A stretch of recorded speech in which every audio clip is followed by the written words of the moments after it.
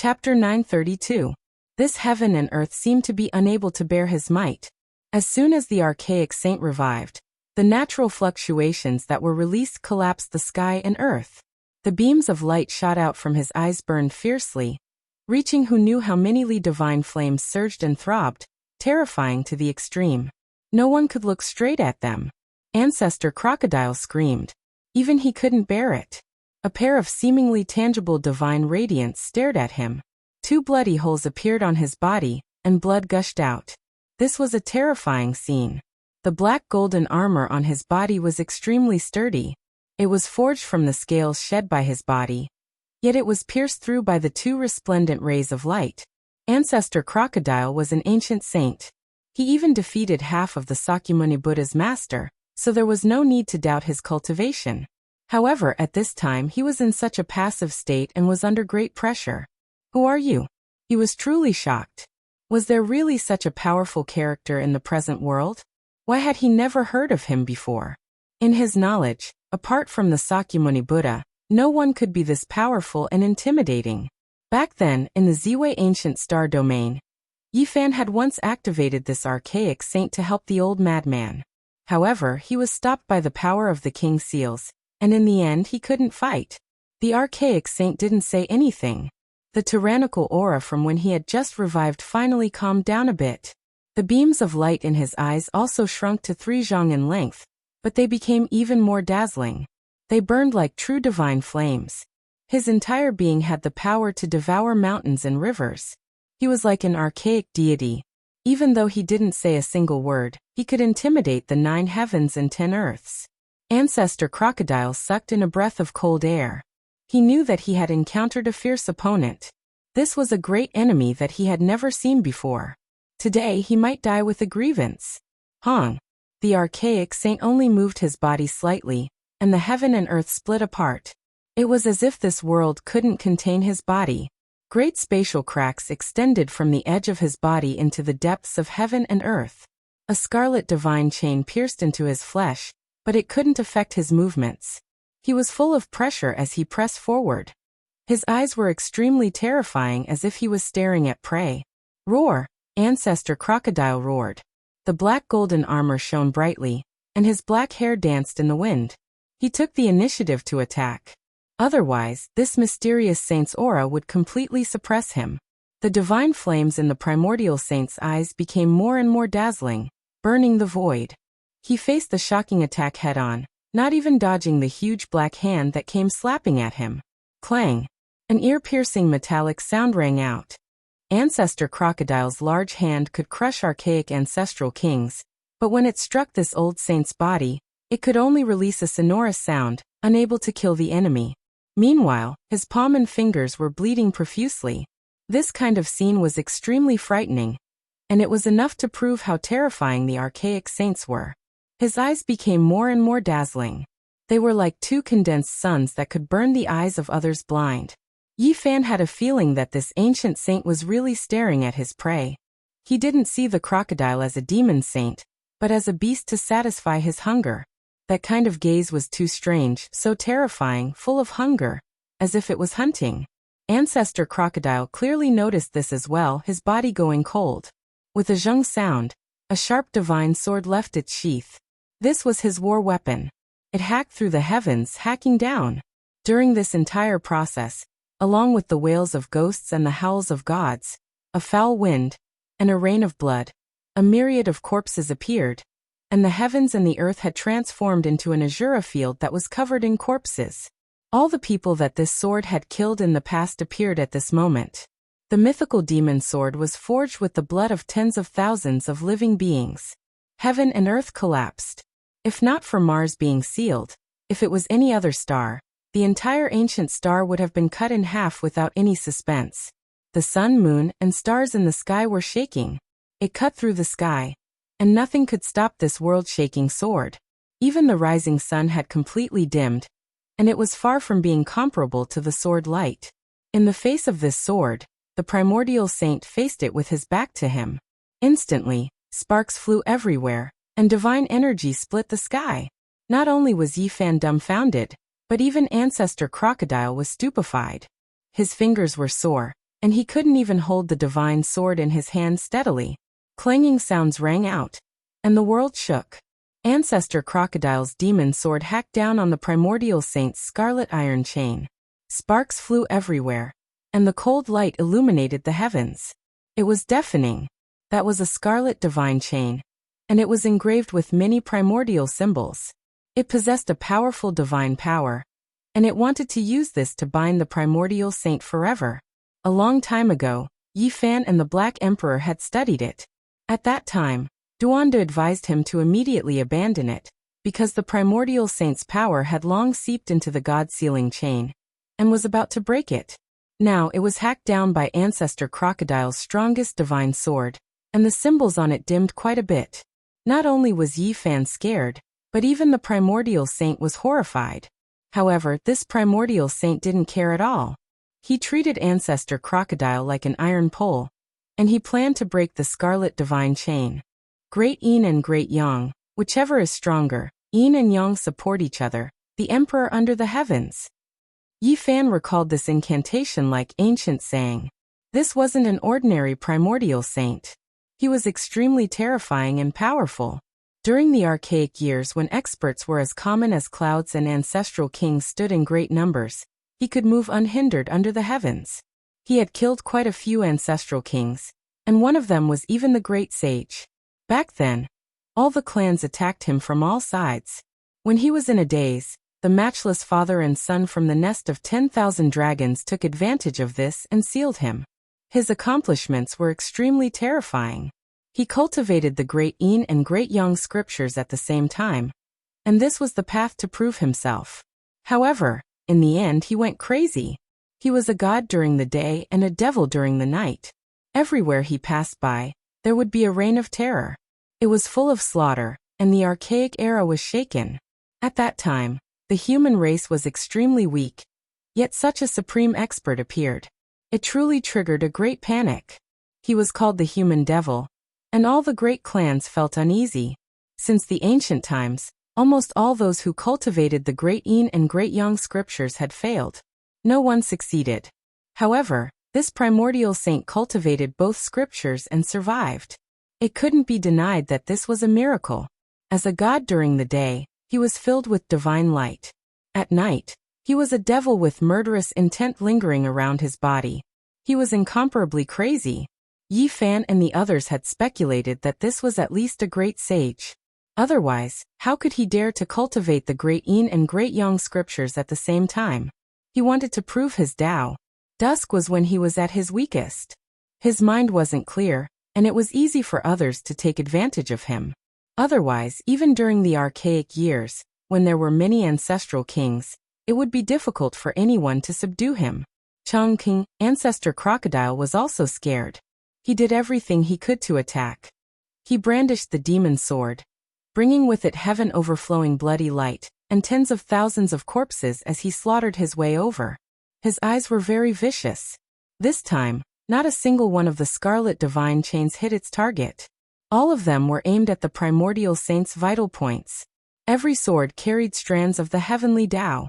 The laws were like rain, pouring down in torrents. It was incomparably terrifying.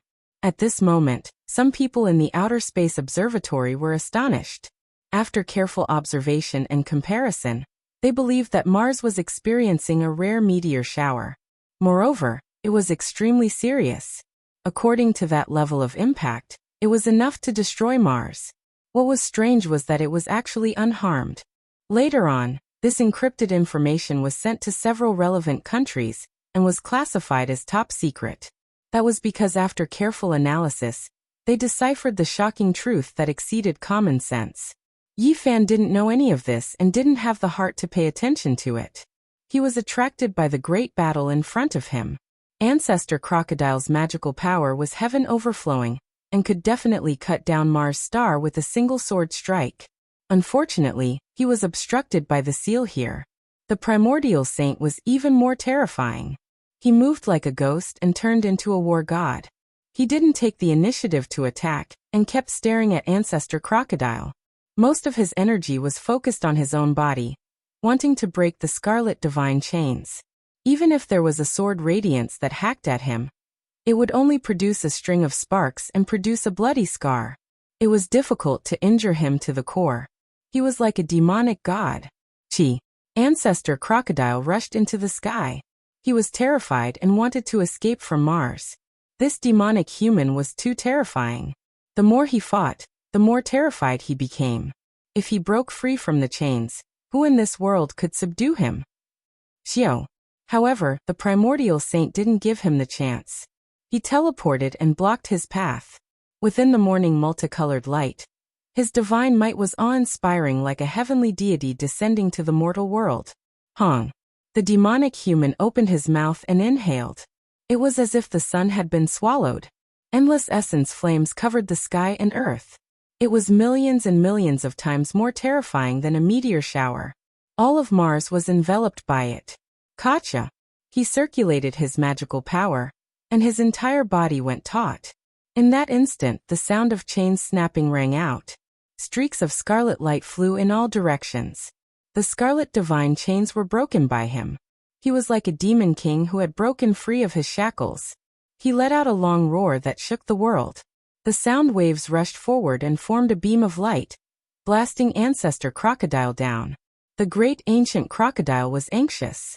It wanted to tear open the void and cross into the starry sky, but it couldn't. This primordial saint stood on Mars' star and locked down the heaven and earth. He couldn't break through at all.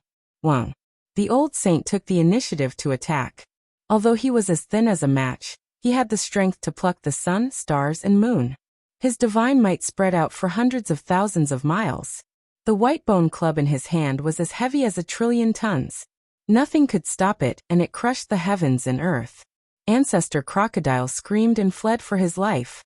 He was originally an existence that could kill an ancient king and hack apart the ancient Buddha of the Great Thunderclap Monastery. But now he was scared out of his wits. Clang. The great ancient crocodile resisted while fleeing. The demon sword in his hand was smashed apart by the bone club on the spot. It broke into dozens of pieces and fell into the Devil Sea Eye. Hong.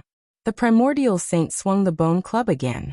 The pure white bone weapon contained an undying divinity. It turned into a beam of white light and fell down. The sun, moon, and stars in the sky all trembled. Pfff. A streak of bloody light surged. Ancestor Crocodile cried out. The lower half of his body was forcefully broken, turning into a bloody paste. Meanwhile, the armor on his body shattered inch by inch, turning into powder, unable to protect him at all. The great ancient crocodile's soul almost left his body. He transformed into his true form and fled against the sky. However, he couldn't escape at all. The old saint locked onto him and increased his speed, cutting off his path forward. His lower body was wrapped in beast skin, and he held a bone club in his hand. His hair was a mess, and he looked like a savage that walked out from a primitive tribe. However, his strength was terrifying. At this moment, he completely treated Ancestor Crocodile as his prey. He acted like he was dealing with a wild beast and attacked ferociously. Not long ago, Ancestor Crocodile was like a god to Yi Fan. But now, he had fallen into a true crocodile. He was being targeted by a hunter and his life was in danger. Hong.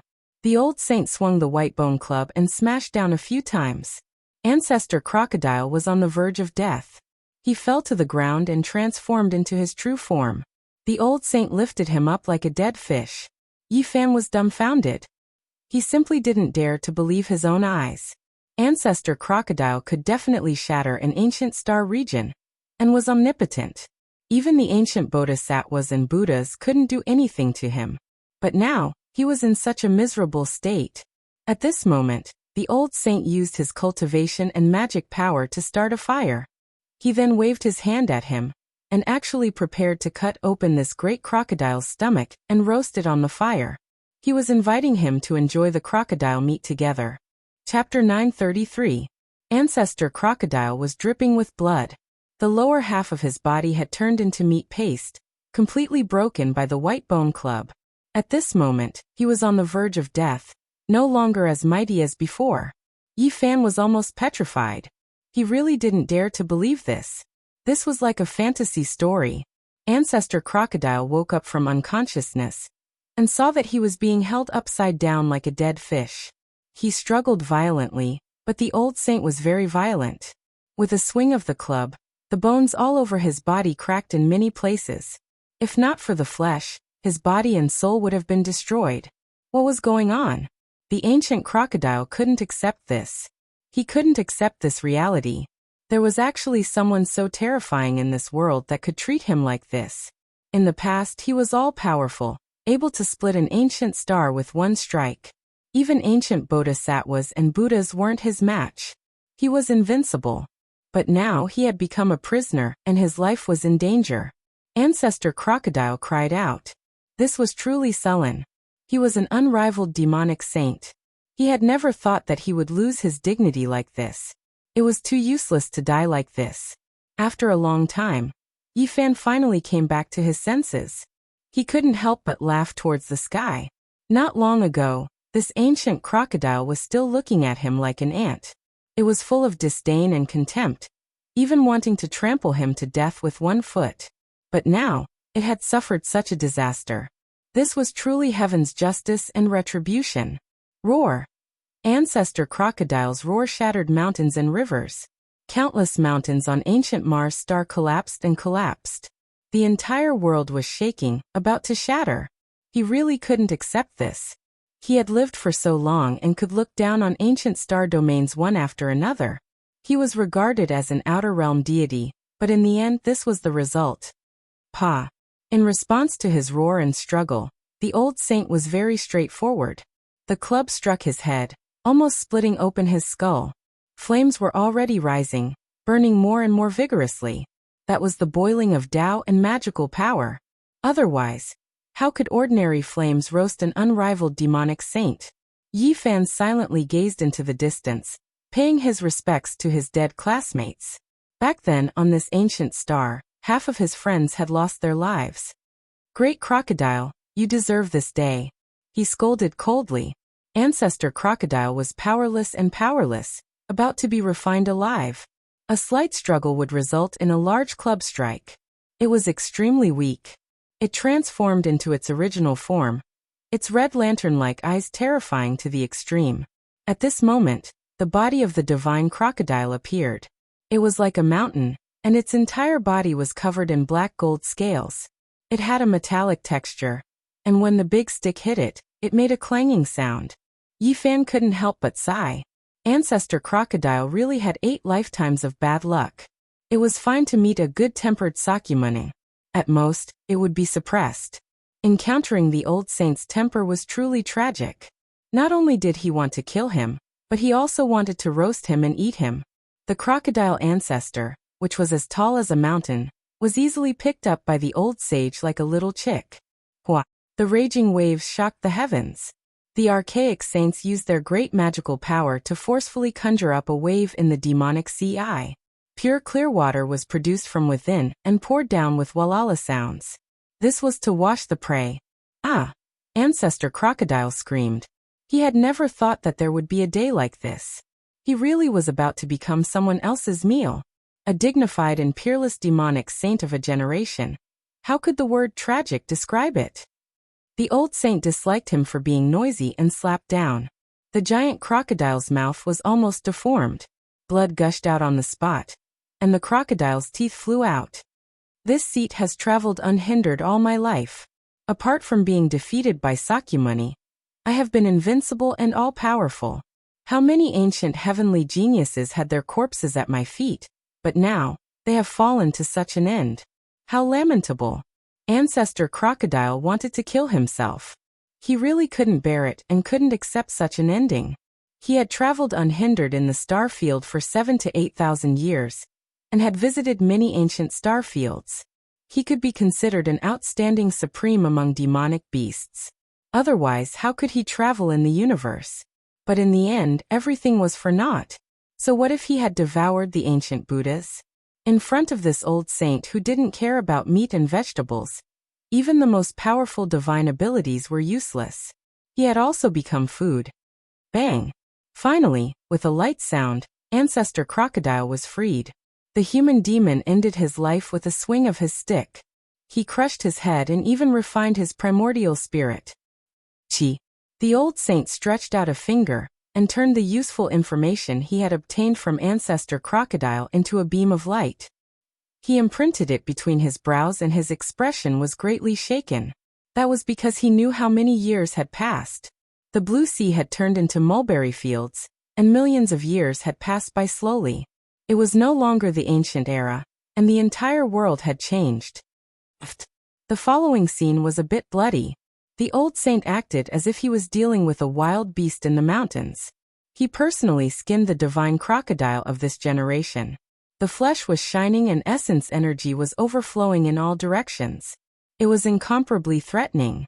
Even though the lower half had been blasted into meat paste, the upper half was still like a small mountain. The old saint tore off a piece of essence meat that weighed 500 kilograms. It flickered with dazzling divine splendor, because this was the divine flesh of a demonic saint. It possessed a mighty power that transcended the secular world. The old saint used the clear water that evaporated from the sea to wash this piece of meat clean. He roasted it with Tao flames. The flesh was enshrouded in mist and multicolored light. A refreshing fragrance wafted out, making one drool with desire. After a long time, the fragrance of the roasted meat wafted out for several kilometers. The old saint waved his hand again, and called Yi Fan over. The divine crocodile meat was ready to be eaten. Yi Fan shook his head and waved his hands with all his might. To be honest, he was really a bit scared. The old saint was too fierce. He roasted a dignified demonic saint. If word got out, it would shake the heavens. The ancient saint insisted that he go over and share the delicacies with him. The meat was golden and glossy. From time to time, it would rush out with multicolored divine light. It was obvious that it was very nutritious. It was probably almost comparable to the legendary dragon meat. Senior, I really don't dare to eat this thing. A single drop of a saint's blood can kill a powerful being. This piece of meat is enough for me to die 1,000 times. Yi Fan said with a sullen face. To be honest, he really wanted to try it. After all, this was the spiritual meat of a demonic saint. For many people, it was almost the meat of a god. However, he clearly knew how terrifying the saint's might was. Even in death, mortals could not blaspheme it, especially a demonic ancestor who had just fallen. The old saint scratched his head, looking extremely honest and simple. He gestured to him that the demonic saint's meat had been refined by him, and could be eaten without any problems. Really? Yi Fan moved forward. This fragrance had a special kind of magic. It actually had a kind of spirituality. Even the fragrance was divine brilliance. It was indescribably mysterious and dazzling. The ancient saint nodded and told him that this was the most delicious taste in the world. He could eat it without worry. As he spoke, he tore off more than 10 kilograms and chewed it in big mouthfuls. Divine brilliance overflowed and flowed out from the fragrant golden meat. Rays of multicolored light came one after another. It was gorgeous and dazzling. Yi Fan tore off 2 tails of meat. Compared to the old saint, it was quite delicate. He did not dare to take a big bite. He was really worried that his teeth would break. Obviously, his worry was unnecessary. The old saint had really used the flames to refine the essence, qi, and spirit of the crocodile ancestor. The meat was tender and smooth. It melted in his mouth and turned into rays of light that entered his body. At this moment, every pore on his body opened up. Essence qi gushed out, light overflowed, and divine power surged. Yi Fan almost soared into the sky. The demonic saint's meat was really extraordinary. It had an unfathomable power. He felt full of energy and his whole body had endless strength. In the eyes of mortals, this was definitely divine meat. In fact, this was the case. Since ancient times, who could eat the meat of a demonic saint? Especially in his realm, it was impossible to even think about it. Especially in this era, it was difficult to see a living demonic saint. Taking a step back, even in ancient times, how many people could hunt demonic saints like this and use them purely as food? Probably only this old saint could do it. This could be said to be divine meat. For cultivators, it was a great supplement. If eaten for a long time, not only could it strengthen the muscles and bones, but it could also be reborn. After making sure that the old saint had completely roasted this piece of meat with the flames, Yi Fan also let go. He took out more than 10 jars of old wine and ate the meat and wine with this wild old man. Although there was only one ingredient, it was the most delicious and rare thing Yi Fan had ever eaten. He was especially happy. As he ate, he felt the holy power surging. Rays of divine light seeped out from his pores. He felt that he was about to fly to heaven. Yi Fan was drowned in the auspicious air. He emitted 5-colored divine light from head to toe. He never thought that a meal could be so nourishing. He seemed to be really going to fly to heaven. His whole body was comfortable, and he felt like an immortal. Divine power surged like the sea. Unknowingly, his cultivation had improved a little. He had reached the great perfection of immortal too, and could not be more perfect. There was only a layer of window paper. As long as he could break through, he would reach another realm. His physical body had experienced a baptism. Every inch of his flesh and blood was full of explosive power. Yi Fan felt like he could smash a star with one punch. He felt like he had endless power. When he realized this, he knew that he could not eat anymore. He had reached his limit after eating more than 10 kilograms of glowing holy meat. If he went on, his body might explode. Only then did he realize how terrifying the old saint was. He swept away the clouds and ate the crocodile meat. Then he cut off another few thousand kilograms of meat and roasted it with the flames. Yi Fan was dizzy. This was not donkey meat or chicken meat. This was the meat of a demonic saint. He ate so much of it as if nothing had happened. He really treated it like ordinary food. Right at that moment, a wave of flames surged out. Yi Fan noticed that blood was flowing from his nose. He couldn't take the several kilograms of monster saint meat anymore. It was just too nutritious. If other sect master level figures ate this much, they would have most likely been smashed to pieces and their flesh would have exploded. He jumped up and began to run around the demonic CI. He ran thousands of kilometers in one breath. He finally felt a little better. Yi Fan did not stop and continued to run. He only returned after 2 hours, but the result left him dumbfounded. The body of the divine crocodile, which was like a small mountain, had lost a large piece of meat. It was estimated to be hundreds of thousands of kilograms, and it had all entered the old saint's stomach.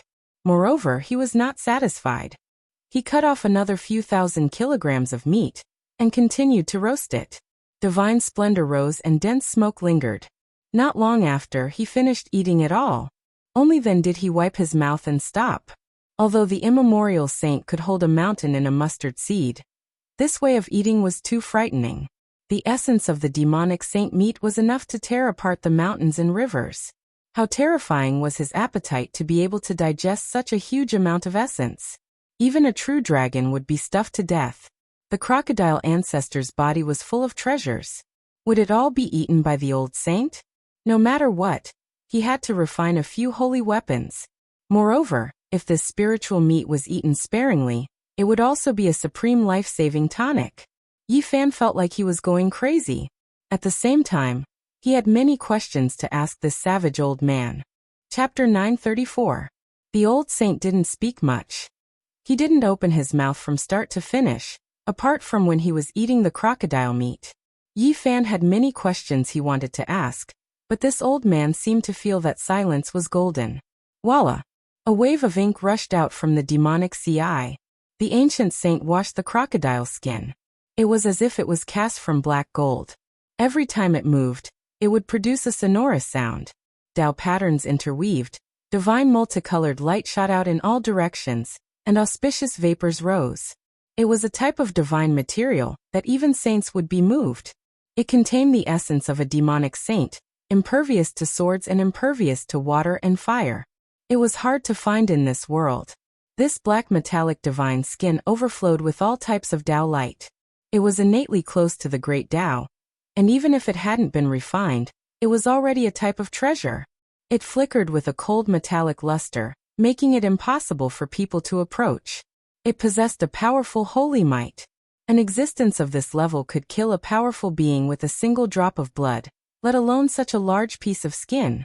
Yi Fan's eyes were burning with desire, and his saliva was about to flow out. The skin of the divine crocodile race was the most precious. If it was made into armor, it would simply be a dream grade. This was especially true for the crocodile ancestor. This was an ancient divine crocodile that was revered as a demonic saint. Its skin had long possessed an inextinguishable divinity. Unfortunately, the old saint didn't look at him.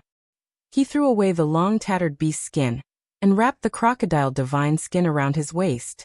He activated his terrifying essence energy to refine it, and in the blink of an eye, it became a set of primitive beast clothes. However, no matter how one looked at it, it was used to cover one's body. What a waste of natural resources. Yi Fan actually wanted it very much, but the ancient saint had already wrapped around his body, so he was too embarrassed to ask for it. After all, this was hunted by the other party. Then this savage old man began to pull out the tendons and bones. He really wasn't careless at all, refining all the good things out. He used the water from the demonic sea eye to wash it clean, and then he used the crocodile ancestor's divine tendon as a belt, tying it around his waist. It was so extravagant that it made people want to pull out their hair. Yi Fan stared at the giant crocodile bone. This was a precious bone. It was pure white and flickered with holy splendor, even more resplendent than the stars in the sky. There was no need to talk about its quality. It was rare and could definitely be refined into a holy weapon. However, Old Man Savage did not plan to refine it at all. He placed his white bone club on top of it. Dazzling light radiated, and Yi Fan had no choice but to retreat. That kind of energy fluctuation was too intense, and even as a human with a sacred body, he couldn't withstand it. The great Tao rumbled, shattering the universe. Those crocodile bones dimmed, and their divine splendor faded away. They exploded one by one, and were completely destroyed. The terrifying ancient divine crocodile bones turned into fine powder, and their divinity vanished. As for the old sage's bone club, there was an additional rune that looked like a dragon and a crocodile. It could be said that the essence of the divine bone had been refined into the bone weapon. Yi Fan carefully sized up the lustrous bone club, and he couldn't help but gasp when he noticed that there were many brands of various beasts on it. Could it be that all these markings were branded on it like those from before? If that was the case, then there was no way to estimate the value of this bone club. Yi Fan looked on anxiously. The old sage was really thorough. He refined everything, and not even a piece of bone was left. Old Man Savage sensed his gaze and turned his head to take a look. Then he reached out with a large hand and split the meat mountain into two. One of the pieces was sent over. It was at least a few 100,000 pounds. Yi Fan hurriedly retreated. For people of his level, the sage really stood high in the clouds, as powerful as a god. A drop of blood or a bone could kill a powerful being. Such a large piece of divine flesh contained terrifying laws, and it could definitely be considered a great killing weapon. The old sage seemed to have realized this. After thinking for a while, he once again took out the flames of the way and began to roast it. He divided this piece of meat into hundreds and thousands of pieces, and it gave off a fragrance in the flames. Moreover, during this process, Old Man Savage used his great magic power to draw out the essence of the divine crocodile. It turned into a scarlet refinement that gave off waves of dense steam. Yi Fan was horrified. Every piece of such essence blood had terrifying destructive power. If it was really taken out, even the king of the severing path would die with a grievance. The old sage was actually refining medicine.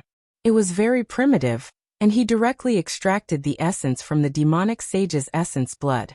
Regardless of whether it was the flesh or the blood that had previously spilled onto the ground, they all flowed into his hands like rivers, holding a mountain in a mustard seed. The blood was like a small lake, and it all fell into the palm of the old sage.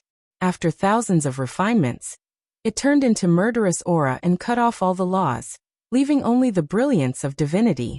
Finally, there was a loud crash, and a large amount of dirty blood fell from the old sage's palm like a waterfall. It was a vast expanse, like a sea of blood falling into the demonic sea eye. In the palm of his hand, rays of scarlet light rushed up and surrounded this auspicious aura.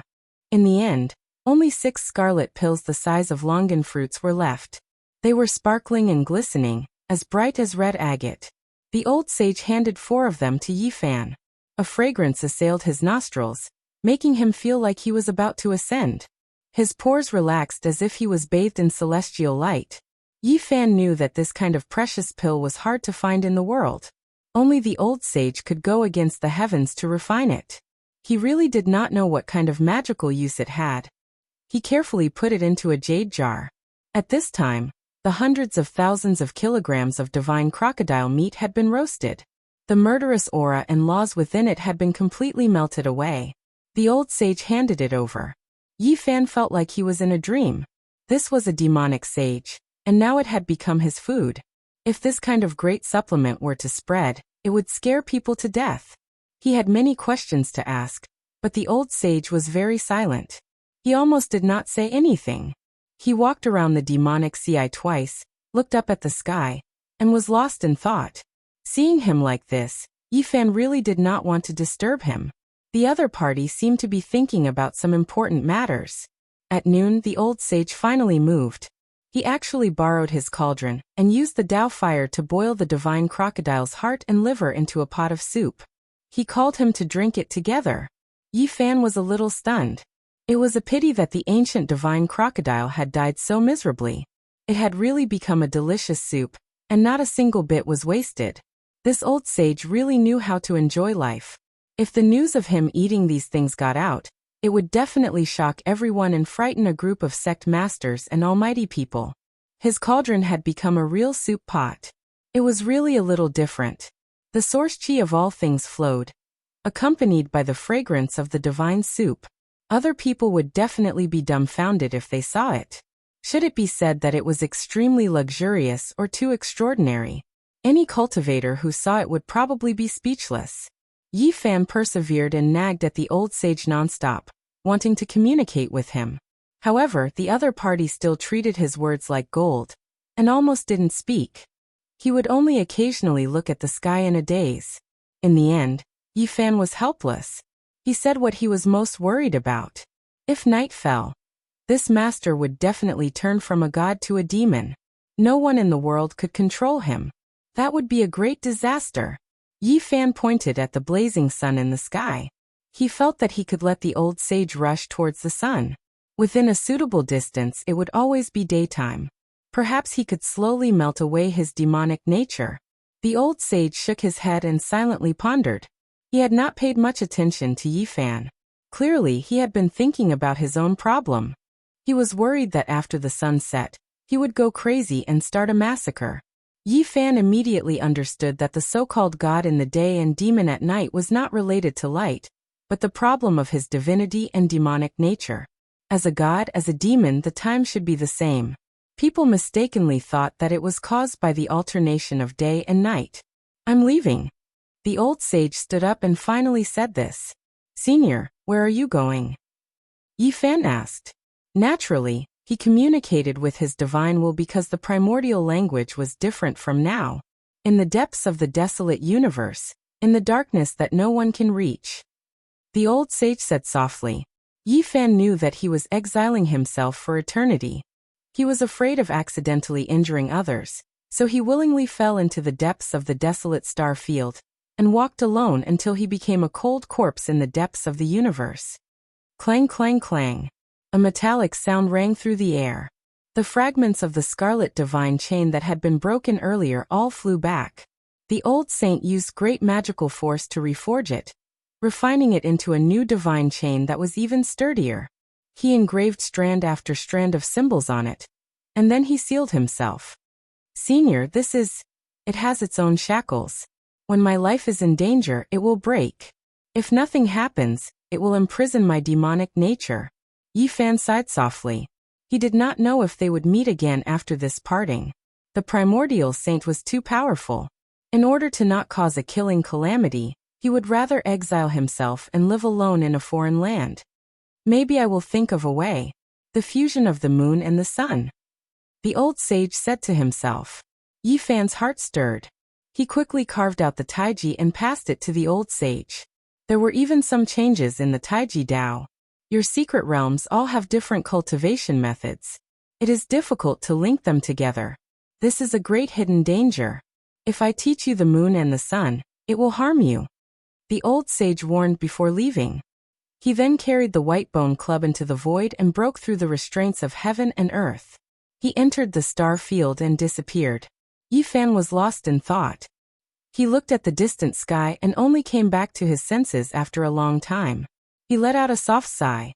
He did not know if he would be able to see this unparalleled expert again in his life. He hoped that he would not fall in the depths of the universe. He stayed on the ancient planet for half a day and searched carefully. He did not see any more ruins. Everything had been swallowed into the demonic sea. However, he also made some other discoveries. He saw some satellites and the remains of space probes. Some were recent, and some were from a long time ago. Voyager 48 Chang'e 19. Yi Fan observed carefully. These spacecrafts were badly damaged, and mainly came from the spacefaring nations. It was expected that they would all crash on this sealed ancient planet. After taking one last look at the ancient planet, Yi Fan decided to set off and rush home. He had no time to waste. Although he did not return to Earth directly after crossing the star field this time, the ancient planet was not far from his destination. Of course, this was relative to the Big Dipper star field. In terms of the actual distance, it was enough to scare people to death. The ancient planet was the closest to Earth during the Big Rush, 55 million kilometers away, and the furthest during the Unity Day, about 400 million kilometers. One had to know that the ancient planet belonged to the solar system, and was a planet that was close to Earth. Yet there was still such an astronomical distance. One could not help but sigh at the insignificance of humans. Yi Fan continued on his way. He quickly rushed out of the thin atmosphere of the planet, and finally got rid of the gravitational pull. He then took out the mysterious jade platform, and began the long and repetitive crossing process. Relying on him to fly back would probably consume all his divine force. Moreover, he did not know how many months it would take. If there was any deviation, it might even take a few years. He constantly adjusted the coordinates and crossed toward the homeland where he was born and raised. He did not know how many mysterious jade platforms he had destroyed. Finally, he saw the blue planet clearly. Yi Fan's tears almost flowed out. He had been away from home for so many years. He was afraid that something bad had happened to him after so many years. In the past, he had experienced all kinds of life and death battles, but he had never been so nervous. But now he was panicking and his body was trembling. Earth, I'm back. Yi Fan's eyes were brimming with tears as he constantly approached. His heart was extremely excited. He had been away on the coffin pulled by 9 dragons for more than 20 years. Now he had returned with his own efforts. He could not help but tremble. Chapter 935. I'm back, I'm finally back. Yi Fan's spirit was like a raging wave, surging in outer space. Looking at it from outer space, the aqua blue star looked very beautiful. It was like a blue diamond, sparkling and translucent. It was almost dreamy. Yi Fan continued to cross, abandoning one mysterious jade platform after another. Finally he approached it. This consumption was huge, but fortunately he had prepared for it. His homeland was below him. The aqua blue star wasn't very big, far from being comparable to the Big Dipper star region. It couldn't even be compared to the vital ancient star region of the Ziwei star region, but it had an indescribably vast aura. Relatively speaking, it was very exquisite, but it made people revere it. It was as if there was a living great emperor lying dormant, making people tremble uncontrollably. It's a very strange feeling. Why do I feel like it's many times bigger than what I saw? It's even more vast than the Big Dipper and the Ziwei star. Yi Fan stopped in his tracks, bewildered. He looked at the distant outer space, and felt that the Earth was far more terrifying than he had imagined. It had a frightening power. He thought about what was on the blue star. After returning, he sensed it carefully. The Earth was different from what he had imagined. There seemed to be something in power beyond his understanding. Suddenly, a planet streaked across space. It wasn't very far away. Yi Fan was surprised at first, but then he understood. It was the moon. There were many craters on it, and they were very close to each other. It was completely different from the moon on Earth. Huh. What's going on? There seems to be something on it that makes me feel uneasy. Yi Fan was surprised. He pondered for a while and descended. Not long after, Yi Fan landed on the moon. The temperature was very low, and the rocks were cold and hard. It seemed like they could freeze people. It was nighttime on the moon. Yi Fan was moved. He felt a trace of lunar holy power, hidden in the crevices of the moon rocks. However, when he tried to capture it, he found it was almost negligible. The moon was the essence of the lunar. There were records of it in ancient books. Could it be related to cultivators? Yi Fan felt a headache coming on. He searched again and again. There was indeed lunar holy power, but there were only a few strands left. It was almost negligible. The moon was known as the moon in ancient times. If you think about it carefully, this place is too particular. Yi Fan felt cold all over. He hadn't really returned to Earth yet, but he had already sensed a few mysteries here. The lost history and the truth of annihilation stirred his heart. Yi Fan used his heart to observe, using his hands to touch every piece of rock, savoring the vicissitudes of time, feeling the lunar holy power. He had a strange illusion. In ancient times, this place seemed to be the source of extreme yin, but countless years ago, it had disappeared for some unknown reason. He walked forward, touching the cold, hard stone with his hands. Earth, there are too many secrets. Yi Fan muttered to himself. He thought of Jing Wei filling the sea, Quafu chasing the sun, and Hui bending bow, and these were definitely just a small portion of it. The true ancient secrets that had been destroyed were the true foundation. Yi Fan placed his hand on a piece of rock, and actually heard the clanging of swords. It sounded like the sounds of ancient battles. The battle intent in his bones and the blood in his body immediately boiled. There was a sword scar on this piece of rock. It couldn't be wrong. He could clearly recognize the vicissitudes of history, and the boundless killing intent contained within. An ancient sword scar. Yi Fan muttered to himself. That was an era where heroes came forth in large numbers. If he had the chance to see it, then his cultivation wouldn't have been in vain. I wonder if I can find the ruins of the Moon Palace on this moon. Yi Fan strolled on the moon aimlessly, searching for the ancient ruins and feeling the mysteriousness of it. Suddenly, he sensed something and raised his head. Something was rapidly approaching from afar, sweeping across the sky. Yi Fan's body was glowing, and his conjured form was concealed. A satellite flew across the sky. He didn't want to shoot it down, nor did he want to escape because of it. He only concealed his true appearance. At this moment, a group of people at a famous satellite ground station on Earth all stood up in shock. Coffee sprayed all over the screen, and their eyes almost popped out. God! The satellite flew across the sky. Yi Fan walked calmly on the moon, causing a certain group of people on Earth to exclaim, and then be completely petrified. God, what did I see? Is Satan on a journey? Or is God descending to the world? This kind of exclamation sounded in several places, and finally it was listed as a national secret, causing panic in a small area. Yi Fan walked on foot, looking for the ancient traces. Unfortunately, he released his powerful divine sense but found nothing. The so-called Moon Palace couldn't be seen, and didn't exist in the world. There was nothing on the moon. Except for the rock with the sword scar, he didn't see anything related to cultivators. I can't see it, but it doesn't mean it doesn't exist. The remaining tiny holy power is enough to explain everything. Yi Fan was relieved. He didn't have to find the reason. He crossed more than half of the moon, and came to the other side. He saw a metal shell. It was a base built on the moon. More than 20 years had passed. With the current technology of human beings, this was no longer a problem. If Mars wasn't so strange, there would have been a human space station long ago. Yi Fan walked to the front and looked carefully. This metal shell covered a large area, and there was even a piece of green vegetation, which was used for experiments.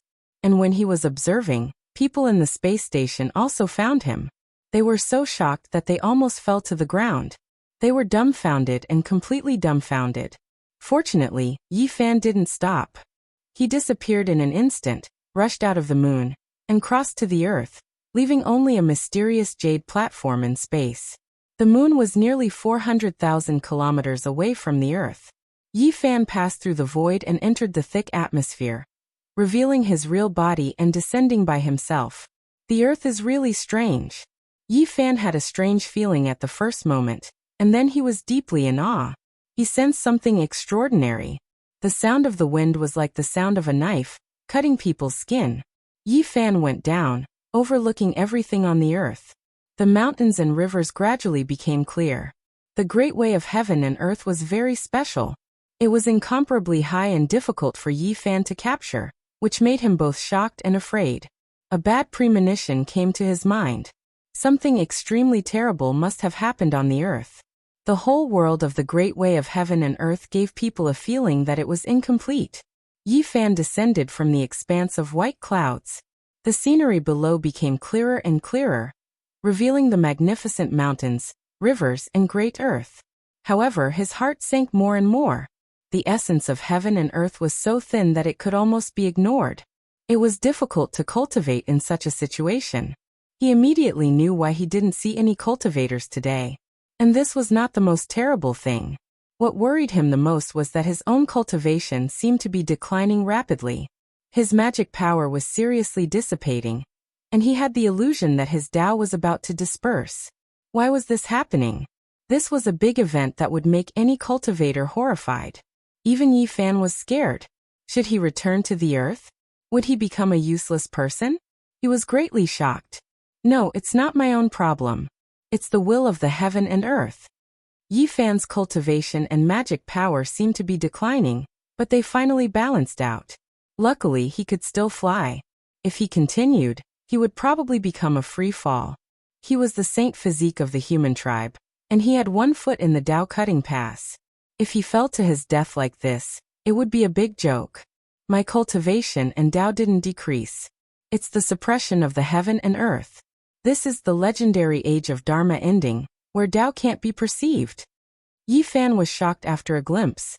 The moment he was suppressed by the heaven and earth, he saw many mountains towering above the clouds.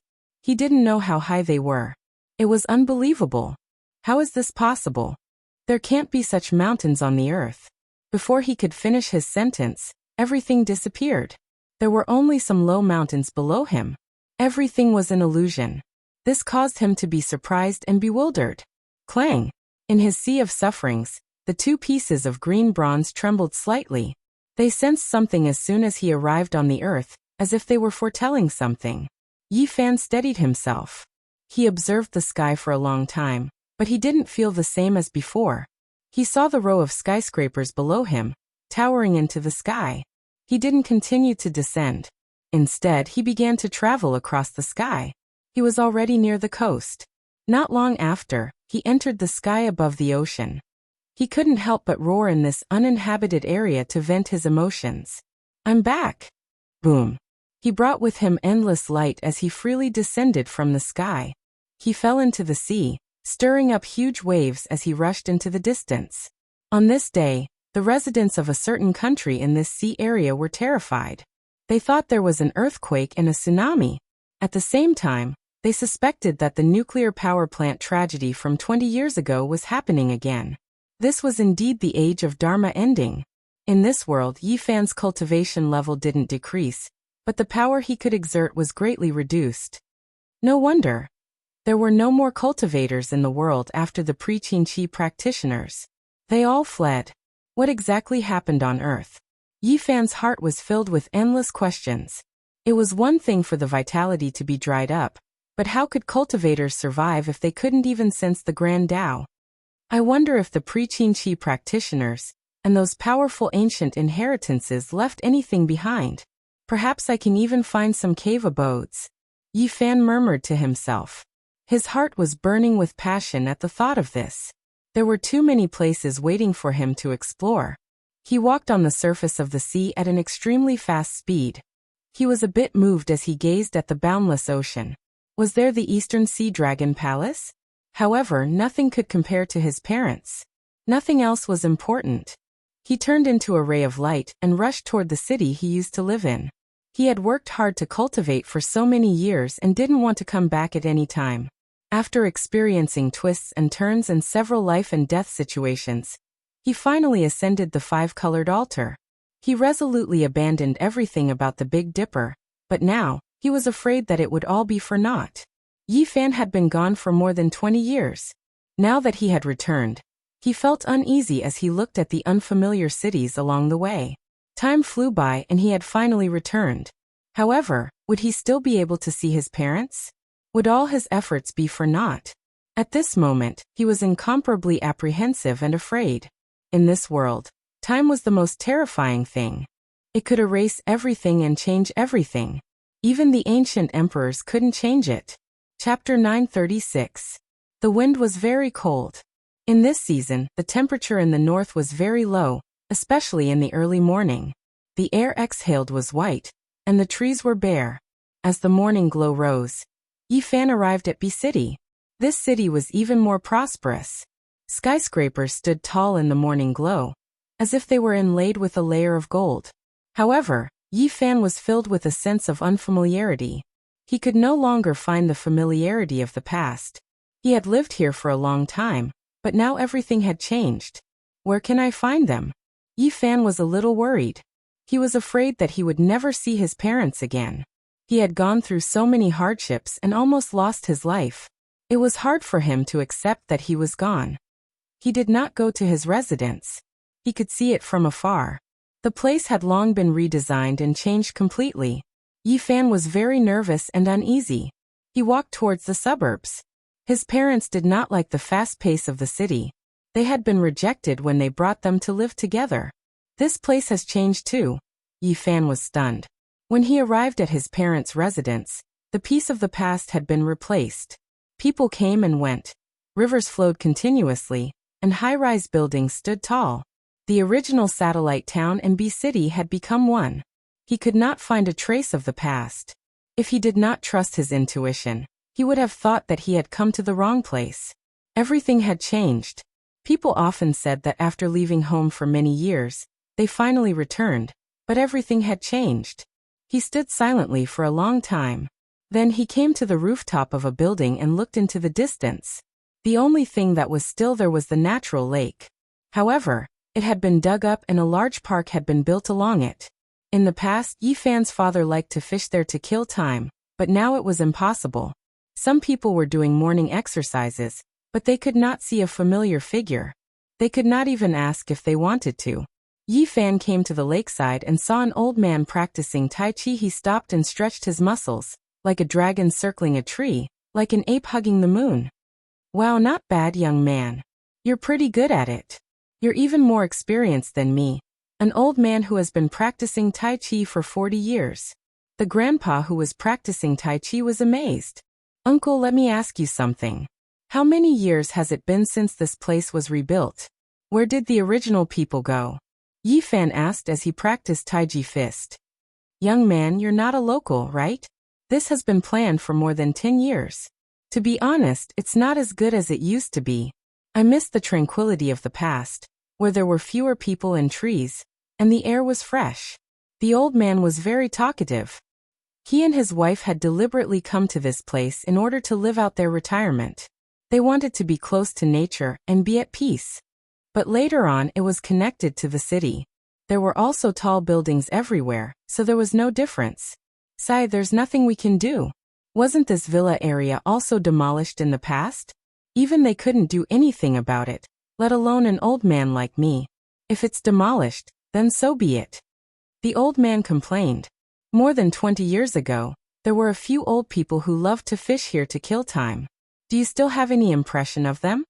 Yifan asked the old man while practicing Tai Chi slowly. Yes, although I moved here later, this lake is really a good place. I could carry a stool and sit by the shore for half a day. That kind of life was really leisurely. But now I can't help but feel itchy.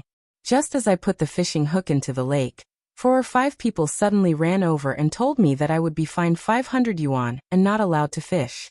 I said that I would put the fish back into the lake after I caught it, but they said that I couldn't do that either. I really had no choice but to buy a few live fish and throw them into the fountain in front. I wanted to enjoy myself, but I didn't feel that way. Moreover, I was fined 1,000 yuan. Yifan felt a little dizzy. This old man was really talkative. He just asked him a few questions, and he suddenly said so much. It seemed that this old man lived quite freely. Then you can go to places like the fishing garden. Don't make things difficult for the people in the park. I guess they are also on tenterhooks, Yifan said with a smile. My old arms and legs can't withstand that kind of torment. It takes 2 hours to go back and forth. I'm here to relax, not to suffer. Then have you seen such a person? Yifan described his father's appearance. I think I have seen such a person, but he doesn't come often. I can see him occasionally. I heard that he is a senior fishing friend, but something happened to his family. He is quite depressed and he rarely shows up for half a month. Yi Fan's heart was depressed and sad. All this was because he had left this world. Who could bear such a blow when he lost his son in his old age? Do you know where he went? He moved away before this place was planned. I heard that he wanted to change the environment, so that he wouldn't be reminded of the past and be sad. Yi Fan sighed in his heart. This was really a bit difficult to find. Fortunately, the old man told him that some people still lived in this area after the planning was done. He should be able to find a few old neighbors. I say, young man, is this a Song costume or a Han costume? Where did you buy it? It looks quite good when you wear it to do Tai Chi. I'll buy a set one day. Before Yi Fan left, the old man grabbed his hand and asked him about the ancient costume he was wearing. He touched it with his hand and said that the texture was really exquisite. It was good silk. Big Dipper transmigrated back. Yi Fan was confused and answered subconsciously. Big Dipper shopping mall? It's really a bit far from here. My old arms and legs are really a bit tired of going there. It's a bit far. Yi Fan almost spilled the beans. This old man was really talkative. He quickly came to his senses and said goodbye. Before leaving, the old man kindly reminded him that his hair was too long. He said that this was an era where individuality was highlighted, but the old man was still not used to it. Yi Fan was speechless. He touched his thick black hair. Fortunately, it was loose and there was no wooden hairpin in it. Otherwise, how would he be pointed out by others? However, more than 20 years had passed. In this era where individuality was highlighted and the atmosphere was very open, no one surrounded him. At most, they looked at him with surprise. Yi Fan went in and out of many small areas.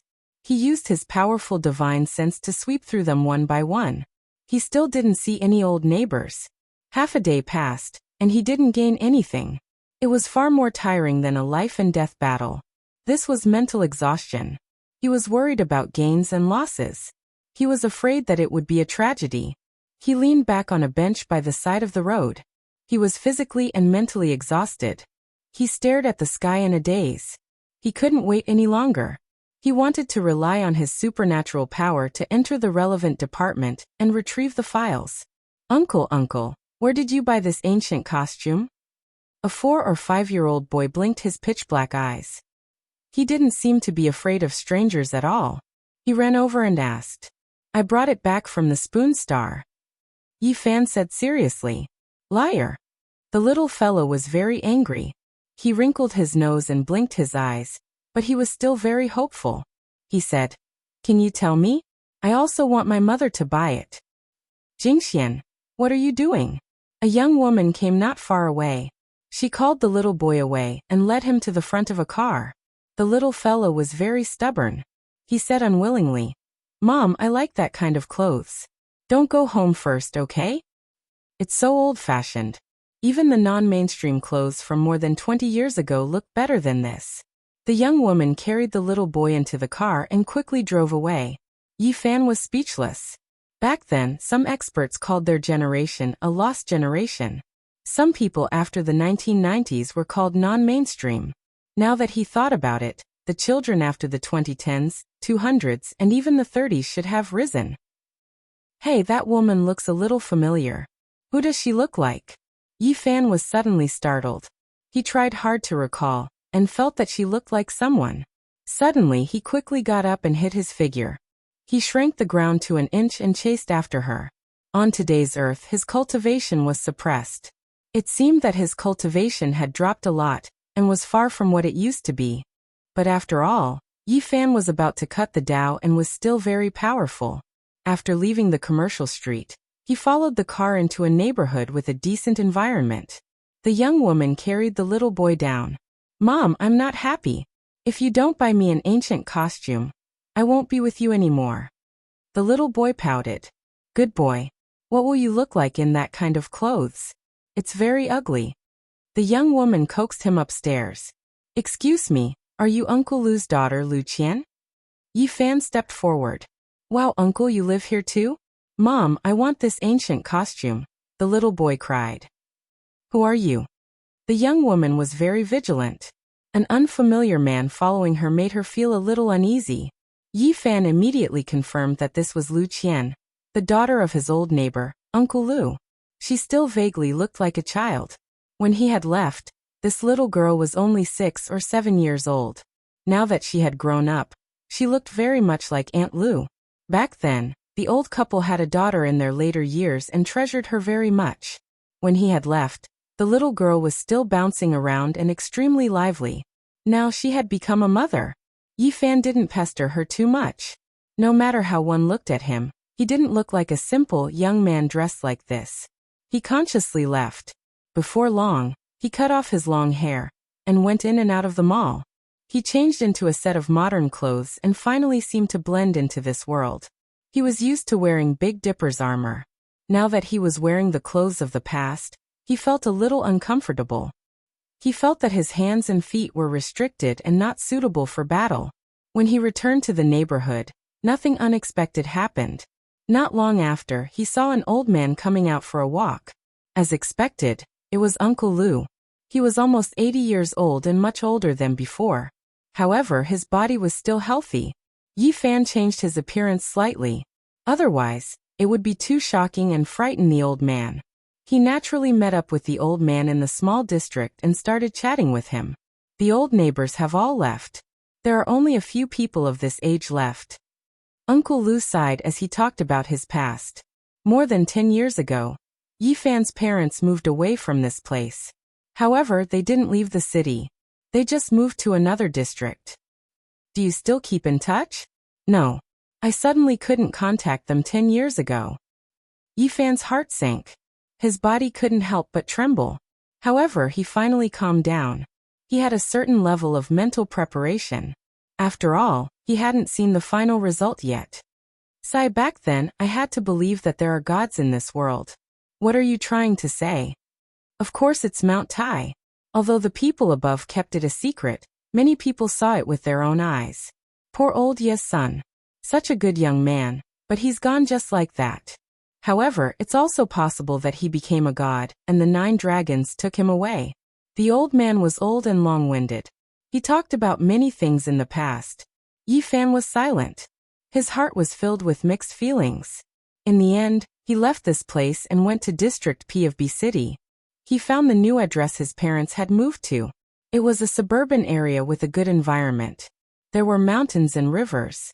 In the past, this place was very desolate. Now many people had fled the city and chose such a place to retire.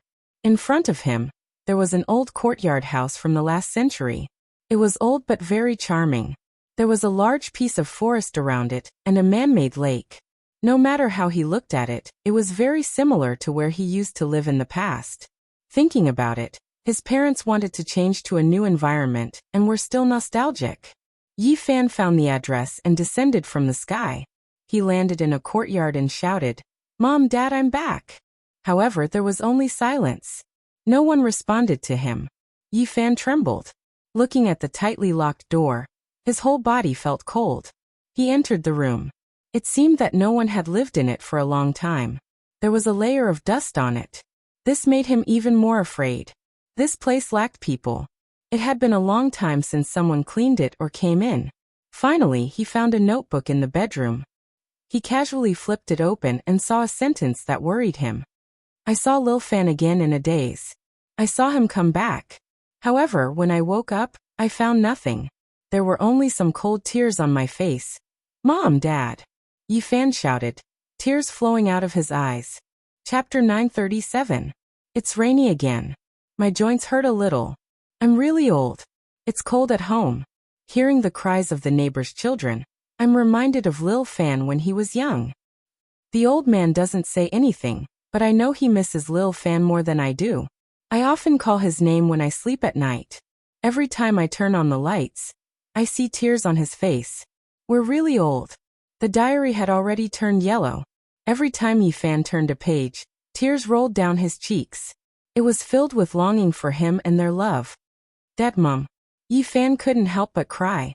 He had experienced so many hardships in Big Dipper, but he had never cried. Now that he was back, he couldn't hold it in anymore. Tears rolled down his cheeks. The dusty diary felt like it weighed a ton, causing his hands to tremble nonstop. His heart ached. His aged parents, his miserable old age, his dreams were calling his name, but when he woke up there were only cold tears. It's the new year, and it's still just the two of us. If Lil Fan suddenly came back and appeared by our side, how great would that be? It's the 15th, and the Lantern Festival is here. We should be reunited, but the house is so cold. We went to bed early, but we couldn't sleep until dawn. Our waist and legs hurt, and our bodies can't take it anymore. I don't know how many more years we can wait for Lil Fan. Yi Fan cried and knelt on the ground. He held the diary that was filled with tears and longing. His body was trembling. Every word pierced his heart, making his heart ache. How did the two old people get through all these years? Tears blurred his eyes. The yellowed pages carried too much, heavier than a mountain. The last page of the diary was from 10 years ago. There were only a few sentences. Their bodies couldn't take it anymore, and they were in a trance when they thought about him. The two old people couldn't speak for a few days, and they fell sick from depression. Yi Fan's heart hurt like a knife. He grabbed his hair and knelt on the ground in pain. He wished he could turn back time and go back to that moment, just to see them smile. This was a diary from 10 years ago. What was left of it now? There was only dust. There was no life. Yi Fan's mind rumbled, and he felt as if he had lost his soul. He knew that there were some things that couldn't be changed, but he was still unwilling. He roared like a wild beast, releasing a sorrowful cry of pain. "Dad, Mom!" He roared towards the sky, tears pouring down like rain. He forcefully grabbed at the void, wanting to redeem something, but he couldn't do anything. He searched crazily, searching every corner, but everything only made him more sad. The moldy and damp bedroom, the simple furniture, the spoiled instant noodles, all of these showed that the two old people did not have a good life in their later years. Finally, he saw many neatly folded clothes in a relatively new wardrobe. Every single one of them was well preserved. They all belonged to him. Yi Fan choked with sobs, trembling as he rubbed his hands. He knocked his head against the ground and knelt there, unwilling to get up. He hammered the ground with all his might. Even though he was doing his best to control it, cracks were still spreading out. This was an unacceptable result, and he wanted to roar out loud. He had disregarded everything and set off from the Beidou Star region, just to reunite with them today and appear by their side. But it was still too late. Yi Fan cried and constantly called for his parents like a child. His tears flowed like a river, and he felt as if he had lost the entire world. If his enemies from the Beidou Star region knew about this, they would definitely be puzzled. How could such a cold-hearted and ruthless person have such a side to him? After an unknown amount of time, Yi Fan's heart was empty. His eyes were lifeless, and he sat there motionlessly, hugging his knees. After reading the diary and looking at everything in the house, he could already deduce that his parents' bodies couldn't take it anymore 10 years ago. He could guess the ending. Yi Fan was like a wounded child, curled up in a corner and didn't move for a day and night. His eyes were empty as he stared blankly at every item in the house. It wasn't until the next day that he stood up. He wanted to open the last scar in his heart and face the cruel pain of bloodshed. He slowly walked out and looked at the sky. He felt that everything was gray, and even the sun had lost its luster. Everything was so depressing. Looking at the old courtyard house, he was speechless. He had left a lot of money for his parents back then. After Mount Tai disappeared, the house, car, and savings should all belong to his parents.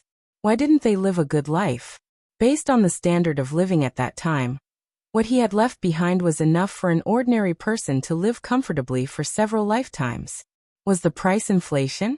The purchasing power of $10 in the 100s was similar to that of $1 in the 90s. But even after more than 20 years, the price of goods was outrageous, and the inflation was even more severe. The property should be enough for them to enjoy their old age in peace. Yi Fan shook his head.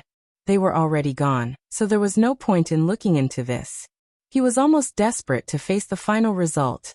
He wanted to find out where his parents had gone during the last days of the diary. He wanted to see their last moments. For this, he decided to show his magical powers and enter some relevant departments. He didn't care if it would shock the world to read everything. First, he released his powerful divine sense and searched through the memories of some people in this courtyard house. He searched carefully and then erased all traces of his actions. He had never thought that he would actually find an extremely valuable clue. Someone had taken away his parents who were already dying 10 years ago. It was a woman. These people didn't know who the woman was. They only knew that her surname was Sue because his parents had called her Little Sue before they boarded the car. A woman with the surname Sue. Yifan's heart moved. In his life, among all the people he knew, she was the only one he had interacted with, and his parents called her that. At the thought of this woman, Yifan was stunned. Then he sighed softly. More than 20 years had passed. What else could he do? Time was so heartless and had changed many things. Su Qiong, a woman who had left a strong color in his life. It had been more than 20 years since they last met. He didn't know what would happen when they met again. After leaving the suburbs, he used his magical powers and entered some relevant departments. He looked through the files and found some important things. He found out where Su Qiong lived.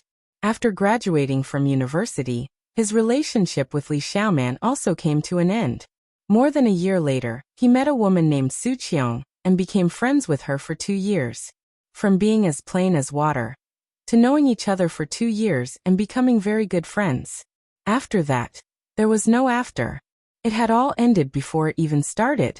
If he didn't have that gathering, if he didn't go to Mount Tai, if he didn't disappear from this world, perhaps there would be many more stories. In this bee city where every inch of land was worth its weight in gold. To be able to own a villa was an impossible dream for many people, especially in this place, West Mountain. West Mountain was the general name of the mountains in the west of Bee City. It had a superior geographical location and beautiful scenery. It was especially famous for its ancient temples. It was adjacent to scenic areas and was known as the Royal Plate. Yifan came to a standalone villa and watched quietly. The weather was very cold, and the leaves on the trees had already fallen. He could see that this place was very particular. It had a good view and a good place to live. There were no disturbances or accidents. He found Su Qiong's residence very smoothly. It was the standalone villa in front of him. In the distance, a car drove over slowly and a graceful woman got out of the car. She was so familiar that Yifan was shocked. It was Su Qiong. She had taken good care of herself. Although she was already past the prime of her youth, there were not many traces of aging. She had an extra sense of maturity and steadiness. Yifan was in a daze and thought of many things in the past. The beautiful woman in the past loved to talk and laugh, and was very cheerful. Now her temperament was completely different. The years that had passed, and the youth that had passed had changed a lot. If he didn't meet her here, he wouldn't have dared to recognize her. Mom. The door on the other side opened, and a girl around 16 or 17 years old got out of the car. She was very lively and beautiful. She looked very much like Su Qiong from 20 years ago. In the distance, Yifan was stupefied. So many years had passed, the girl from before already becoming a mother, having such a big daughter. This made him feel all types of emotions, silently standing there. A time. He slowly spat out these 3 words. In the distance, Su Qiong happened to look over. When she saw him, her handbag fell to the ground. Her expression froze as she looked over in shock. Then she became extremely emotional. She stretched out her hand and pointed at Yifan. She muttered, You are. Mom, what's wrong? The girl quickly went around the car and ran over. She hugged her mother's arm and shook it worriedly. Then, she followed her mother's gaze and looked over. After so many years, Yifan's appearance hadn't changed. In fact, he was even a few years younger than before. He walked over silently and looked at her. Is it really you? Su Qiong asked with a trembling voice. It's me. Yifan nodded. Such a meeting made it hard for them to say many things. The two of them looked at each other silently, and their emotions fluctuated. Let's talk inside, Su Qiong said after calming down. Mom, who is he? The girl beside her asked softly. After entering the living room, Su Qiong said, Su Yi, go to your room. I have something to say to this uncle. What uncle? He's only a few years older than me. Su Yi wrinkled her nose in dissatisfaction. She playfully and provocatively said, Hey brat, who are you? Her tone was joking, but it did not make people feel disgusted. Go back to your room. Su Qiong put on a stern face. Oh, all right. The living room became quiet. The two of them did not speak. To Su Qiong, Yi Fan's appearance was too shocking. After a moment of suffocating silence, Su Qiong opened her mouth and said, all these years, where have you been? Very far, so far that I've risked my life and risked my life to come back. Yi Fan said bitterly. Su Qiong sighed and said, I didn't wait for you for too long. We've known each other for 2 years, and that's all I've waited for. People have to live, don't they? Yi Fan nodded. Reality was not a novel. People had to survive and live. Waiting bitterly for a lifetime was not realistic. It was just a beautiful story. People had to move forward. He did not know how Su Qiong brought his parents here, but something must have happened. Su Qiong, my parents. Yi Fan said with a trembling voice. If only you had come back 3 years earlier. As though he was struck by lightning, Yi Fan leaned on the sofa powerlessly. He felt as though the world had darkened. Although he had already expected it, when he heard it with his own ears, he still felt as though he had fallen into a bottomless abyss. His vision turned black, and tears rolled down uncontrollably. Su Qiong stood up and brought him into a room. She told him that this was the last place the two old people lived. 3 years ago, they passed away one after another in less than a month. Yi Fan knelt there and cried silently. He grabbed onto the bedsheets tightly, wanting to feel everything about them and capture their presence. They truly missed you. Every night, they would gently hum the songs they used to coax you to sleep when you were young, and caress the pictures of you when you were young. Especially when their bodies could no longer move, they would hold on to the yellowed photo album tightly, afraid that they would lose it. In their last days, they would use their rough hands to caress it, and use their turbid eyes to stare at your picture. Yi Fan could not take it anymore. He knelt on the ground, pressed his head against the bed and cried out loud. All his efforts over the past 20 years had come to nothing. In the end, he could not see his parents. His heart felt like it was being stabbed by a knife, filled with sorrow and endless regret. The heart-wrenching pain and tears gushed out like a fountain, blurring his vision. Yi Fan's fingers were about to break. He could not accept this result. Su Qiong left, leaving him alone in the room. In a daze, Yi Fan felt a kind of warmth and calling. Xiao Fan, are you back? Yi Fan was heartbroken. He murmured, and with every word, he cried blood as he recited the salvation scripture. He had never thought that he would be reciting it for his parents. Every word was branded in the air, carrying his sadness and sorrow, imprinted in the room. Chapter 938. The Sorrow of the Wind Tree. The child wanted to raise, but his parents weren't around. The wanderer returned, unable to see his parents. Separated by life and death, how could he speak of sorrow? Yi Fan's tears trickled down. All of his efforts had been for nothing.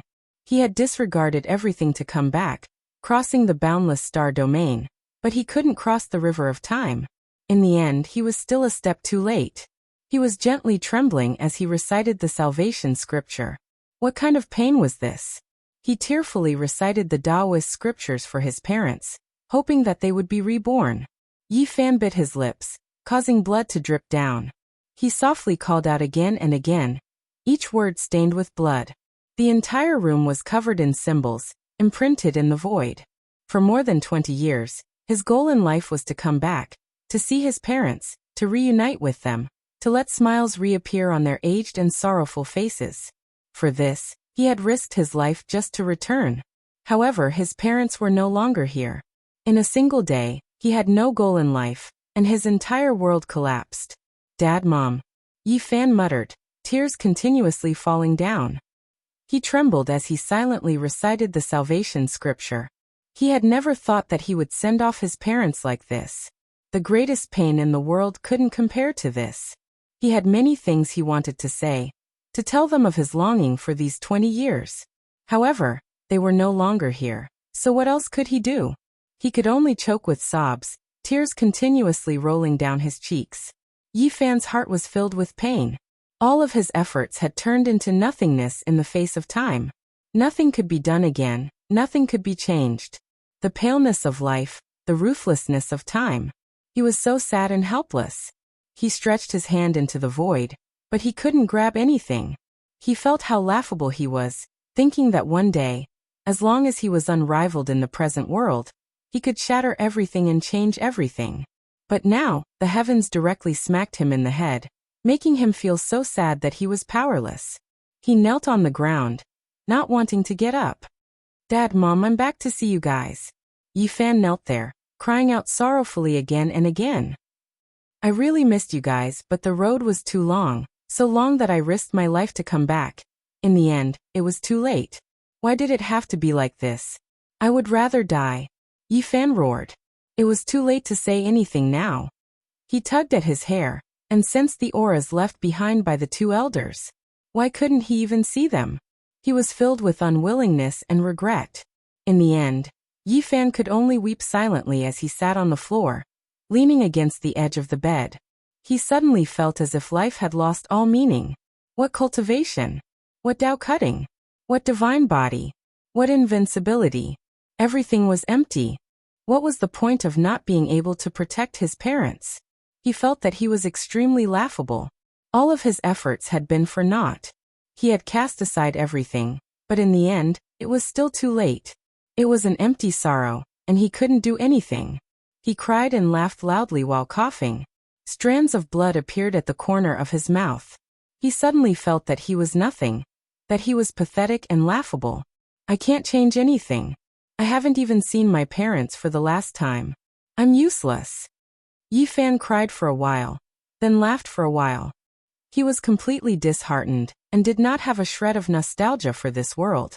He felt that life was boring, and that the bitterness was greater than the joy. He cried and laughed as he fell powerlessly to the ground. There was no sound, only the silent flow of tears. He didn't want to move, and he wanted to sleep forever. His parents' aged faces appeared in front of his eyes. Yifan was muddle-headed and slowly lost consciousness. He was exhausted, and his body and mind were haggard. Finally, he fainted. "Little Fan, you're back." A soft call rang out in his ear. "Don't be sad, don't cry. We don't blame you. We just miss you. Seeing you safe and sound, we're more happy than anything else." The soft voice was filled with love. "Your mother and I always believed that you were still alive, and that one day you would come back to see us. We waited for a long time, but we were really tired and couldn't hold on any longer. Now that we know you're safe and sound, everything is fine." The old voice was filled with relief and gratification, but it also made one's heart ache. Like a dream, Yifan was in a coma. Tears kept flowing from the corner of his eyes. It was as if he saw two balls of light. He tried his best to grab their hands, but he couldn't do it no matter what. "We're leaving. You have to live well and take care of yourself." The voice became weak. The two balls of light slowly dissipated, and the old face became faint. Then, it turned into a rain of light and completely disappeared. Yifan screamed and struggled with all his might. He tried his best to chase after them and make them stay, but he couldn't grab anything. Bang! He woke up with a start. There was nothing in front of him. He had lost the warmth from before, and his parents' aura was gone. It was empty. "You're awake." Su Qiong sat beside him and passed him a cup of water. "My condolences. People have joys and sorrows, and the moon waxes and wanes. What did you see just now? Did you hear it?" Yifan grabbed her hand and shook it forcefully. The water in the cup spilled onto the ground. Su Qiong frowned. Yifan was extremely strong. Even though she was carefully controlling it, she still felt pain. She said softly, "You miss them too much, and your mind is too tired. Don't think too much and have a good rest." "You really didn't see or hear it." Yifan stood up and released his divine sense. He wanted to find that familiar aura that moved him and made him feel close to it. Everything just now was too real. It was as if he had experienced it himself. It was right in front of his eyes. He wasn't sure if it was a dream or reality. He opened the curtains. The night sky was dark. A meteor shower was fading away and disappearing into the horizon. Yifan suddenly trembled. It was like a rain of light that dissipated in a dream. His body couldn't help but tremble. Tears flowed down his cheeks as he stared at the pitch-black sky. Strange, there was no announcement of a meteor shower. On the other window, Suyi held her chin and blinked her eyes curiously as she looked at the sky. Yi Fan opened the window and soared into the sky. He quickly chased after it, and turned into a ray of golden light that disappeared into the distant sky. In the room, Su Qiong's mouth opened wide in shock. The teacup in her hand fell to the ground and released a crisp cracking sound. The water splashed all over the ground. She couldn't believe it. Even though she was mentally prepared, she still couldn't accept the truth. Yi Fan was like a golden pung that streaked across the sky. Was he still human? Seeing Yi Fan suddenly return, in her knowledge, she thought that it was related to an extraterrestrial civilization. The first thing she thought of was a UFO kidnapping. But now she was petrified. Was that the god and devil civilization? In the other room, Suyi screamed and shouted for her mother. She shouted that a meteor had crashed into her house. The young girl was not afraid of anything. She quickly ran into the room and said, "Mother, did you see that just now? A meteor seemed to have streaked past our house. It's too magical." Su Qiong covered her chest with her hands and stopped trembling. She didn't want to lose her composure in front of her daughter. She tried her best to calm herself down. Everything that had happened was too shocking. Suyi was about 16 or 17 years old. She was very lively and active. She ran to the window and looked out. She kept poking her head out to see where the meteor had landed.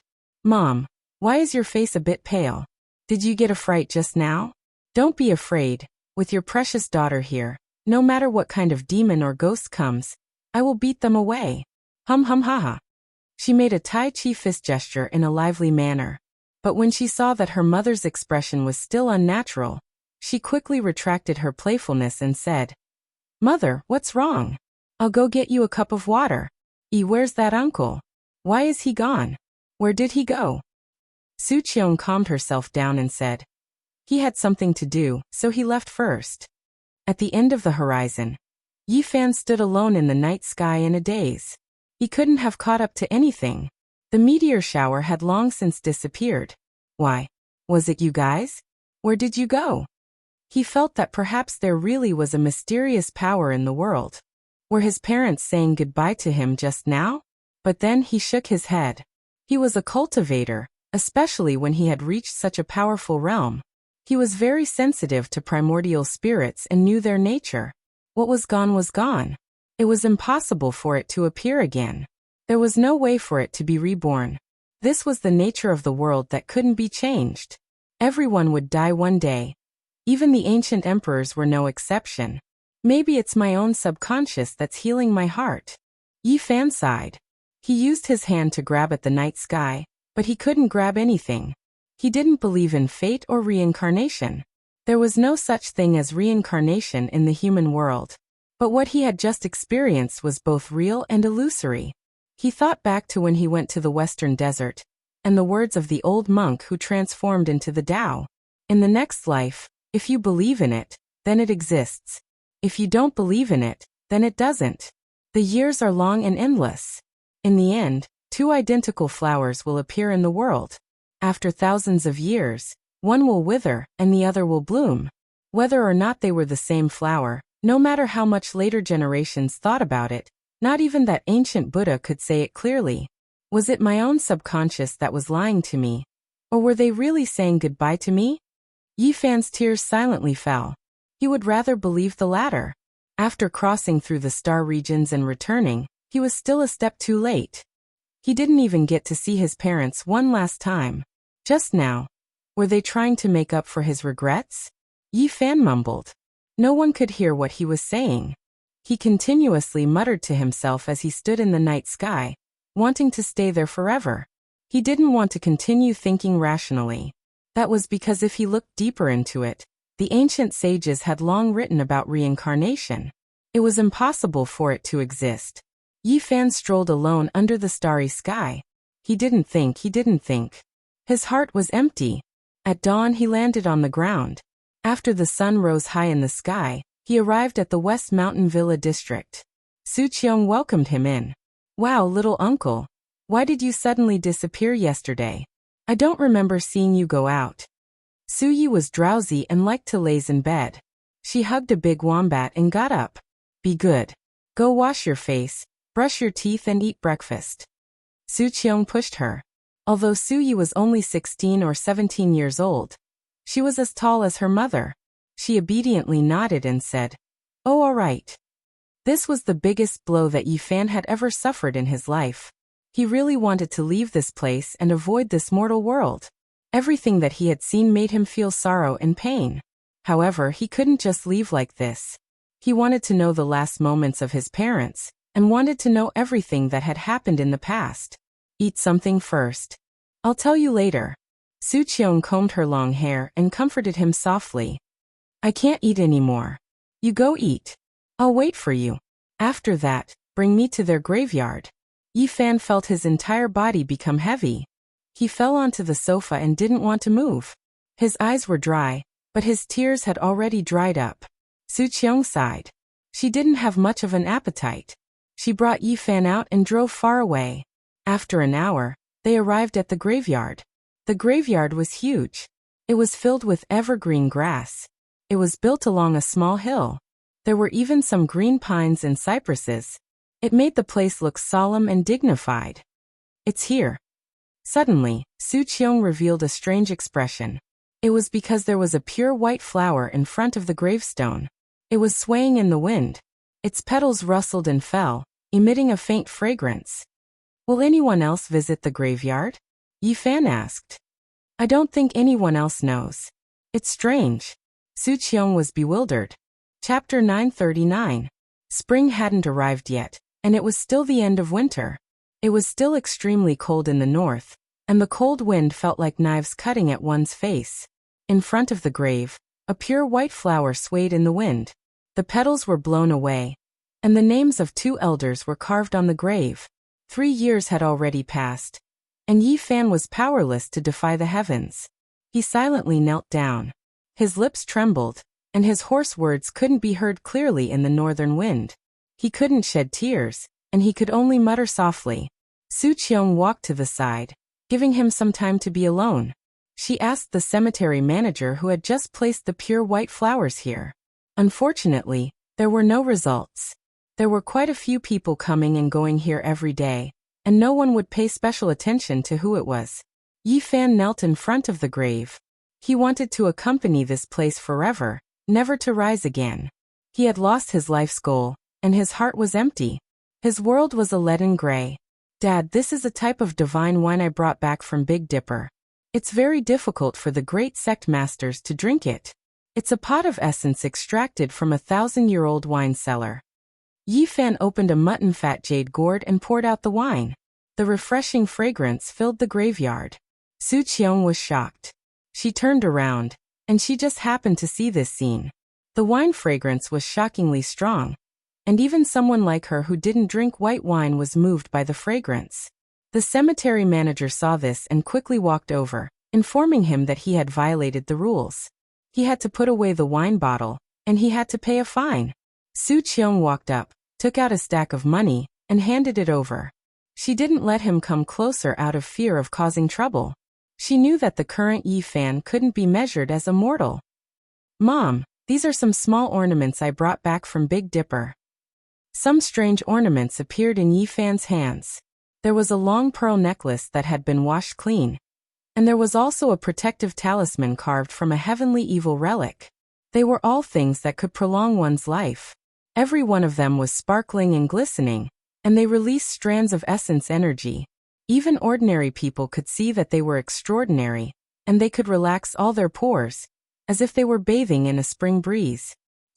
Strand after strand of flames surged from Yi Fan's hands, igniting all of these items and the 1,000-year-old divine brew. They turned into brilliant light, turning into ashes that fell in front of the tomb. The caretaker of the cemetery was anxious and said that Yi Fan had seriously violated the rules. This place was not allowed to burn anything. When he saw the flame jump out of Yi Fan's palm, he stared blankly. I say, what is that thing you're burning? Why is it even brighter than a magic lamp? It's shooting out rays of light as though it's some kind of treasure. Oh my, what kind of wine is this?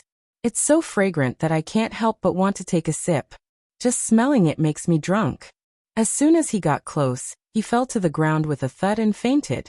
Su Qiong retreated in shock, afraid that she would be intoxicated by the wine. She had seen a lot of things and had long realized that the things in Yi Fan's hands were not ordinary, and could not be judged by common sense. Not to mention those beads that were radiating divine splendor. Even that wine gourd was a flawless white jade. If it was auctioned, it would definitely cause a commotion and fetch a sky-high price. When the caretaker of the cemetery woke up again, he discovered that everything in front of him was pitch black, and that a pile of things had been burned. He immediately jumped up and was flustered and exasperated. "Hey, what's wrong with you? Did you burn a truck full of things? How are you going to clean this up?" His eyes were wide open. With such a pile of things, not to mention burning them, it would be troublesome just to transport them over. Su Qiong hurried forward and handed over a thick stack of money again.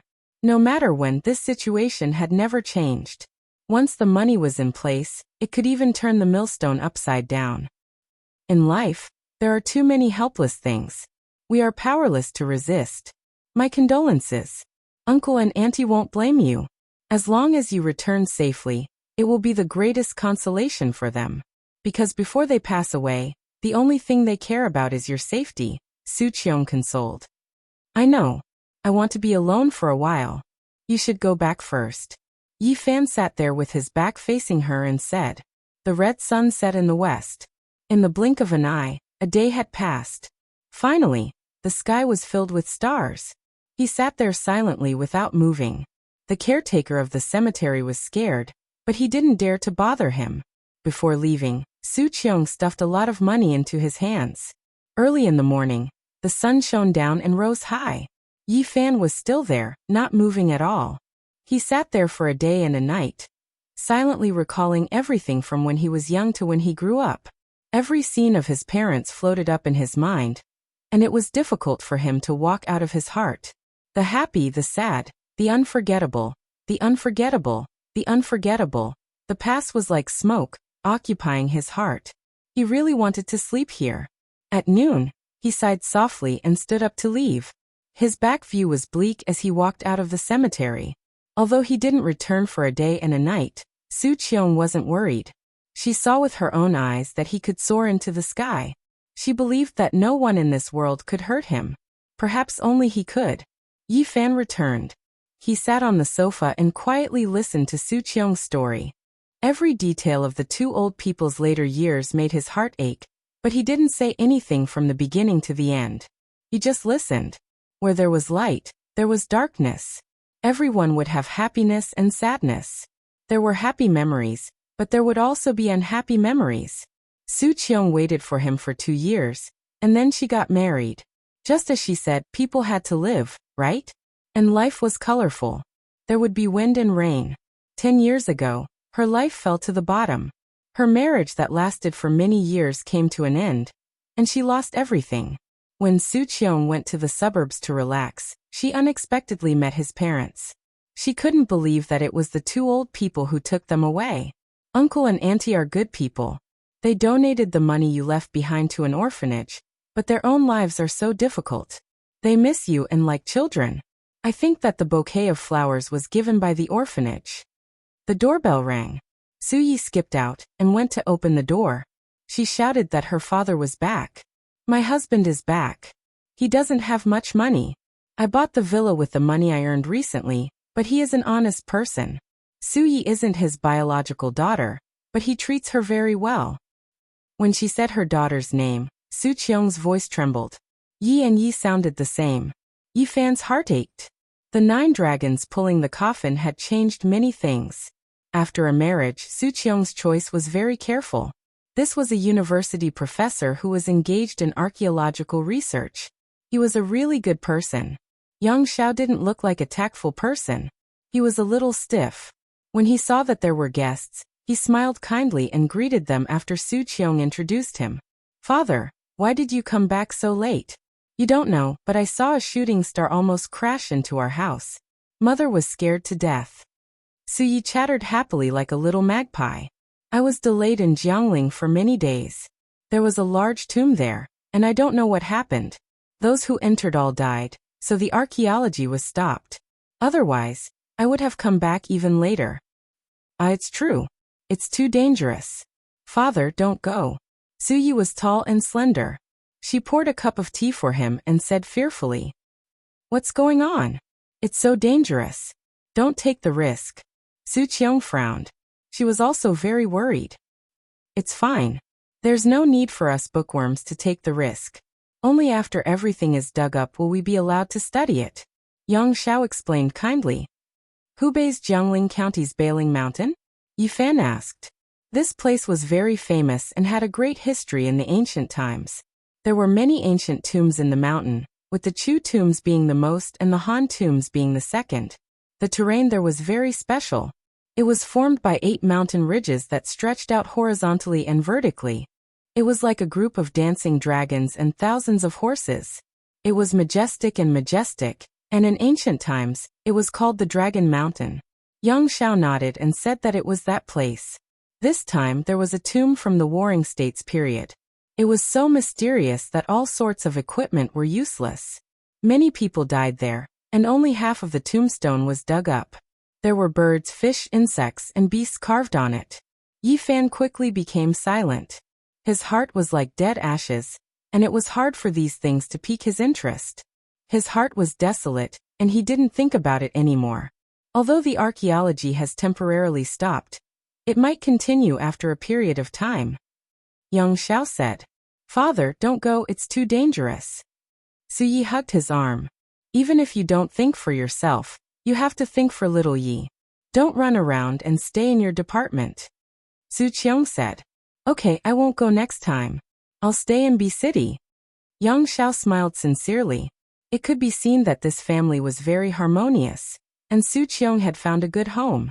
Yifan finished asking about his parents and memorized every little detail before preparing to leave. "Where are you going?" "Stay at home." Su Qiong looked at him in a daze and tried to persuade him to stay. "No, I want to travel around. I'll treat your family to a meal some other day." Before Yifan left, he took out some small ornaments and gave them to her. Each of them was sparkling and translucent. "Wow, so beautiful. What is this made of? It looks like a crystal, but it's not. How can it be more beautiful than a diamond?" Suyi was very lively.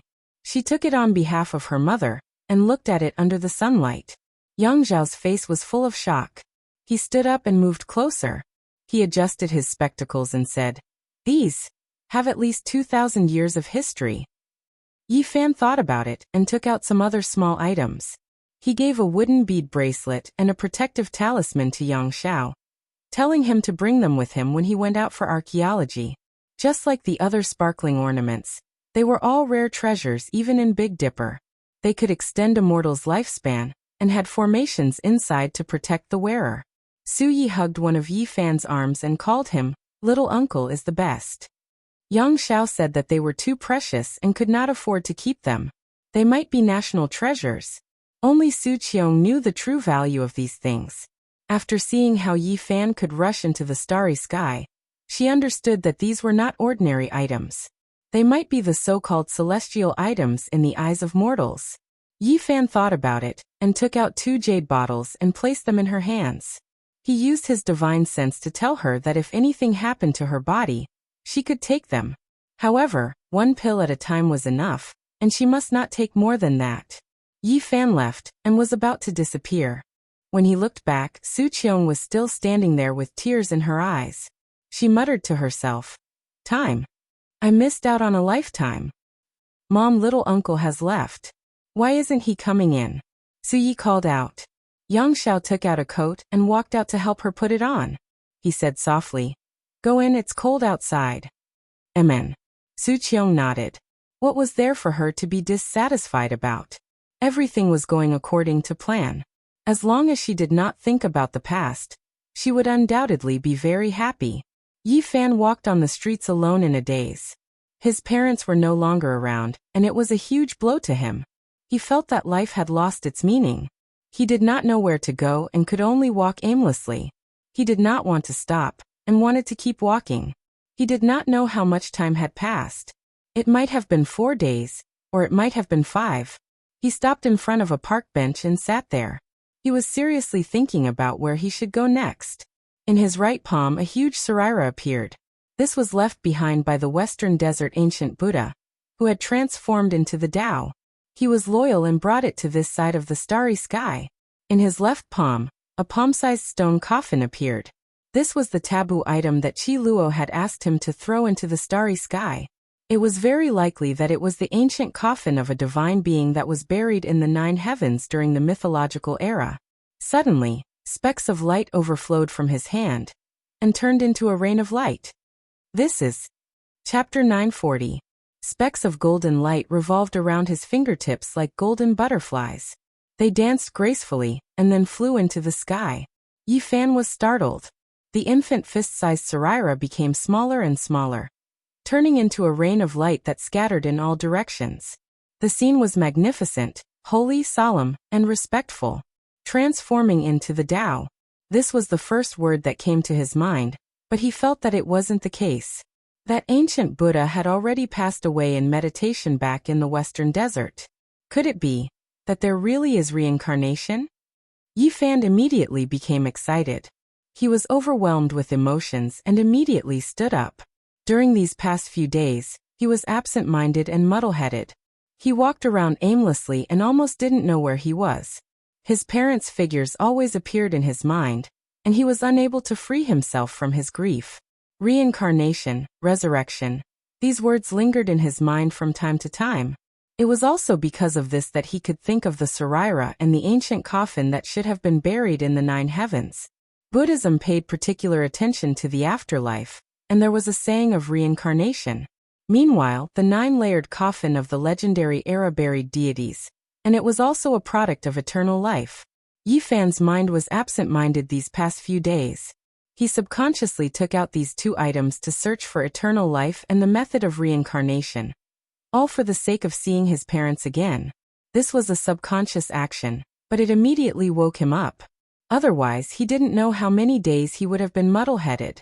The ancient coffin buried in the 9 heavens didn't change at all. It was still simple and unadorned, but the Saraira was melting bit by bit like a melting snowball. Yi Fan's essence energy was raised to its peak. He stared unblinkingly, and a divine flame throbbed between his brows. He was like a deity. He was using his heart to sense the Saraira and examine its changes. Even though he didn't believe in reincarnation, he still hoped for a miracle. His eyes were deep and unblinking. The Saraira seemed to be transforming into the Tao. It continuously transformed into golden ripples that spread outwards. The colors were beautiful, and it was as if an immortal technique was being displayed. Specks of golden light converged together. "Wow, Uncle, are you performing magic?" A boy ran over from the park. He blinked his eyes as he looked at the Saraira that had turned into specks of light in his hand. "It's so pretty. Uncle, can you teach me how to change? It's so magical and beautiful." The little boy was not shy at all, and begged Yi Fan to teach him. It's much better than witnessing the miracles that happen every year in the Spring Festival Gala. I've long been sick of watching it. A few young people next to him said, joining in the fun. "Hey, why is the space between your brows also shining? Is that phosphorus?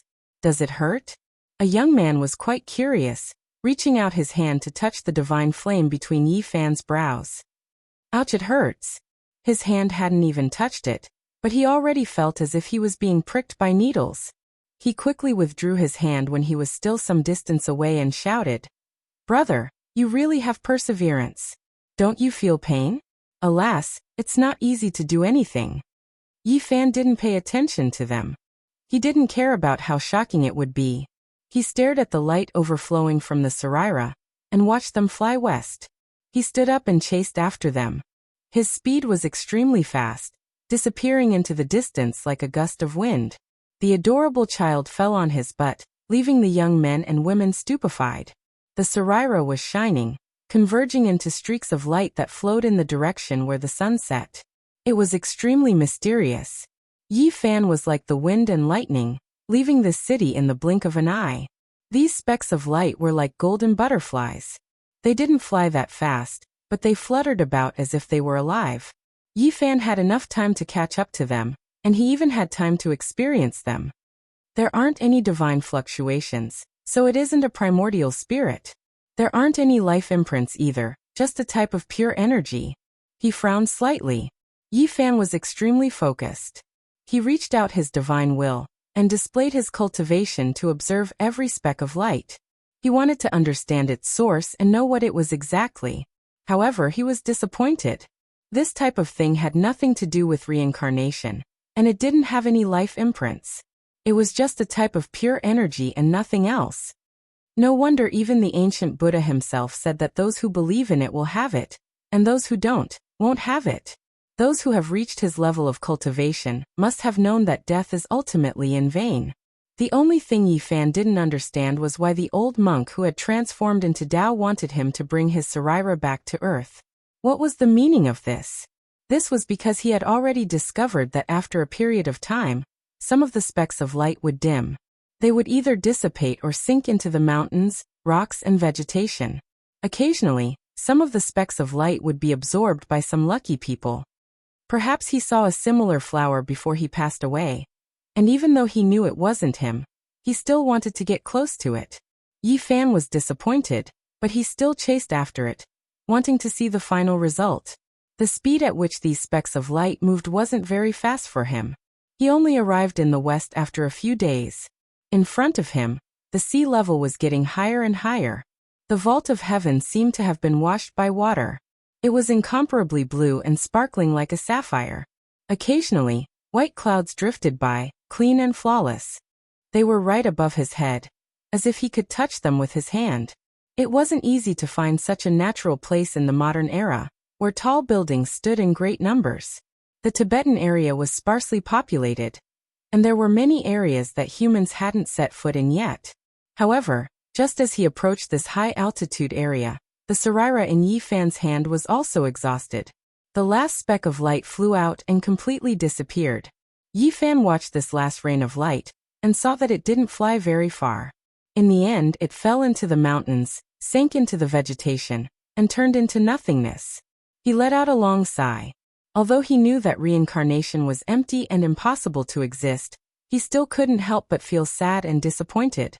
He had extinguished the last glimmer of hope in his heart. The ancient saints of the western desert had completely disappeared from the world. Buddhas were nothing more than this, let alone mortals. In the end, they couldn't leave any traces behind. Yi Fan knew that it was impossible for him to see his parents again. They were truly separated forever. Thinking of this, he was dejected and couldn't control himself. He stood there motionless, almost petrified. What should he do? His mind was in chaos. He had no direction and felt that everything he did was meaningless. After standing there for an unknown period of time, Yi Fan suddenly raised his head. He felt a faint fluctuation coming from the depths of the Tibetan area. There was a mysterious aura flowing. This is... His eyes flashed as he looked at the land in front of him. This feeling was hard to forget. He had experienced it before in the western desert. This mysterious fluctuation was almost the same as the fluctuation of Mount Meru. Yi Fan turned into a beam of light and rushed forward. He entered the depths of the plateau's uninhabited area. At this moment, he felt a boundless fluctuation as if a vast body of water had burst its banks and rushed in all directions. Yi Fan was shocked. This uninhabited area was too mysterious. Compared to what he had experienced in the western desert, the fluctuation wasn't much weaker. He almost thought that he was looking at Mount Meru from afar again. However, it left as quickly as it came. The mysterious fluctuation was like a flood that was cut off by a sluice gate. In the blink of an eye, it stopped and disappeared completely. He couldn't sense it anymore. Where did it originate from? Yi Fan's powerful divine sense swept through the mountains and rivers, but he couldn't sense anything.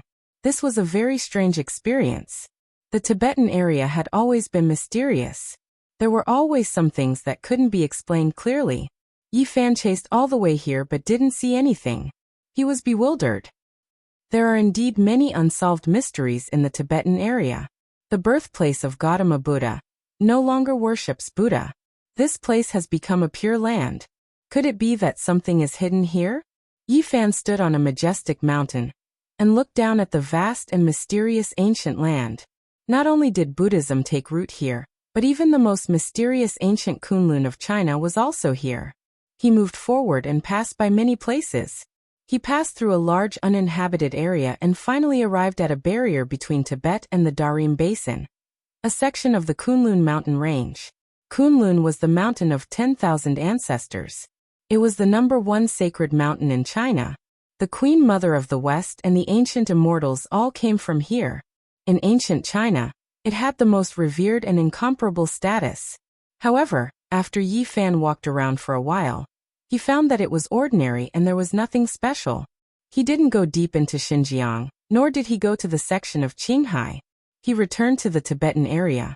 This was because he didn't come to search for the secret of Kunlun. He only came to pursue Buddha. He didn't have any other thoughts. There was only sadness in his heart. How could he care about anything else? Yi Fan came to Sala. Even though he didn't believe in the afterlife, he still wanted to give it a try. The vast fluctuation not long ago made it hard for him to let go. He entered the Patala Palace. It was built against the mountain and had an imposing manner. Since ancient times, it had been the holy land of Buddhism in Tibet. It had an extraordinary status. Yi Fan went in and out of many palaces. They were all important places that were not open to the public. However, he was disappointed. He didn't sense that kind of breath and couldn't find it. Later, he entered the Jokhang Temple and the Xiaozhou Temple. He still didn't find anything in these two holy temples. There was only a trace of pure psyche power, but it couldn't be comparable to what he sensed not long ago. One should know that the vastness was awe-inspiring. It was really comparable to Mount Meru. It was like a boundless ocean surging. Not long after, he entered Siji Temple, Yeba Temple, Zasang Temple, Sanji Temple, and other places. They were all the most famous ancient temples and holy temples. However, he still didn't find anything. Yi Fan found that even today, there were people who worshipped Buddha. They had devout faith. They didn't burn incense, worship Buddha, or pray for peace. Unfortunately, he didn't see a single cultivator. Maybe there were some unknown ancient temples, but he didn't have the mood to look for them. Yi Fan walked through the vast uninhabited area and revealed a strange expression. He occasionally saw some devout Tibetans. They were all very excited and said that Buddha was coming to the world. He was very puzzled and asked around. Some said that the pure land of Buddha was opened, and he sensed the Buddha's power. Some said that the Buddha was revived in the Saha world. Some said that the Buddhism was opened and the Dharma was revealed to the world. Yi Fan shook his head and turned to leave. Although he was still very sad, he walked out of his inner world. He knew that there were still things waiting for him to do. He walked through a large area of the uninhabited area and saw some dilapidated ancient temples. They had long become ruins. He didn't expect to feel such strong waves in these places. Something's not right. Yi Fan suddenly felt that when he was sad like a mortal, he didn't feel anything. However, when he became a little more clear-headed and sensed carefully, there was something different in this land. It was actually suffocating him. It was targeting cultivators. He couldn't help but look up at the sky and muttered to himself, "Is it Spirited Mountain or Kunlun Mountain? I'll have to find out in the future." However, when he thought about how he couldn't even protect his parents after cultivating to this level, he became disheartened. Even if he could find the secret land, what use would it be? The path to immortality was rugged. Whether it was to cut the Tao or to prove the Tao, he had to give up too much. However, in the end, he couldn't even protect his family. In the end, it really seemed meaningless. Yi Fan walked back and was about to leave the Tibet area. When he passed by a stone mountain, he saw the ruins of an ancient temple. He suddenly felt that something was spying on him. He turned around and walked towards the ruins of the ancient temple. He stared at a stone Buddha and approached it step by step. He felt that it was a bit inconceivable. In this age of Dharma, he encountered a creature with Tao. Whoosh! Behind the stone Buddha, a purple light rushed out and entered the stone mountain. Yi Fan raised his head and climbed up the stone mountain that was over 100 meters in one step. He stared at a stone cave that was the size of a bowl. There was a palm-sized stone Buddha that blocked half of the cave entrance. Chapter 941. The cave was extremely dry and smooth. Animals often entered and exited, all of them polished until they shone. The small stone Buddha was placed at the side of the cave entrance, able to block out the wind and rain. Rumble. One could see a pair of large bright eyes in the cave. They were a bit scared, but also a bit curious as they moved about. This was a small creature. For it to have such extraordinary cultivation in this cultivationless age, it truly exceeded Yi Fan's expectations. It couldn't be helped but be called a miracle. Come out, I won't harm you. Yi Fan released a strand of his divine consciousness. The little thing in the cave had extraordinary cultivation, so it naturally developed intelligence and understood the intent of his divine consciousness. However, it was still a bit timid because it could sense how powerful this person was. He could actually stay in the air for a long time. This was something it couldn't do. In the end, it still stuck its head out, almost as if it was trying to curry favor. It blinked its large eyes and extended a pair of small claws, carefully standing at the cave entrance. What kind of race was this little creature? Yi Fan was astonished. He actually didn't recognize it at first. It was a foot long, and if its fluffy tail was added, it would be 2 feet. Its entire body flickered with purple light like satin. Its purple fur was long and supple, making one want to touch it. It was a bit excessively beautiful. It might even be able to kill a few young ladies who liked to raise small pets. A sable. Yi Fan was bewildered. He then shook his head. It didn't look like one, and it looked even cuter than a sable. Squirrel. In the end he confirmed it. He was extremely astonished. It was truly rare for a squirrel to grow like this. Its entire body was translucent like amethyst, excessively exquisite. Its pair of eyes were like 2 black gems, and they were extremely large. They blinked pitifully, flickering with radiance. It really is a strange species. How did you cultivate to this level? Yi Fan sat on top of the mountain and picked up the small Buddha. It was unexpectedly heavy. He was quite astonished. The seemingly crude little Buddha was only the height of a palm, yet it weighed 1,000 jin. It was impossible for a normal person to pick it up. He knew that he made an error in judgment. This was definitely a treasure, or else how could it be so heavy? On the ground, the mystical Komatsu mouse stood upright and looked at the stone Buddha with some reluctance, as if it had lost its most beloved treasure. However, it did not dare to resist and looked down at its little paws. For the first time in many days, Yi Fan smiled faintly and said, "Do you think I would steal your treasure?" When the little thing heard this, it immediately became spirited.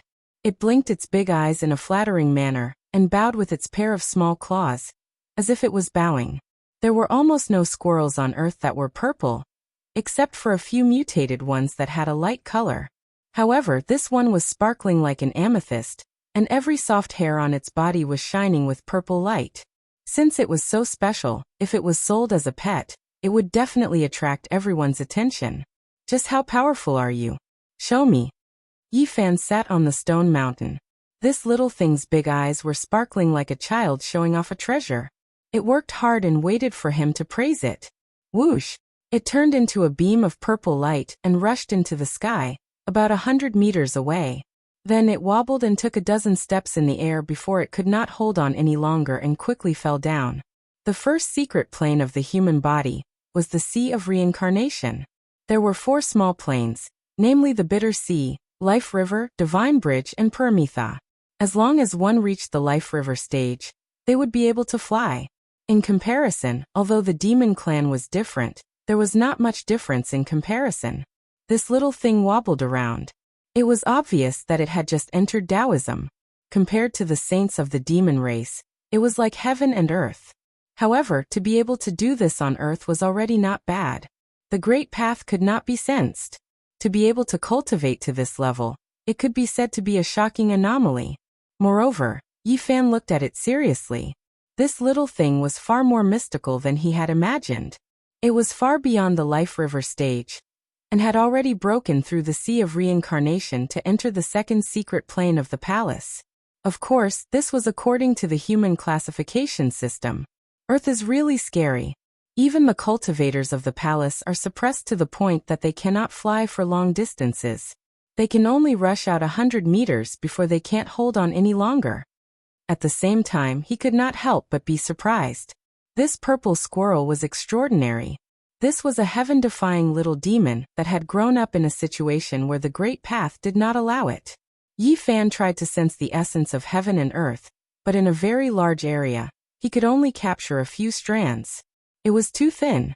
To be able to cultivate to this level under such circumstances, was it the son of the demon emperor? He immediately revealed a strange expression, wanting to see through this little thing. The purple Komatsu squirrel was immediately afraid. It held up the stone Buddha with its little paws, and with a pitiful expression, it handed it over to him, trying to please him. I will not steal your things. I just want to know, how do you cultivate? The purple squirrel shook its fluffy tail, and put down the stone Buddha. It pointed at the head of the Buddha, and then at the sky. This puzzled Yi Fan. He had already seen the stone Buddha. Other than its sturdiness and weight, he did not find anything else. Not long after, the sky darkened and stars dotted the sky. A silver plate appeared. At this time, something strange happened to the stone Buddha. A halo of Buddha light appeared behind its head, formed by the essence of the moon. I see you rely on it to cultivate. Yi Fan nodded. The purple Komatsu squirrel breathed in and out to the moon. After being transformed by the halo behind the head of the stone Buddha, its essence was filled with mysterious marks of the Tao. This was the reason why it could be close to the Great Path. The moonlight was originally very scattered, but after being guided by the stone Buddha, the light spots in this area multiplied countless times, and were all absorbed by this little thing. This is really a strange treasure. I can't believe I couldn't see through it. Although the Qi practitioners have all left Earth, they still left behind some mysterious things. In the latter half of the night, this little thing pulled on the corner of Yi Fan's hair, and timidly invited him to go with it, as if it wanted to do something. Yi Fan was surprised. He followed it down the mountain, and arrived in front of the ruins of the ancient temple. There was a huge crack in the foundation that led underground. The Komatsu squirrel jumped down with Yi Fan following behind. After a few turns and tens of meters, he was immediately shocked. He actually saw a huge dragon head that looked exactly like a real dragon. This made him incomparably shocked. How could such a thing appear? Even in the Big Dipper star region, ancestral veins that stretched for millions of miles might not be born. It was even more impossible for Earth to have such a large territory. This was an ancestral root under the Earth. It had turned into the shape of a dragon, and revealed a stone dragon head. However, it was already dead, which meant that this vein had lost its spirituality. Earth was in the degenerate age, so it was normal to have no spirituality. However, there shouldn't be a lifelike stone dragon. In such a limited territory, it was absolutely impossible for such a lifelike stone dragon to be born. Yi Fan used his powerful divine sense to explore, and was shocked to find that this dead stone dragon only belonged to this area, and didn't extend far. What's going on? Could it be that Earth in ancient times was much vaster than it is now? In front of the dragon's mouth, there was a small broken earthen jar. There was a small amount of sparkling and translucent liquid inside, and wisps of refreshing fragrance wafted out. The little purple creature ran forward and carefully lifted it up. It raised it for Yi Fan to drink, but it didn't live up to his expectations, and swallowed a mouthful of saliva. It was obvious that it was also very hopeful. Yi Fan picked up the small earthen jar and sniffed it. A strange expression appeared on his face. This was the spiritual milk of the earth. It was too rare to find such a thing on Earth today, but it was useless to him. This was the liquid that dripped from the dragon's mouth. It would take about half a month to accumulate half a bowl. He let out a light sigh. This dragon was completely dead, and this was the last of its dragon saliva. Yi Fan returned the earthen jar to it. The little creature was a little confused, but then it blinked its large black gem-like eyes and still sincerely offered it to him to drink. During this process, it secretly swallowed a mouthful of saliva. It was obvious that this was very precious to it. I don't need it. Yi Fan communicated with it with his divine will, and asked if there were any other beast species that knew how to cultivate. He felt that it was pure and kind, so he didn't invade its soul with his divine will. This purple Komatsu couldn't speak, but its divine will was still able to communicate fairly clearly. It had never left this area, and had never seen a creature with cultivation. At the same time, Yi Fan also learned of its origin. This thing pointed to a cave not far away, and there was a small skeleton that belonged to a squirrel. To be exact, it was its mother. Scenes appeared in Yi Fan's mind. A vicious bird swooped down, and a squirrel protected its cub and fled with all its might. In the end, it still suffered heavy injuries and could only pick up one cub with its mouth and escape into a crack in the ground, arriving here. Not long after, the injured squirrel died, and the cub crawled about wildly. It grew up licking the dripping spiritual milk under the dragon's head. Yi Fan sighed softly. This little thing wasn't human, but just a small creature. However, it still made him sigh because he had just been separated from his parents forever. However, the purple little thing pointed to the cave where its mother's remains were buried.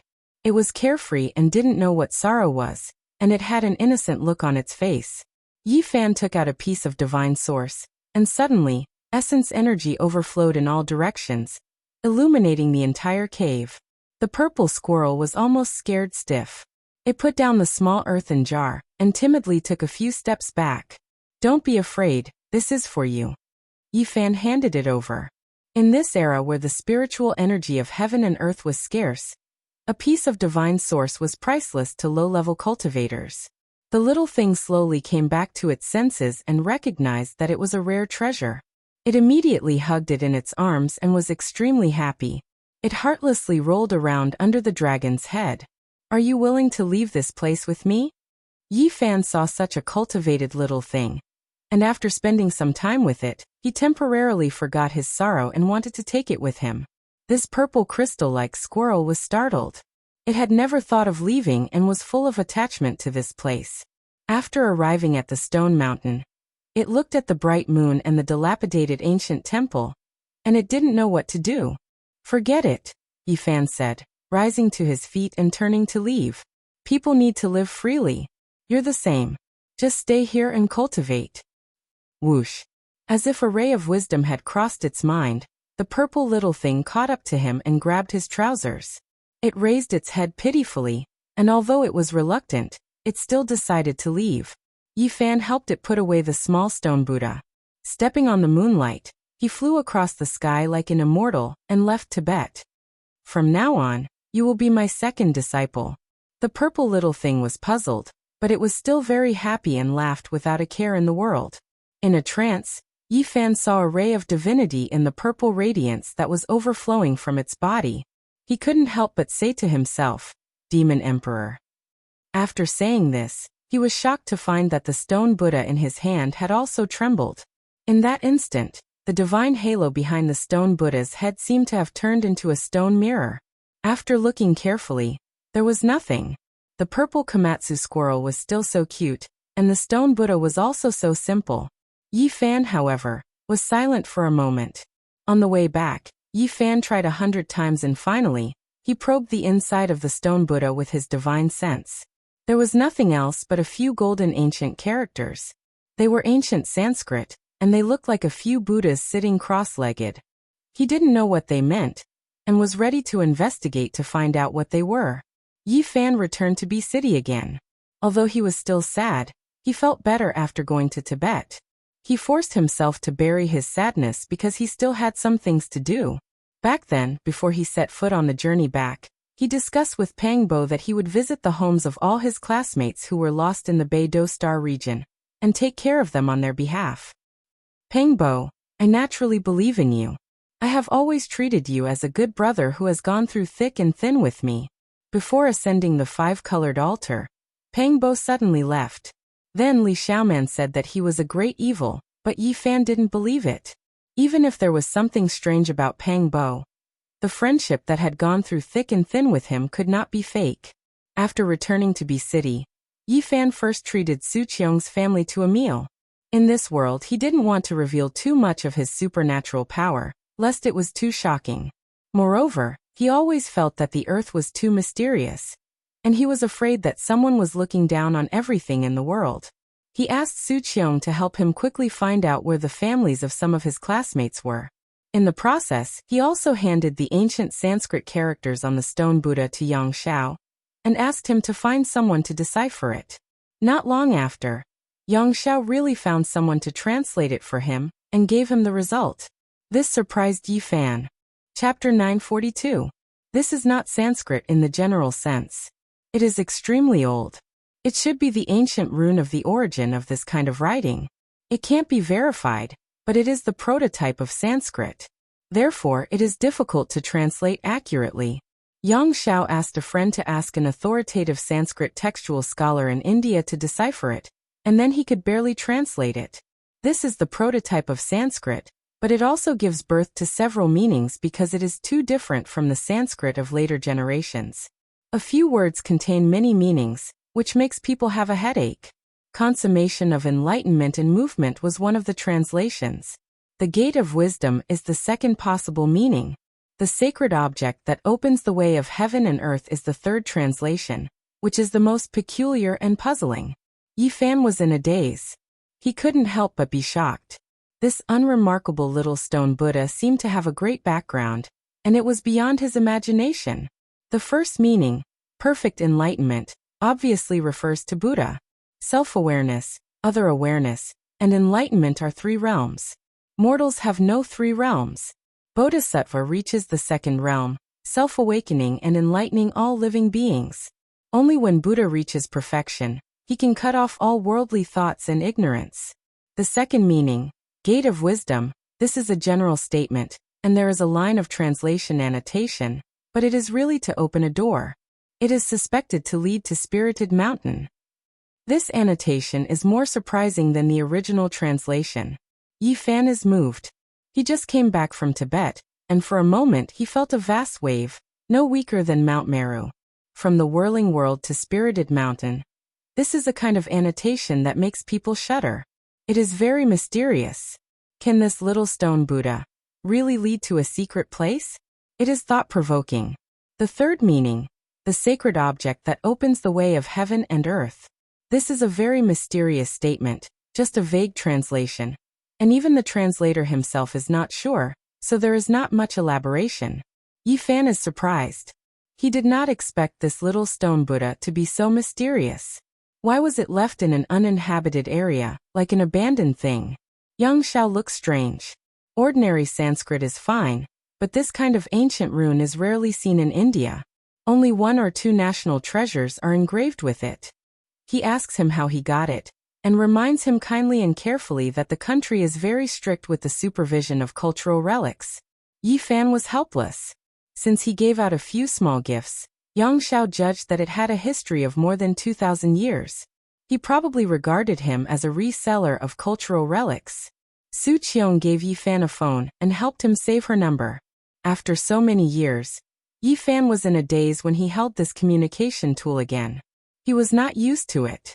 Living in the mortal world was naturally inseparable from money. No matter what one did, money was needed. The things he had on him were too shocking, and any one of them could cause a lot of trouble. Left with no choice, he took out a white jade bottle, wiped away the Tao marks and divinity on it, crushed it into dozens of pieces, and handed them to Su Qiong, asking her to use her connections to help auction them. Although Su Qiong was already mentally prepared, she was still shocked to see such a flawless psychic jade destroyed just like that. When she entrusted it to be auctioned off, during the appraisal process, the old master beat his chest and stamped his feet. He was incomparably pained, and said that this was a sin. Such a precious treasure was actually broken, and this was an immeasurable loss for the jade shop. This was a crime. Su Qiong was numb. She had seen Yi Fan burn a pile of treasures, even more mysterious than this in the cemetery. It was almost like a dream, and the few ornaments she wore on her body were even more bizarre. Her flesh, blood, organs, and bones seemed to be undergoing a baptism every day. Yi Fan put away his sorrow and went to do some things that he should do. He visited the families of his former classmates, and if they needed help, he would definitely lend a hand. Half of his classmates had been buried on Mars star more than 20 years ago, and the rest were lost in the Big Dipper star region. After so many years, he was the only one who came back alive. Parents in the world were pitiful. It was a great sorrow when the old sent the young off. Even after so many years, some families still could not walk out of the shadow. In that era, most families only had one child, and losing a child was equivalent to losing everything. Yi Fan sighed softly. The tragedy was not only in his family, but in the 11 families he found. Several elderly people had already passed away. More than 20 years had passed, and most of these elderly people were in their 70s or 80s. In this era, medical science had made considerable progress, so this could not be considered a long life. There was no other reason for this. Back in Big Dipper, Yi Fan and Lu Yunji were mortal enemies, but this matter concerned his family. After returning, he also went to visit Lu Yunji, Wang Yan, and Li Changqing's families. If they needed care, he would not stand by and watch. Most of the families had decent living conditions, and only a few had some difficulties. What really troubled them was the scar in their hearts, especially in their later years. But Yi Fan could not help them. He had no way to resurrect those people, and he had no way to bring back the few who were still alive. All he could do was secretly put spirit medicine in their food and drink to strengthen their muscles and bones, cleanse their flesh, and extend their lifespan. Then he would think of a way to change their living conditions. However, he did not know if this was the right thing to do. Even if their lifespans had increased, there was no joy in their hearts. Was this good or bad? There are still a few people who can come back. Yi Fan muttered to himself, and then he sighed softly. The five-colored altar was in the depths of the Yuhua God dynasty's ancestral temple. Countless cultivators rushed in to fight for the green cauldron, immortal scriptures, and so on. It could be said to be extremely dangerous. At that time, even he was not sure that he could return. All he did was try his best. At that time, he and Pang Bo did not bring Zhang Wenchang and Lu Yi with them. They wanted to make sure that there was no danger before making a decision, so that the two of them would not take the risk with them. In fact, they found the coordinates of Earth in the ancestral temple, and immediately handed them to the Black Emperor and the others. When the time came, they could hand them over to Lu Yi and Zhang Wenchang and cross back to Earth. Many years later, there will still be people who will return. However, Yi Fan did not know that after he left, Desolate appeared. The only divine array that led to the altar was destroyed by him. Without that teleportation array, it was almost impossible to rely on one's own strength to enter the ancient desolate forbidden land and ascend the five-colored altar. Crossing the sky had become a legend. To Yi Fan, why Pang Bo suddenly left was still a mystery. He still did not understand, but he believed that there must be an irreversible reason. The families of more than half of his classmates were found. He did everything he could, even at the expense of shocking the world, to cure those who were in critical condition and reverse the situation and revive them. When Yi Fan went to look for Zhang Wenchang's family, he had mixed feelings. He still remembered the sorrow of Zhang Wenchang on the other side of the starry sky. He was in his 20s, but he looked like an old man in his 60s or 70s. His aptitude was not good, and he was often bullied by his fellow disciples. He was called a half-crippled old man. In the end, he was even forced to open a small tavern to make a living. He was quiet all day long, as if he had no soul. Even when he was bullied by others, he silently endured it. Back then, Yi Fan killed 10 people in a fit of anger, and finally sent him to the Taixing Clumsy Peak, which finally changed his fate. However, he knew that Zhang Wenchang could not be happy. He was depressed, and he missed his parents all the time. He still remembered one time when he was drunk and cried bitterly on the table. When I left, my wife was already pregnant, and our child was about to be born. When she needed me most, I disappeared and came here. Those sad words were still ringing in his ears. Yi Fan shook his head hard. More than 20 years had passed, and Yi Fan saw Zhang Wenchang's son. The two looked very similar, which made Yi Fan lose his mind. If only Zhang Wenchang was here. The child that he thought about day and night had already been born. Because of the nature of father and son, this young man did not like to talk much, but he had a sharp mind. When he saw Yi Fan, he immediately called out his name. I have seen you. There is a photo of you in the relics left by my father. You. Is my father still alive? He was shocked and could not wait to ask. Yi Fan nodded. He was happy for Zhang Wenchang, but also sad for him. His wife loved him very much. After giving birth to this child, she did not abandon his old parents. My stepfather was an orphan. My mother married him so that she could treat me better and take care of my grandparents. Hearing this, Yi Fan had mixed feelings. He was happy for Zhang Wenchang, but also sad for him. My father disappeared, but I know that my mother must have had a good relationship with him. She could not forget him for so many years, and sometimes she would be alone in a daze. There were too many helplessness in this world. Life could not be chosen again. Zhang Wenchang had left this world. These could only make people feel sorry and helpless. My stepfather was a good person. He treated me, my grandparents, and me very well. Our family could be considered happy. Zhang Yi cried, but he was very rational. He did not cry or scream. He asked about every detail of his father in that world again and again. When Zhang Yi heard Yi Fan talk about how his father was unhappy and how he cried after getting drunk, saying that he missed his wife and son and felt that he had let them down, Zhang Yi cried and choked. Although he didn't raise me, I don't blame him because he couldn't do it himself. He didn't abandon us on purpose. Actually, I also miss him very much. Because my mother said that he was really good. What was wrong was only the starry sky, only fate. Yi Fan patted his shoulder and did not say anything. All he could do was to tell the truth. Are you an immortal? Can you bring me to see him? Zhang Yi asked hopefully. Yi Fan shook his head and said, I can't even go back myself. Today I have said too much. Your life is very good now, and I should not disturb your peace. In a while I will erase some of your memories. Happiness, peace, and happiness. I think this is what your father wanted to see the most. No, you can't do this. A middle-aged woman walked over agitatedly. This was Zhang Wenchang's wife. Yi Fan raised his head. He had already sensed her arrival, so he was not surprised. You have no right to erase our right to know. No matter what happens in the future, no matter what the result is, this will always be a precious memory in our hearts. Zhang Wenchang's wife said with tears in her eyes. Yi Fan had seen her several times in the past, and had even attended their wedding banquet. In the blink of an eye, more than 20 years had passed, but the people had changed. Yi Fan, you and Wenchang are good friends. Can you really be so heartless to let us be ignorant and erase everything? You must know that these are precious memories to us. Zhang Wenchang's wife cried. Yes, these will not disturb our lives. We can't erase these memories. Zhang Yi retreated and supported his mother.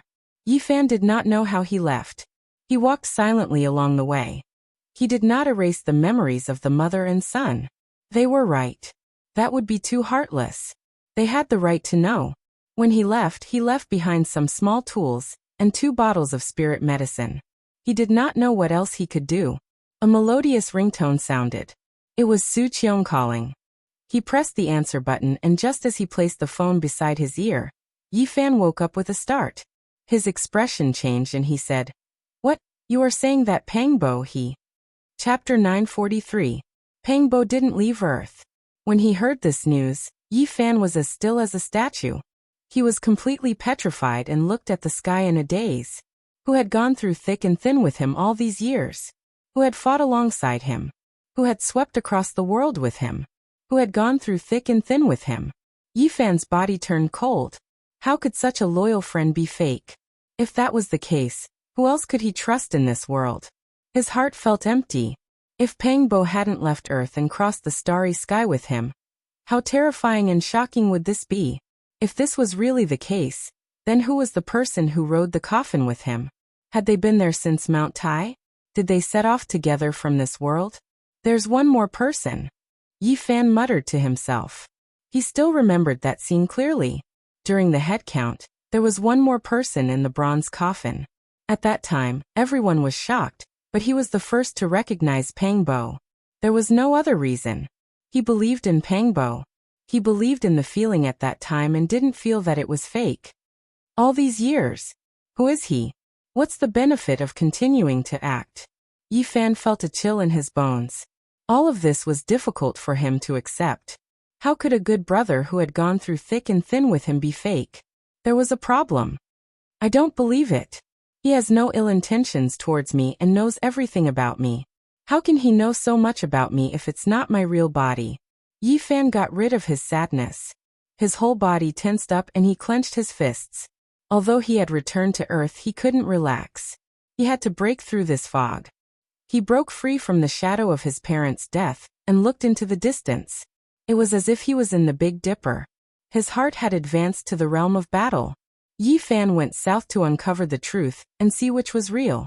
From the bottom of his heart, he didn't want to believe that there was still a Pang Bo on Earth. Otherwise, there would be no one in this world he could trust. The address of Pang Bo's home had long changed. Otherwise, he wouldn't need Su Qiong's help to find it. He would have gone there himself. Many things had changed in the past 20 years. They had moved away from their original city. Yi Fan arrived at N City and found his destination according to the information he had obtained not long ago. He stood on the rooftop of a building and silently sensed. Sending his powerful spiritual sense into the building, he was shocked to see Pang Bo's parents. His father was tall and sturdy. Although he was almost 80 years old and looked old, one could see how powerful he had been when he was young. Pang Bo had inherited his father's physique, which was 2 heads taller than ordinary people. His mother's hair was white, and her body was not very good. She seemed to be lacking in blood energy, and there was a gloomy expression on her face. However, Pang Bo was nowhere to be seen. There were only 2 old people in the not-so-small room. However, it was obvious that there was a couple living there, as well as a young man. That's Pang Bo's elder brother and sister-in-law. They're 2 or 3 years older than him. The other one should be his nephew. They're not at home right now. Why doesn't he have his own room? Yi Fan looked puzzled. He inwardly apologized, and then turned into a beam of light, and entered the living room. He concealed his figure and searched carefully, but he couldn't find any traces of Pang Bo's life. Suddenly, his expression shook as he saw a photo frame.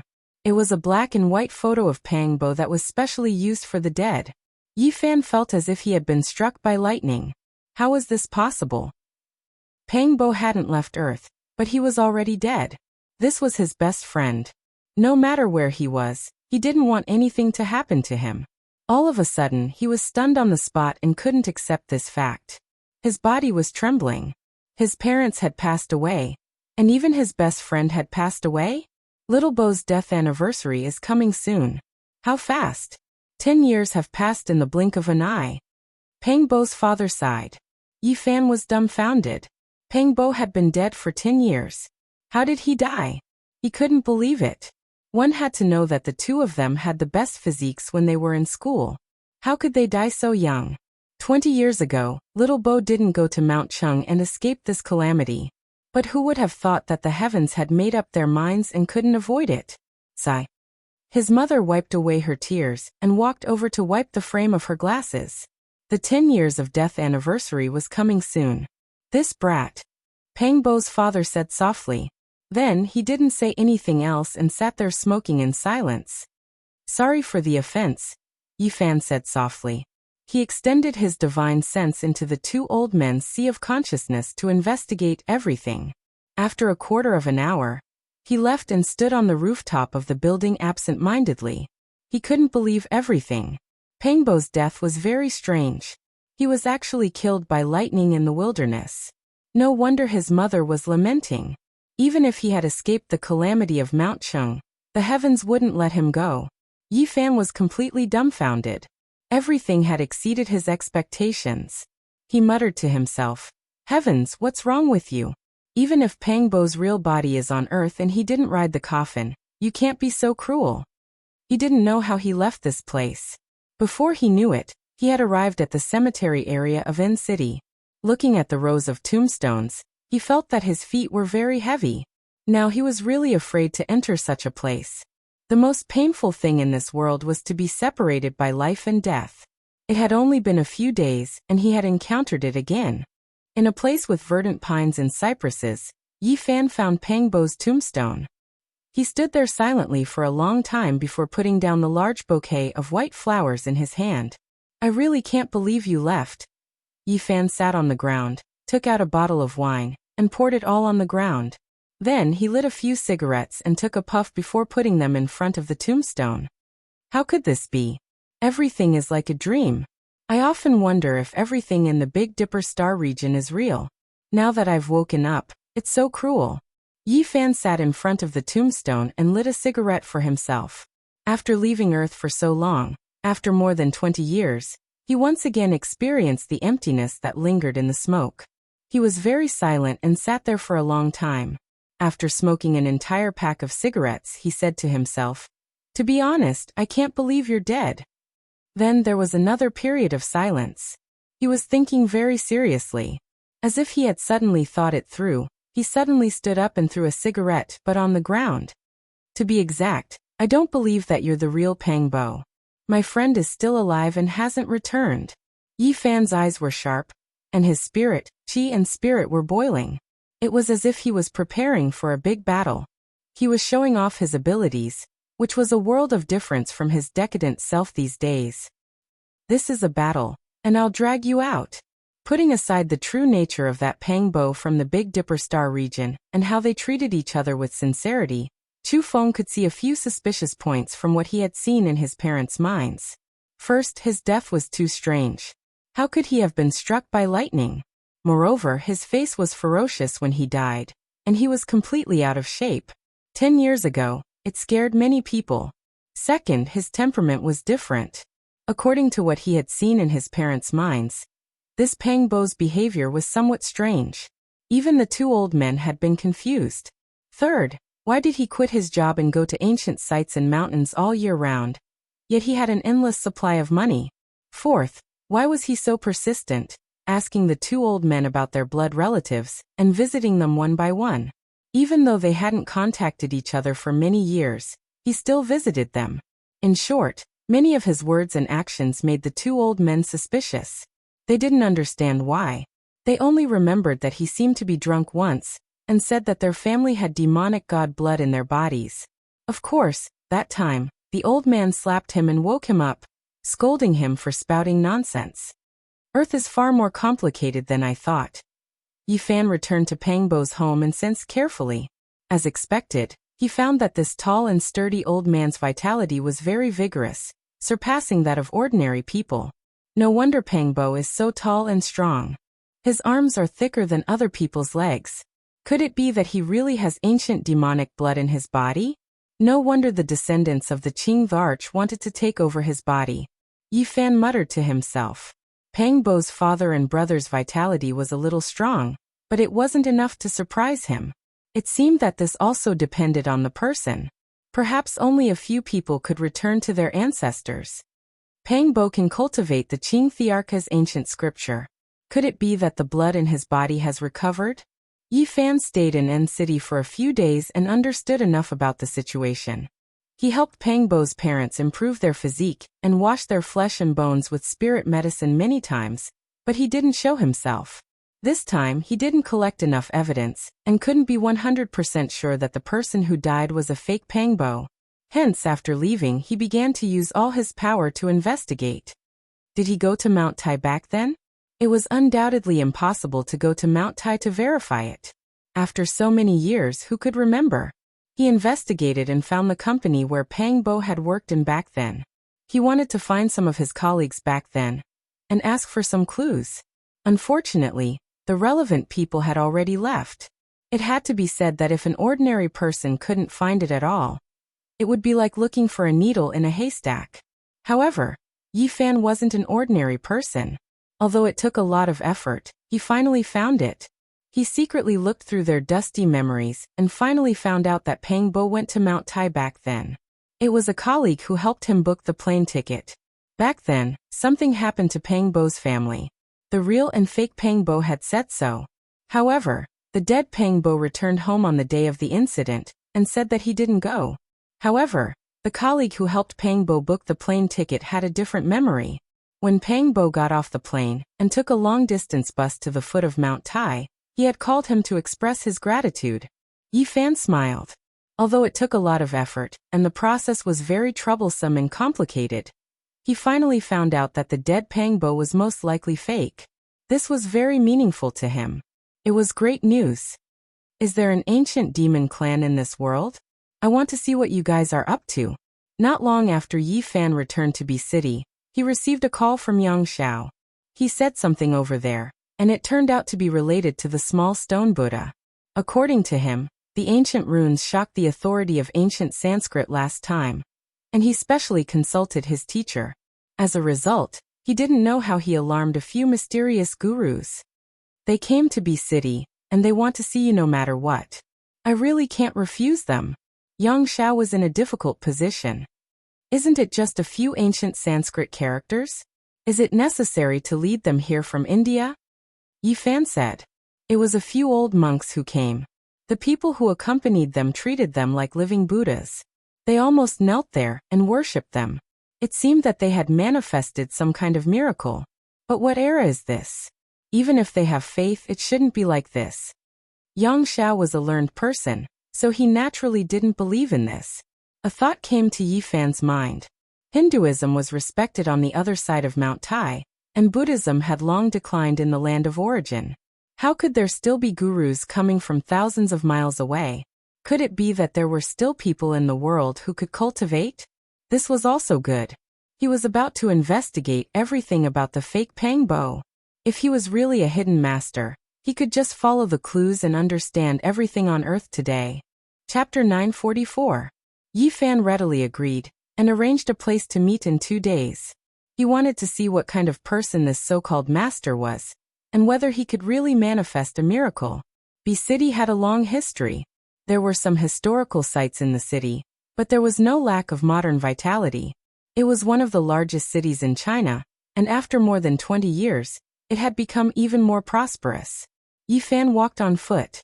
There were people coming and going on the streets in an endless stream. After traveling for so many years, it felt like a lifetime had passed for him to walk in such a place again. Although he had been back for a few days, he had always been immersed in his own world and couldn't extricate himself. He had never seriously experienced the hustle and bustle of the city. It had to be said that B City was developing very quickly.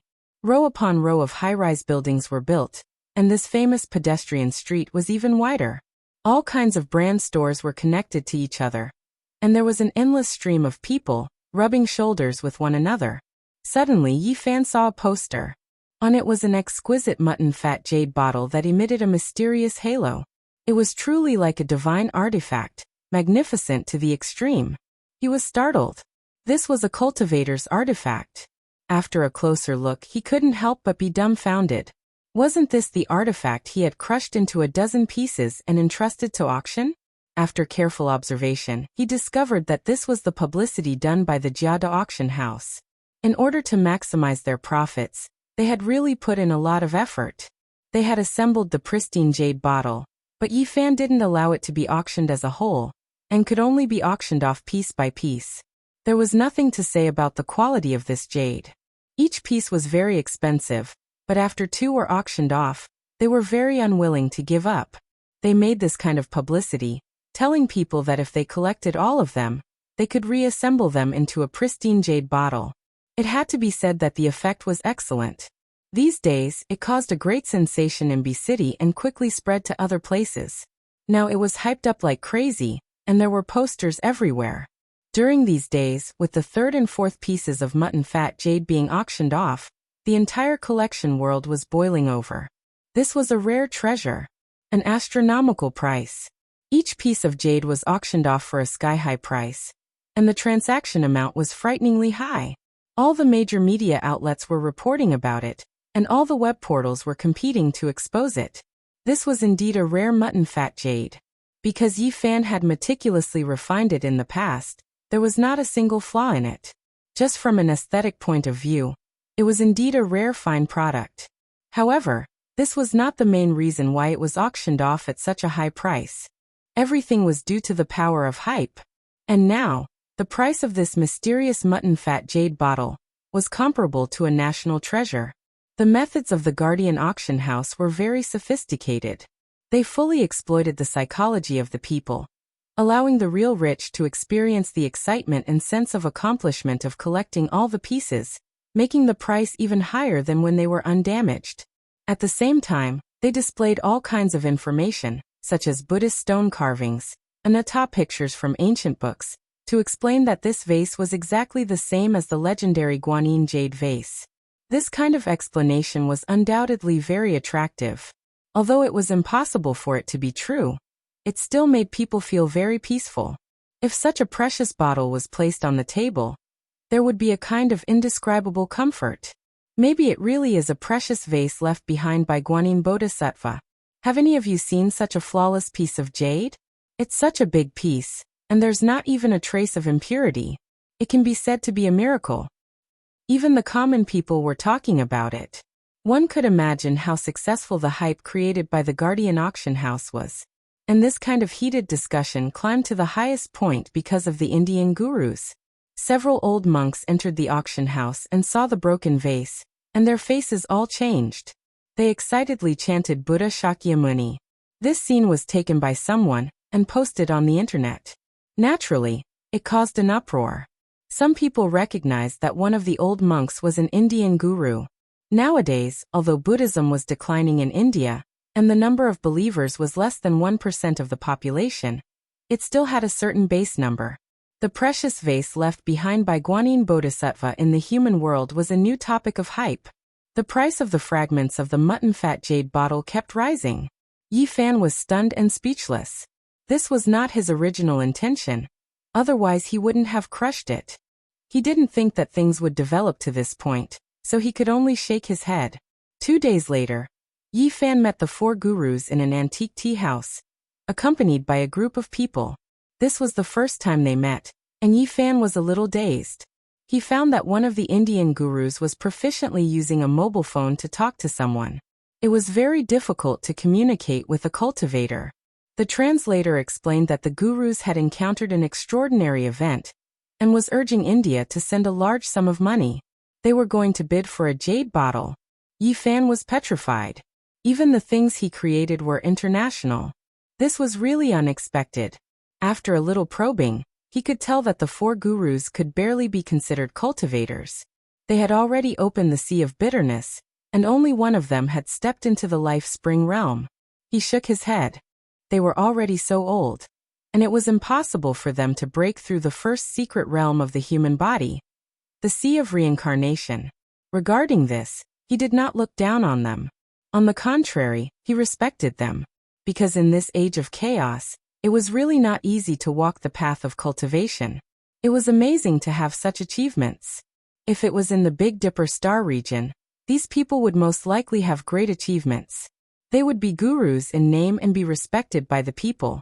Gurus, why are you interested in the jade bottle? Yi Fan asked casually. That is an enchanted item. Even though it is damaged and the technique is no longer there, it still makes us yearn for it. An old monk answered, and someone translated from the side. Yi Fan nodded. Even though these people's cultivation was not high enough, they still had the knowledge to recognize that it was an enchanted item. It seemed that the jade bottle might cause some trouble because of this. These old monks were already over 100 years old, especially the gurus who had stepped into the life spring realm. He was already 120 years old, but they were all hale and hearty. They were naturally different from the ordinary people. These people were very humble. They were monks in name and in reality. They did not talk about magical powers, but rather about Buddhist scriptures. The so-called miracle was said by the translator. He said that when he was in India, he once saw a guru single-handedly stop an elephant's leg and save a child. He also saw an old monk sitting cross-legged in the air, not moving at all, even though it was only for a short moment. Other than that, he once saw an old monk's mouth and nose emitting white light that penetrated a steel plate. Yi Fan nodded and did not say anything. The age of chaos was a sorrowful one for cultivators. These people could be said to be a few ascetic cultivators among millions of people. They had reached this step completely through great perseverance. He sighed lightly. It seemed that it was too difficult to find a true cultivator on earth. Not long after, the old monks directly talked about the ancient Sanskrit words. Their expressions were solemn and serious, and there was even a hint of piety. The authority of ancient Sanskrit also came. He turned out to be a disciple of a guru. He was very famous in the field of ancient literature, but he was very respectful in front of the gurus. The gurus verified and asked Yi Fan where he obtained the ancient Sanskrit words. This was of great significance to them. You guys recognize these words, what do they mean? Yi Fan asked. The gurus did not speak, remembering that monks did not lie. They did not want to deceive Yi Fan, but they felt that this matter was of great importance, and did not dare to say too much. In the end, a guru asked the group of followers to leave, leaving only the authority of ancient language behind. He was also proficient in Chinese and could act as an interpreter. My teacher said that their true meaning is that they can open the road to Spirited Mountain.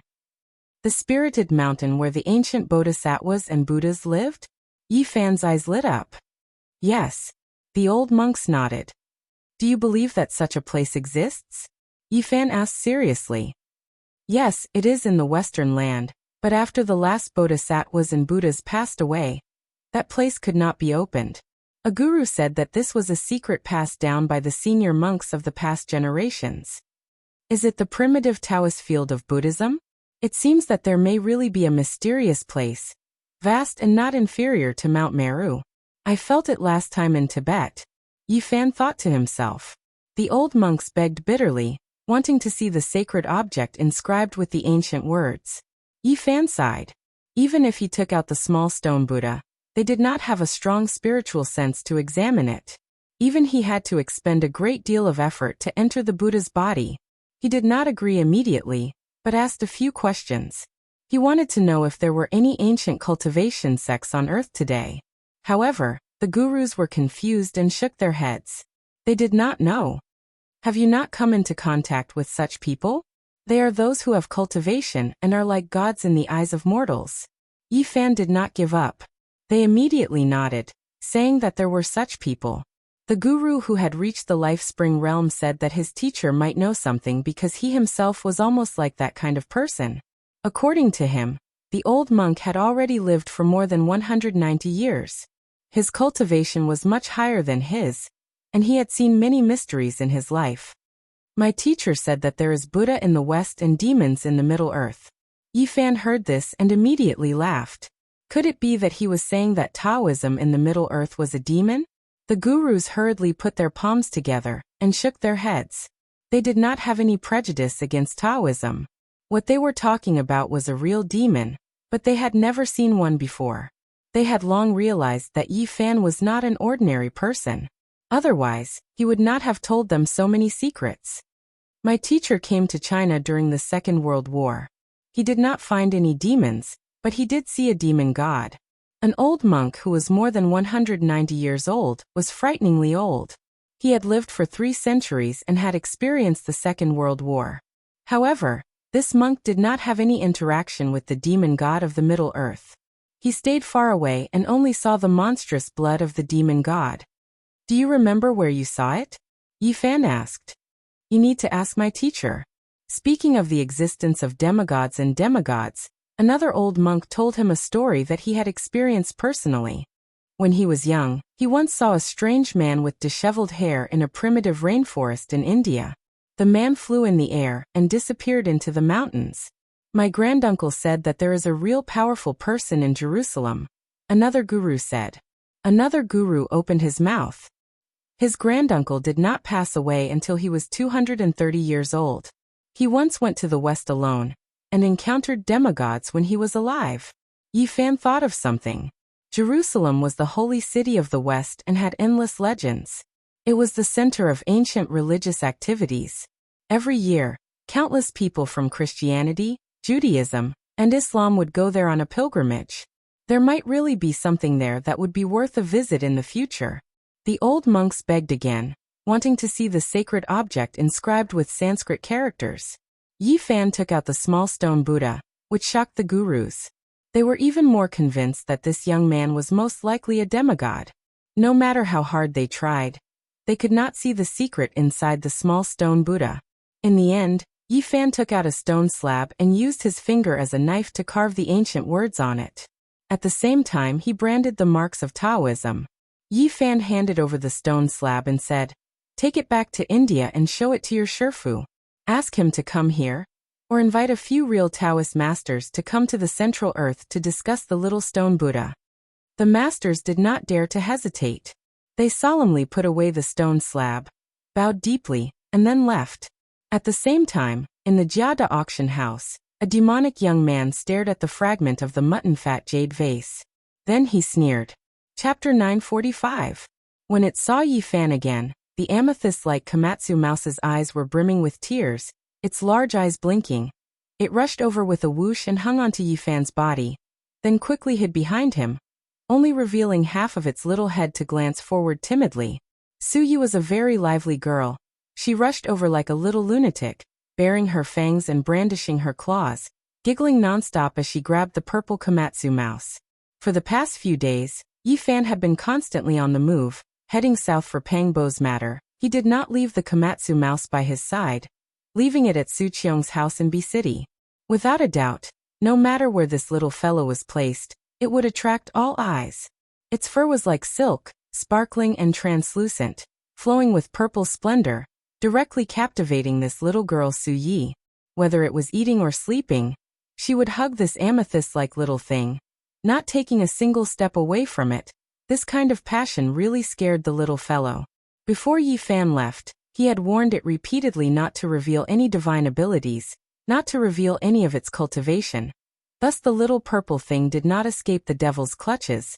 It was in pain but also happy. It was not used to being hugged by others. It had always been alone under the moonlight, facing the ancient Buddha, inhaling and exhaling clear splendor. It had always been ignorant and pure.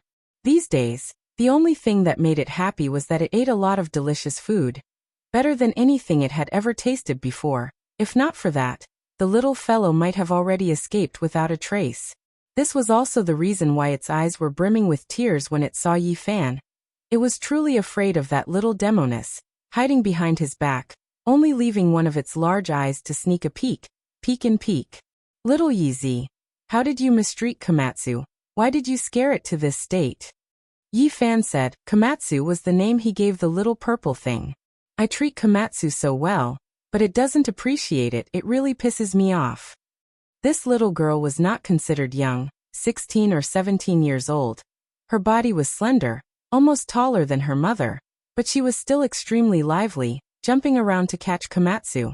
To Komatsu, this delicate and beautiful face was no different from a horned demon. It felt wronged and asked Yi Fan if he could let it return to its little nest in the mountain. Seeing the little fellow so wronged, Yi Fan hurriedly comforted it, saying that he would not abandon it in the future.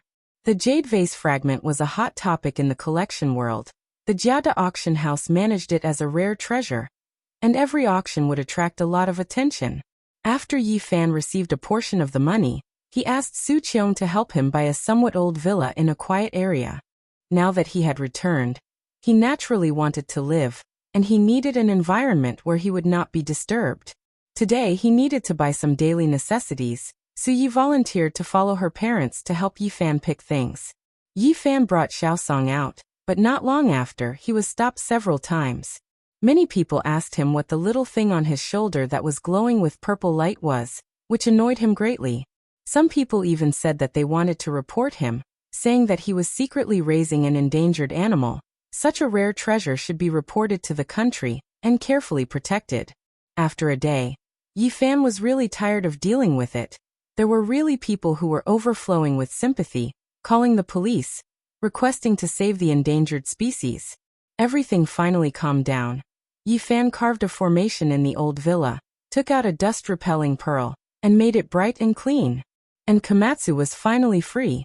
But it was still a little afraid of Yi Fan, looking at him timidly, carefully peeling a hazelnut, using a pair of small claws to lift the nut, raising its head and fawning, handing it to him. Its big eyes like black jewels were very pure. You don't have to be afraid of me. People have to live freely. Don't put shackles on themselves. If you feel uncomfortable, I can send you back to Tibet. You can continue to live a carefree life. Yi Fan patted its head. He did not know why, but sometimes he felt that the little guy was very pitiful. Its innocence, ignorance, and timidity were the reflection of something in the deepest part of its heart. It was full of reverence for fate. Komatsu did not understand, but it finally relaxed a little, sneaking glances at Yi Fan while sitting there obediently peeling the hazelnuts, placing them on a small porcelain plate. You are still the same as before. Don't be afraid. Here, this is for you. Yi Fan took out a scarlet moon fruit, shaped like a crescent moon. Its whole body was red and crystal clear, its fragrance wafting into the nose. Rumble! The purple little thing's big eyes immediately lit up. Turning nonstop, it carefully asked, "Is this really for me?" "Of course, don't be reserved in the future. I am your master, you can treat me as family," comforted Yi Fan. The uneasiness in the depths of its heart finally disappeared.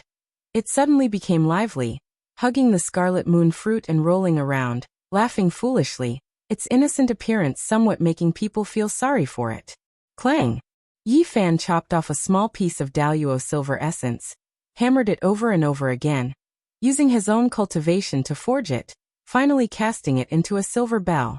It was not large in size, shaped like a small bell. The only difference was that there was something hanging inside, used to make the sound. He was very attentive, using the Daluo silver essence to make the silver bell wall, only the size of a knuckle. Then he shrunk the small stone Buddha, refining it into a pendulum, and placed it inside. The purple little thing had accompanied the small stone Buddha since it was young. It had long developed feelings for it. Now that Yi Fan had refined such a treasure for it, and taught it how to put it into its body, it was naturally very happy. Not to mention Earth. Even in the northern Dipper Star region, this treasure was a world-shocking divine treasure. Using the Daluo silver essence to forge the bell, and the mysterious small stone Buddha as the clang, it was unparalleled in the world. Moonlight sprinkled down like water. The Komatsu spat out the treasure and stood in front of the window, borrowing the Buddha's light from the bell to guide the moonlight to cultivate. It was very intelligent, although simple, but it knew the benefits of this kind of cultivation. It was very persistent, not wasting time every night. Yi Fan did not spoil it by pulling it up. With his current cultivation, it was not difficult to make it advance by leaps and bounds, but he did not do so. The path of cultivation needed to be walked step by step. The foundation must be solid. This was the foundation, otherwise there would be big problems in the later stages. A 10,000-meter tall building might collapse overnight because of its foundation. All he could do was guide the way and pass on the method. The cultivation still depended on the little fellow itself. Tonight, I will pass on to you a section of the demon monarch's ancient scriptures. Yi Fan had once discussed with Pangbo, comparing ancient scriptures, so he knew a lot about the Qing Emperor's scriptures. He combined the Tao scriptures and the demon monarch scriptures to create a targeted method for the little fellow. It could be said that once the method was completed, it immediately triggered the sound of thunder. The great Tao felt it. This method is not weaker than any demon scriptures. The starting point is very high. The future depends on you. It had to be said that the little purple thing was extremely intelligent. It firmly remembered the method in its heart, and soon it was able to use this method to mobilize its own cultivation. Soon there was news from India. A few masters went back to report in detail. The 190-year-old old monk was moved, and 2 other people of the same generation agreed to come east together. The bidding for the mutton-fat jade vase reached a climax. The Indian master won 2 pieces, and then the 3 fragments were won by a young man. Naturally, the mutton-fat jade vase became even more mysterious. Many collectors didn't have such extravagant thoughts. It was simply impossible to collect all of them. It was too expensive. It was difficult to form a perfect vase, and now they were proud to have one. Fine, I'll try with the vase fragments, see if I can draw out some people. Yi Fan said to himself. Time could make everything fade away. So many days had passed. Yi Fan's heart was still sad, but he was not as immersed in it as before, unable to extricate himself. These days he would often make a cup of green tea, recite Huangting when he was free, and read Nanhua when he was lonely. His heart gradually became empty. He often looked up at the starry sky at night, severing the Tao. He knew it was not far. If he was willing, he might be able to enter at any time, but after the recent ups and downs, he suddenly felt that erasing the obsession in his heart was not his Tao.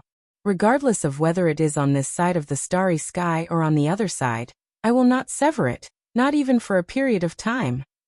Although he had returned, his parents were no longer here, and the obsession in his heart was even stronger. And on the other side of the starry sky, there were so many old friends, so many past events. They were also unforgettable, but he could not return. If I sever any one of them, I can immediately enter the third immortal, but I will not do that. Yi Fan shook his head. He had too many obsessions. It was easy to sever the Tao. He only needed to choose one, resolutely sever it, and step onto his own Tao. It was difficult to sever the Tao, but that was because he did not want to do it. He wanted to resolve everything, to calm his mind, but doing this was equivalent to erasing himself. I will remember all of them. His gaze was resolute. He knew what he would encounter at this stage. It would be different from anyone else. The heavens severed the Tao, but he had to go against it, resist it. He wanted to sever the Tao that was blocking him. This was a path that defied the world. I am not waiting for you to sever me, but rather for me to sever you. Yi Fan was very calm. There were no fluctuations in his emotions when he said these words. He was not impassioned. He read Nanhua in loneliness, and when he was idle he recited Huangting. Recently his heart was calm. He was well aware of the consequences of doing this. If he succeeded, his Tao would be incomparably broad, surpassing others. If he failed, then the one severed would be himself. Sever the Tao, sever the Tao. Perhaps doing this is the true way to sever the Tao, not sever the Tao that is blocking one's path. How can it be worthy of this name? It was difficult to sense the Tao on earth. It was originally a difficult place to cultivate, even more difficult than the Big Dipper before the heaven and earth changed. However, there was one advantage. Once one's Tao improved, then it would definitely be astonishing. Just like how the Big Dipper's saint was incomparably powerful, it made the ancient kings who survived in the archaic era tremble. And now, Yi Fan chose this different path. It was fine if he did not break through, but once he did, under such difficult conditions, he would be able to sever the Tao. It would definitely shock the past and present. One had to walk the road himself. Perhaps he would become ashes overnight, but if he could charge through, perhaps he would see scenery that had never been seen before. A cup of green tea with a faint fragrance wafted through the air. Yi Fan stood in front of the window, looking into the distance. During these days, he did not cultivate, but his heart became more and more tranquil. Brewing a cup of fragrant tea and reading the Taoist canon made his mind incomparably clear. Chapter 946. There was news from India, and several old monks attached great importance to it. Siddhartha, an old monk who was more than 190 years old, set off with two old friends. 2 days later, accompanied by the four masters and the authority of ancient Sanskrit, Siddhartha and the other two old monks came to Bi City to meet with Yi Fan. Even though medicine had made great progress, it was still a miracle for an old monk to live to more than 190 years old. Siddhartha was hale and hearty. Although he was old beyond recognition, he still walked as if he was flying. His bones were very strong, and his words were like the ringing of a bronze bell, with a metallic trill. The two old men walking with him were the same. It was obvious that they were about the same age. They were tall and withered, their skin was yellow, and they were bony. Their eye sockets were deep, but they were full of spirit. They put their palms together and bowed to Yi Fan. Their expressions were peaceful. These three people had crossed 3 centuries, and had experienced the world of mortals. They could be called eminent monks. Yi Fan returned the greeting and nodded to himself. Siddhartha and the other two were extraordinary. They had entered the secret realm of the Holy Ji Palace, so it was natural that their lifespans were extended.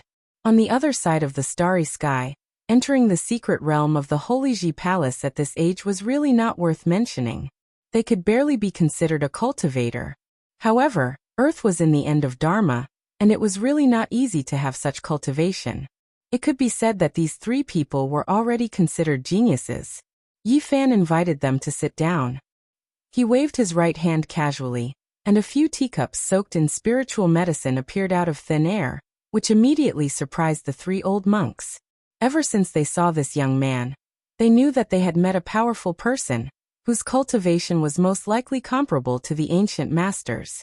Whether it was the 3 old monks, the 4 masters, or the authority of ancient Sanskrit, when they received the spiritual medicine tea, their faces were full of shock. The world has changed. It is really unusual to be able to still have such treasures in this era. This kind of hospitality is too much. I can't bear it. They all put their palms together and sincerely expressed their gratitude. This kind of spiritual medicine could be said to be rare in their lives. Yi Fan had many things he wanted to ask. He went straight to the point and asked if there were still ancient sects on Earth, and where they were located. He wanted to understand the cultivation world. In the ancient years, there were many great sects and ancient sections. Experts were as common as clouds, and there was no lack of great divine abilities. However, everything has changed now. Shimodi said. In ancient India, Buddhism had once flourished and replaced Brahmanism. It had many followers in ancient temples, but it eventually declined. The current Hinduism was derived from Vedic and Brahmanism. It was like a reincarnation that had replaced Buddhism. Of course, the various religions merged with each other, and all kinds of dharma coexisted. It was like a symbiosis. Shimodi said that in ancient times, if one didn't talk about faith and only talked about divine arts, there were many sections. Among them, the Vedic religion had a profound influence and was the predecessor of the Brahmanism. Before Sakyamuni became a monk, he had also cultivated the Brahmanism. The Vedas ran through the rise and fall of several religions, from Vedic to Brahmanism, and then to Buddhism, completing a reincarnation. Now there was the Vedas again. Shimodi talked a lot about the orthodoxy of ancient times. He said that there were many inheritances like 100 flowers blooming, competing with each other in beauty and experts standing in great numbers. Later on, everything declined. The temple he was in just happened to experience a great disaster and lost most of its dharma. It was completely marginalized and lost contact with the various sects of the past. In this era, even he didn't know if the various sects still existed. He only knew a few people who knew about cultivation, but he felt that the various sects should still exist. It was just that they were in the end of days and had all hidden themselves from the world. Yi Fan was a bit interested in the Vedas and borrowed it to take a look. He knew that this was definitely not the doctrine in the eyes of the mortals. There must be a secret cultivation chapter. What do you know about the Middle Earth? For example, Taoism, the Middle Earth's devils, the bloodline of the ancient demonic gods, and so on. To be honest, he wasn't too interested in ancient India. He wanted to know more about the various religions of China in the ancient times. Shimodi revealed a solemn expression and said, "The Middle Earth is unfathomable. I don't know much about it either." He respected the Middle Earth from the bottom of his heart and didn't understand Taoism. He had never met anyone from this sect. He only heard about the Middle Earth's devils from the elders and didn't understand much. The only thing he had personally experienced was a demonic god. It made him tremble and he only glanced at it from afar. He didn't dare to get close and quickly retreated. "Where did you see it?" Shimodi said a place, and Yi Fan revealed a strange expression. It was actually a battlefield in the past and many people died there. During World War II, Shimodi traveled to the east and saw a bloody light piercing through the sky. It was extremely terrifying and then it spread out like a vast ocean. This demon really knows how to pick the right time. Yi Fan muttered to himself. In the past, who knew how many heroic souls passed away? The entire land was covered in blood and gloomy clouds. In this cultivationless age, this might be a rare chance for a great demon to advance. It was forged with blood and spirit. Did he make a move? Yi Fan asked. No, cultivators can't interfere with the affairs of the human world. This is a rule set in ancient times. The world respects it, and it has been passed down from generation to generation. No one dares to go against it. Shimodi said. Yi Fan nodded and didn't say anything. However, he was thinking about how strong that demonic god was. With Shimodi's eyesight back then, he couldn't have been wrong. His blood energy was overflowing and his demonic might was vast. This was very shocking. He was at least a sect master level figure. Very unusual. In this cultivationless age, there is such an ancient demon. It is really unexpected. I wonder where it is now. Yi Fan muttered to himself. Could this race be related to the fake Pangbo? He suddenly had this thought. According to Shimodi, the waters of the Middle Earth were very deep. That demonic god was just one example. He had heard the senior monk say that he had met another terrifying existence, but he didn't know much. In the end, they set off and brought the small stone Buddha to the Tibetan area. They wanted to open a path to Spirited Mountain. Buddhism had already declined in India, but it was flourishing in the Middle Earth. In the past, there was a bodhisattva who had passed away in meditation who said that Spirited Mountain would move to the east. According to the speculation of the arhats of later generations, it should be in the Tibetan area. Spirited Mountain was a primitive place of Buddhism. It had existed long before Gautama Buddha unified the religion. At that time, the monks cultivated while damaging their bodies and had great divine abilities. Before Gautama Buddha established the religion, the monks on earth were scattered. Spirited Mountain was the only place that could summon them. It was a mysterious ancient land. What a pity. After the last Bodhisattva and ancient Buddha passed away, no one could open a path to Spirited Mountain from the outside. Shimodi said that this small stone Buddha might be a key sacred object. It might be able to solve the ancient mystery and discover that primitive place. There might be living beings inside. Yifan didn't bring Komatsu with him. He only took the small stone Buddha for the time being. Spirited Mountain was not inferior to Mount Meru, so there might be terrible dangers. He didn't want the innocent little fellow to take risks with him. The group walked in the uninhabited area. It was tranquil. The sky was dark blue with the occasional white and flawless clouds. Both the air and the scenery were very pure. Perhaps this was the only pure land. Nowadays there were human footprints everywhere. Tall buildings stood in great numbers and concrete covered the fragrance of flowers and plants.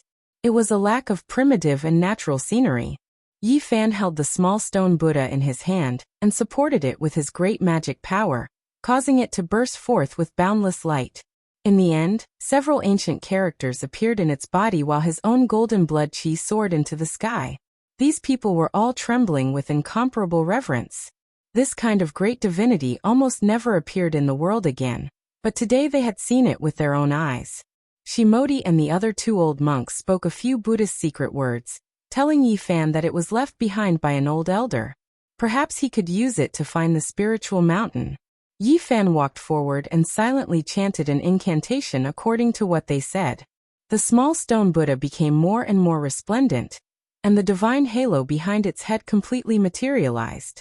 King-chiang sounds rang out as the pair of Buddha's eyes seemed like they were about to open. The heaven and earth are a bit different. Look, a few great mountains suddenly appeared in front of us. A master was astonished. This was an extremely strange scene. Quite a few great mountains appeared on the horizon. They were extremely tall and towered into the clouds. The pressure they gave off made it hard for people to breathe. It was a majestic sight. However, every single one of them was extremely indistinct and couldn't be seen clearly.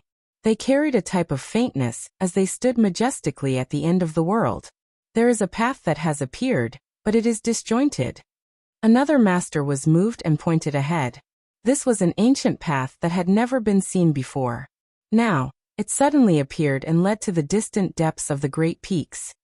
This is the path to the spiritual mountain. Shimodi's entire body was trembling. It didn't match his appearance as a senior monk because he was too excited. Yifan supported the small stone Buddha with great magical force while chanting those incantations. A boundless Buddhist force surged over from the distance. That kind of fluctuation made people want to bow down and worship it.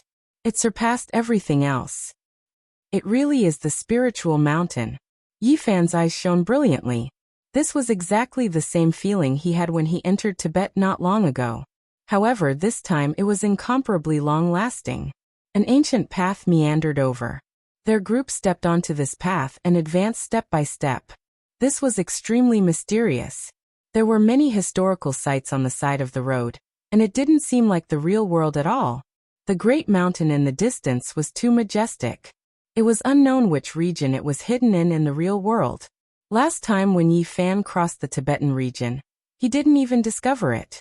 Now it gave off such an oppressive feeling. Ah, there's a corpse up ahead.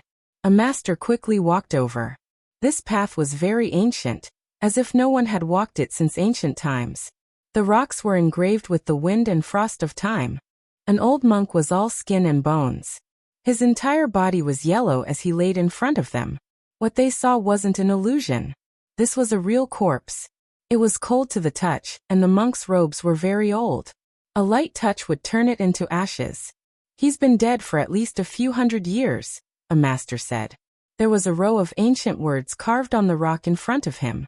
It seemed like the last words. The brush was hastily put down, and it was written in ancient Sanskrit. Shimodi read it carefully and said the gist of it. This was a senior monk who wholeheartedly followed the Buddha. Yet he couldn't see the spiritual mountain. Before he passed away, wisdom appeared in his heart. He walked a bitter path to find this place and saw the ancient path. However, his lifespan also dried up. They didn't delay and continued on their way. Yifan supported the small stone Buddha. and continuously chanted incantations. The ancient path extended, passing through huge mountains that couldn't even be seen in the mortal world. A dilapidated palace hall. Not long after, they saw an ancient temple. It wasn't very big and only had a stone hall. An old monk passed away in a sitting posture. He also left behind his last words. The spiritual mountain path ended here.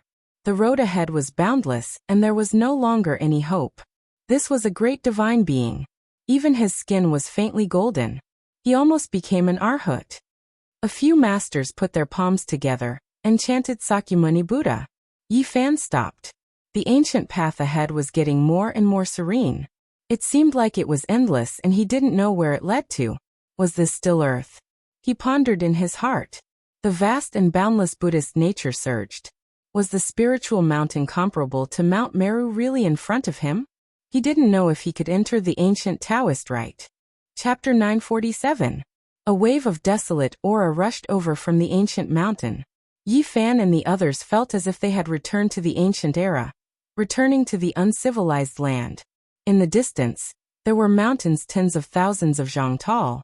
They stood majestically with old trees that covered the sun. There were some unknown creatures.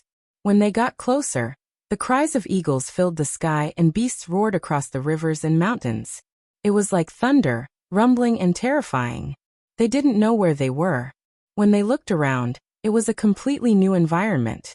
It was as if they had left Earth and entered a primordial great world. Where exactly have we come to? The ancient Sanskrit authority was a bit short of breath. He still couldn't be considered a cultivator, and hadn't even truly activated his sea of suffering. He was only a bit stronger than ordinary people, and felt anxious. We are most likely close to the spiritual mountain. Perhaps we can see the ancient bodhisattvas and the victorious Buddhas, a master said. An ancient path was beneath their feet. This was the only thing that made them feel at ease. Every once in a while, they would see some Buddhist traces along the way. There were even some ancient Sanskrit characters that were carved by those with great magical power. They released brilliance and condensed the rhythm of the Tao. When one calmed down and studied them, they could understand the Tao laws within. Yi Fan was very calm and didn't express anything. However, the masters were different. They were all incomparably excited and carefully observed, hoping to comprehend the Buddhist laws. In order to advance faster, they wanted to use magical techniques to speed up the process. However, they discovered that this wasn't right. The ancient path became indistinct and was about to disappear. In order to find the spiritual mountain, one must worship it with a devout heart. Otherwise, one will never be able to approach it. We can only advance step by step, Siddhati said. He chanted Buddhist names and asked for the Buddha's forgiveness. Yi Fan frowned. Could it be that there really were ancient Buddhas and bodhisattvas up ahead? Once they advanced on foot, the ancient path appeared on its own. It was extremely strange. This is the work of a great technique. It is vast and unfathomable. The spiritual mountain really is an extraordinary place. In the end, after walking for a long time, he discovered some clues. There were mysterious Tao patterns and laws circulating. After advancing for over 100 li, a dilapidated land appeared in front of them. Beside the ancient path was an expanse of ruins. Waves of crying and wailing could be heard, giving people goosebumps. It was extremely terrifying. The temple had become a desolate place with broken walls and overgrown weeds. The Buddha nature of this place had been completely lost, and there were only waves of yin qi blowing over. His cries didn't stop, and he rapidly approached like a bolt of lightning. In the blink of an eye, he pounced over like a malicious spirit demanding his life. However, the small stone Buddha in Yi Fan's hand was emitting Buddha's light, so the evil shadow didn't dare to get too close. It flashed left and right, appearing and disappearing in the wilderness at an incredible speed. The expressions of Siddhartha, the two old monks, and the four gurus changed. This speed was much faster than theirs, and was not something they could fight against. Fortunately, they saw that Yi Fan's expression did not change and was calm. Only then did they feel relieved. Wow! A loud cry that sounded like a baby's cry exploded in their ears. A gray figure finally appeared. It was an old monk wearing a gray monk robe. His body was tall and sturdy and was surrounded by black gas. His face was fierce and his eyes were scarlet red. Moreover, there were some fine scales on his face that were as red as blood. They spread to his neck, arms, and other parts of his body. He was somewhat fierce and did not look like a human. "Master, why are you in such an evil state?" the authority of ancient Sanskrit asked. He had not truly stepped into the world of cultivation, and could not see the depth of this person. This person's Buddha nature has disappeared and he has long lost his true self. Now only an evil thought is supporting his body, or perhaps he is already dead. An old monk said. "What a pity. This person's realm is far higher than ours. Why is he lost here?" A guru was bewildered. "Are you also looking for Spirited Mountain?" "I hate." The old monk with scarlet red eyes was awe-inspiring. Black gas curled around him, making him look like a malicious spirit.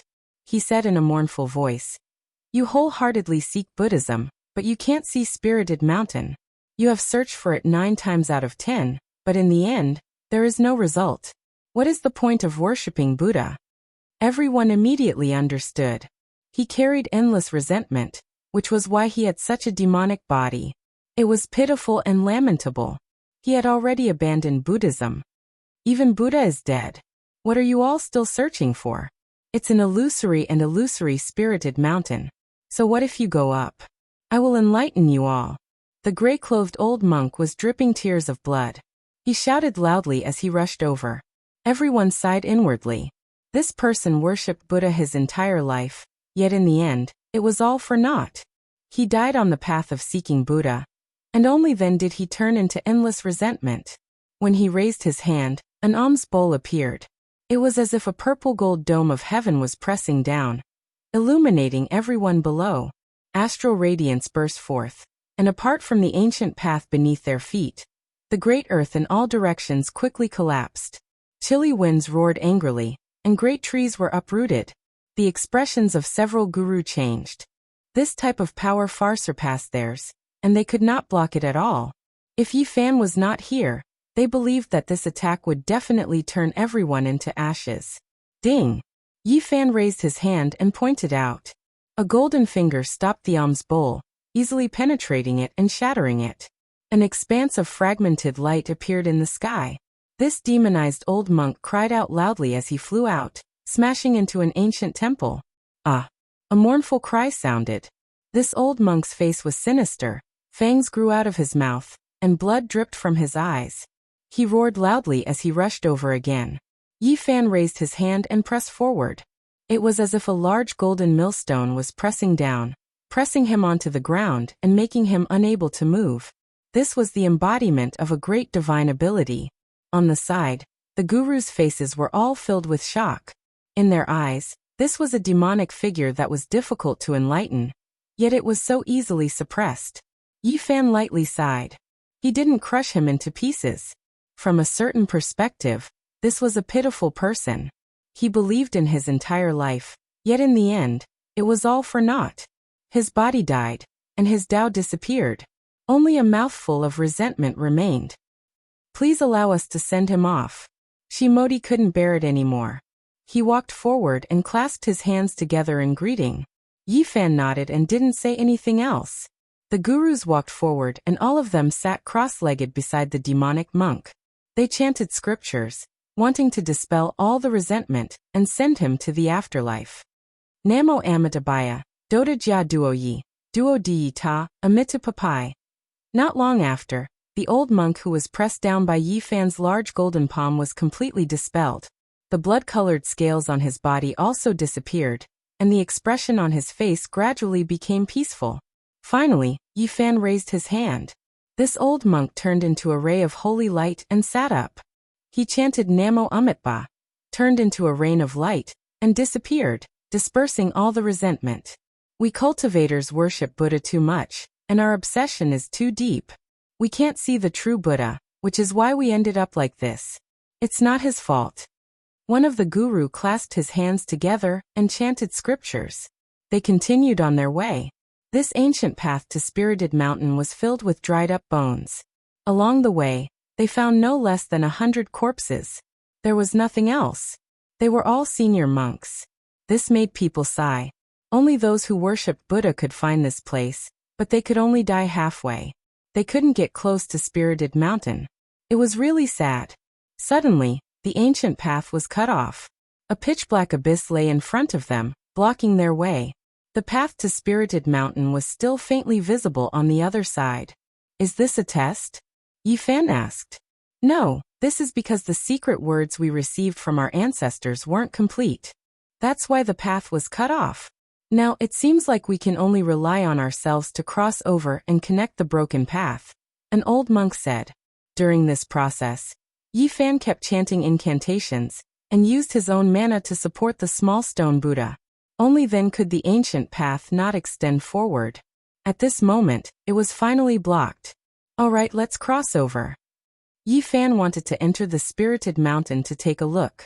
Since the fluctuations were not inferior to Mount Meru, there must be a shocking ancient Spirited Mountain. Ayo! Suddenly, a mournful cry rang out. This abyss was filled with black mist.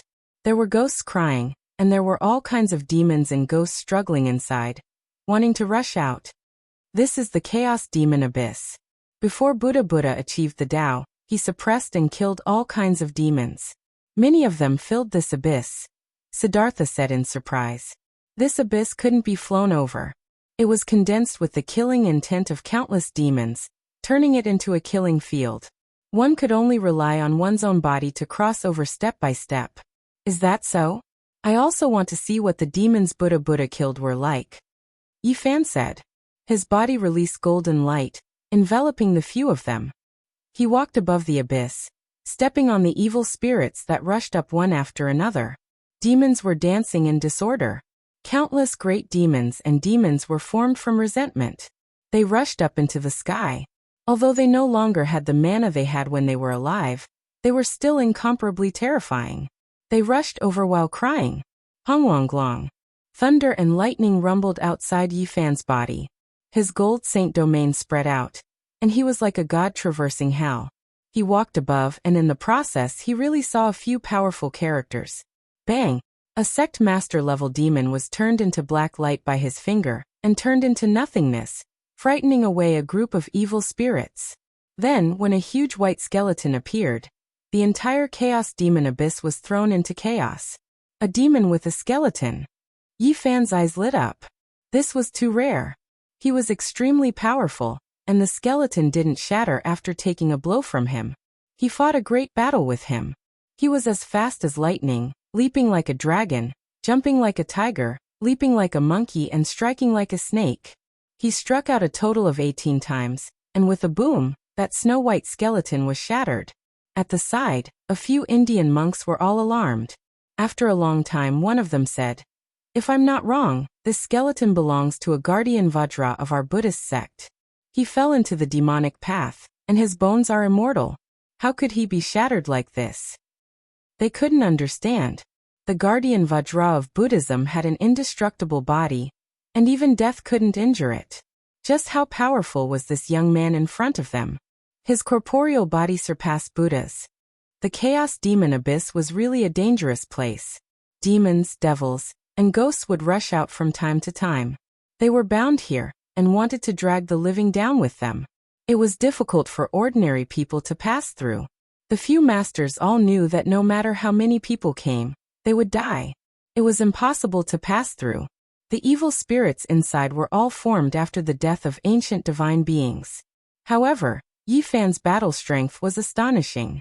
Although he encountered a few fierce battles, he won all of them and killed his way through. The strength he displayed was close to that of a god in the eyes of these people.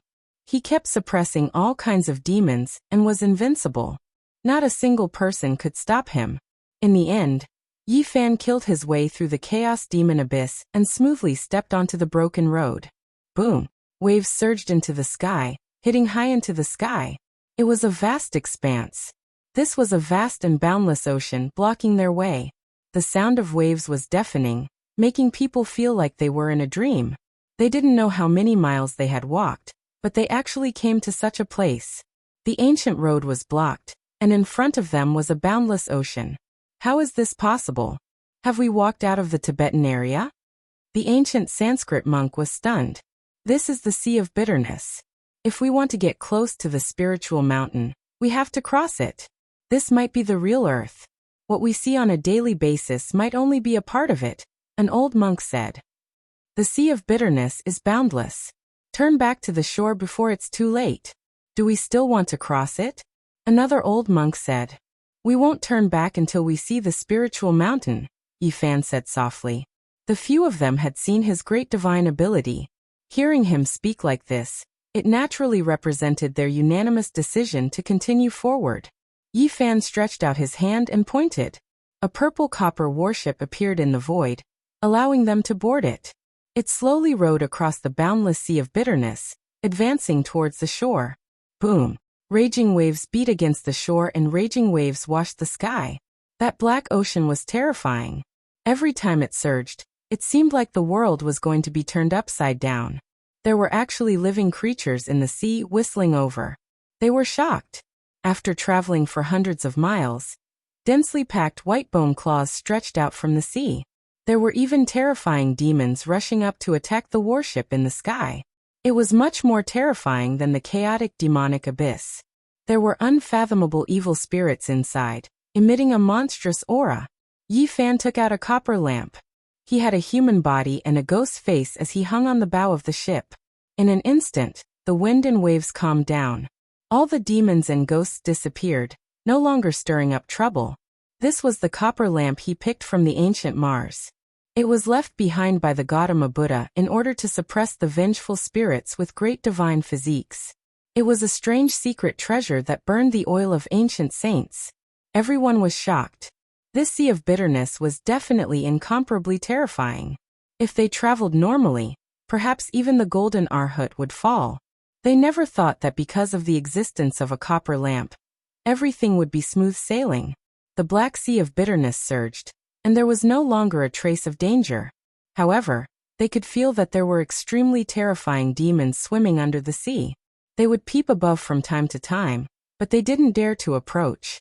This copper lamp emitted a long green light, and its shape was vivid and lifelike. It had a human body close to the Tao, a sinister ghost face, and a tongue as the wick. The flame danced, and it actually burned out ancient talismans that surrounded the entire copper ship. Moreover, a skinny little old man appeared. He squatted at the bow of the ship and smiled strangely at them. It was indescribably evil, causing the Indian gurus to feel a burst of fear. This wasn't the first time Yifan saw him, so his expression didn't change. It had to be said that this copper lamp possessed divine might that could suppress all evil spirits. An entire 9 days passed, and not a single demon jumped out along the way. Even the entire sea of bitterness had calmed down, intimidated by it. 9 days later, they reached the other shore. When they looked forward again, a great mountain that was tens of thousands of zhang tall towered into the clouds. It was incomparably majestic. Spiritual mountain. We're about to reach the ancient spiritual mountain Tao, right? The old monks were all incomparably excited. Yifan didn't say anything. He felt a boundless, undulating fluctuation of Buddhist nature. He knew that they were truly approaching the legendary spiritual mountain. That's. A day later, they passed through one great mountain after another. Specks of light appeared in front of them, and the radiance of divinity pervaded the air. Yifan was also shocked. He cultivated the heavenly eye, so he could naturally see even further. He had long seen the miraculous scene on the horizon. Divine light danced in the air, turning into a sparkling and brilliant rain of light. And there was an ancient Bodhi tree. Its branches were like horned dragons, extending in all directions. Its leaves were verdant and glistening, and there were fluctuations of the great Tao. Under the ancient tree, there was a middle-aged man in his 30s sitting cross-legged. He was untainted by even a speck of dust, and his body was imprinted in the void, merging with the great Tao. It was as if he was sitting in 3 different spaces. Sakyamuni Buddha. After Samodhi and the others saw clearly, their heads immediately swelled and they almost exploded. They all knelt down at the first moment. Yifan was also shocked. This person's appearance was truly special. It was exactly the same as the Sakyamuni Buddha statue in the temple, and at this moment, it merged with the great Tao. Chapter 948. Sakyamuni at the end of the road. This was beyond everyone's expectations. Even Yifan was stunned. The old monks kowtowed with great sincerity. They chanted the name of Buddha and touched their heads to the ground. Sparkling flowers floated down one after another, producing rustling sounds. However, this only served to make the world even more tranquil. An ancient Bodhi tree was rooted there. An otherworldly man sat cross-legged under it, merging with all living things and coexisting with the great Tao. His eyes were closed as the sparkling flowers fell on his body. It was as if he hadn't moved for thousands of years. He was peaceful and transcendent. If a person was exactly the same as the Buddha in the temple, it would undoubtedly be an abnormal sign that would make people respect and fear him. Siddhartha and the others kowtowed with each step. They were extremely excited to see Sakyamuni. Even if he died immediately, they would have no other regrets. This was their life's greatest wish. They only wanted to see the true Buddha and kowtow to the Tathagata. On the ancient road to Spirited Mountain, their wish came true. They saw the Buddha with their own eyes. Quasi-Emperor Sakyamuni. Yifan's heart trembled. This was a character that only appeared in legends. Now that he had actually seen him, it was beyond his expectations. Sakyamuni was an ancient person from 2,500 years ago. He possessed great wisdom. He studied the Vedas and the teachings of the Brahmins. In the end, he unified Spirited Mountain and created Buddhism. He left behind an illustrious name in history and was famous throughout the world. The guru from India kowtowed with each step. He moved forward amidst the falling flowers while mumbling. He gradually arrived near the ancient Bodhi tree. Yifan also moved forward. He didn't kneel and only stared unblinkingly at the quasi-emperor under the tree. His extraordinary temperament made people follow him, as if he could transcend all the worries of the world. Dong! In the distant mountains, the Brahma bell rang out from tens of hundreds of miles away. It was so deafening that it made people feel like they were being baptized and enlightened. Deep in the mountains, the ancient temple bell, the Buddha under the Bodhi tree. All of this was like a dream. There wasn't a speck of dust here. Sakyamuni didn't move and didn't speak, but his dharma spread throughout the world. You came too late. Spirited Mountain has already closed. Only when the seas dry up can it reappear in this world. A wave passed over. The figure under the Bodhi tree with his eyes closed spoke softly, as if he was talking to them across time and space. Buddha. Siddhartha and the others cheered loudly, continuously kowtowing. They heard the true Buddha talking to them, and were extremely excited. Why are we late? We came here with the sacred object to open the ancient path of Spirited Mountain. Yifan stood not far from the Bodhi tree and asked for guidance. Spirited Mountain has already withered. It is difficult for it to appear in the mortal world. Although there is a sacred object, there is no secret language, so we cannot open a path. Shakyamuni didn't move. It was as if he was sitting cross-legged in ancient times, but it was also as if he was preaching the Tao from the future. Strands of great Tao sacred ripples seeped out, forming a divine wheel that made him seem extraordinary. Yifan was endlessly bewildered. Was this really the Sakyamuni? Didn't he already cross the heavens and enter the depths of the starry sky? How could he possibly see him here? Back then, he had seen the back of great Emperor Wu Shi in the Purple Mountain. At first, he thought it was real, but then he realized that it was just a shadow that had been imprinted tens of thousands of years ago. Could it be that what he saw was the same? However, why was he able to converse with them? Moreover, he was able to merge with the great Tao of heaven and earth. There was an otherworldly aura that could suppress endless ages flowing about. At the end of Spirited Mountain Road, repent and you will be saved. Under the ancient Bodhi tree, the otherworldly middle-aged man spoke softly. His eyes were still closed, and his expression was peaceful and tranquil. Every falling flower was sparkling, condensing the divine charm of the great Tao. Siddhartha and the others accepted the decree and retreated. However, Yifan didn't move because he saw the verdant ancient Bodhi tree petrified at this time. Even the man under the tree had become a statue. The falling flowers fell, turning into stone flowers when they landed on the ground. The fluctuations of life disappeared, and everything he saw turned into stone statues. This was different from before. This was the power of the Buddhist Dharma. Yifan understood. The Sakyamuni had walked down the ancient starry sky path, so it was impossible for him to still be on earth. All of this was formed by the great magical power of the past. Moreover, if it was truly a quasi-emperor, they might not be able to get so close to his physical body. The great Tao and all things merged together. What they saw was only the Dharma of the past, not the body of the present. This is... The old monks from India were all trembling. They thought of a legend. The Buddha had 10 great disciples. Before his true body left, the 10 worked together to create the Sakyamuni Buddha's body, which stood on Spirit Mountain Road. This was the work of the 10 great disciples of the Buddha. This incarnation of the Sakyamuni Buddha could display part of his divine abilities. What they saw just now couldn't be considered false. From this, they could also infer that the Spirit Mountain was close and not far ahead. However, Siddhartha and the others all stopped and were unwilling to take another step forward. They solemnly followed the Sakyamuni's decree and didn't dare to disobey it. The Spirit Mountain is in sight. Don't you want to go in? Even if you can't succeed, why don't you go closer and take a look?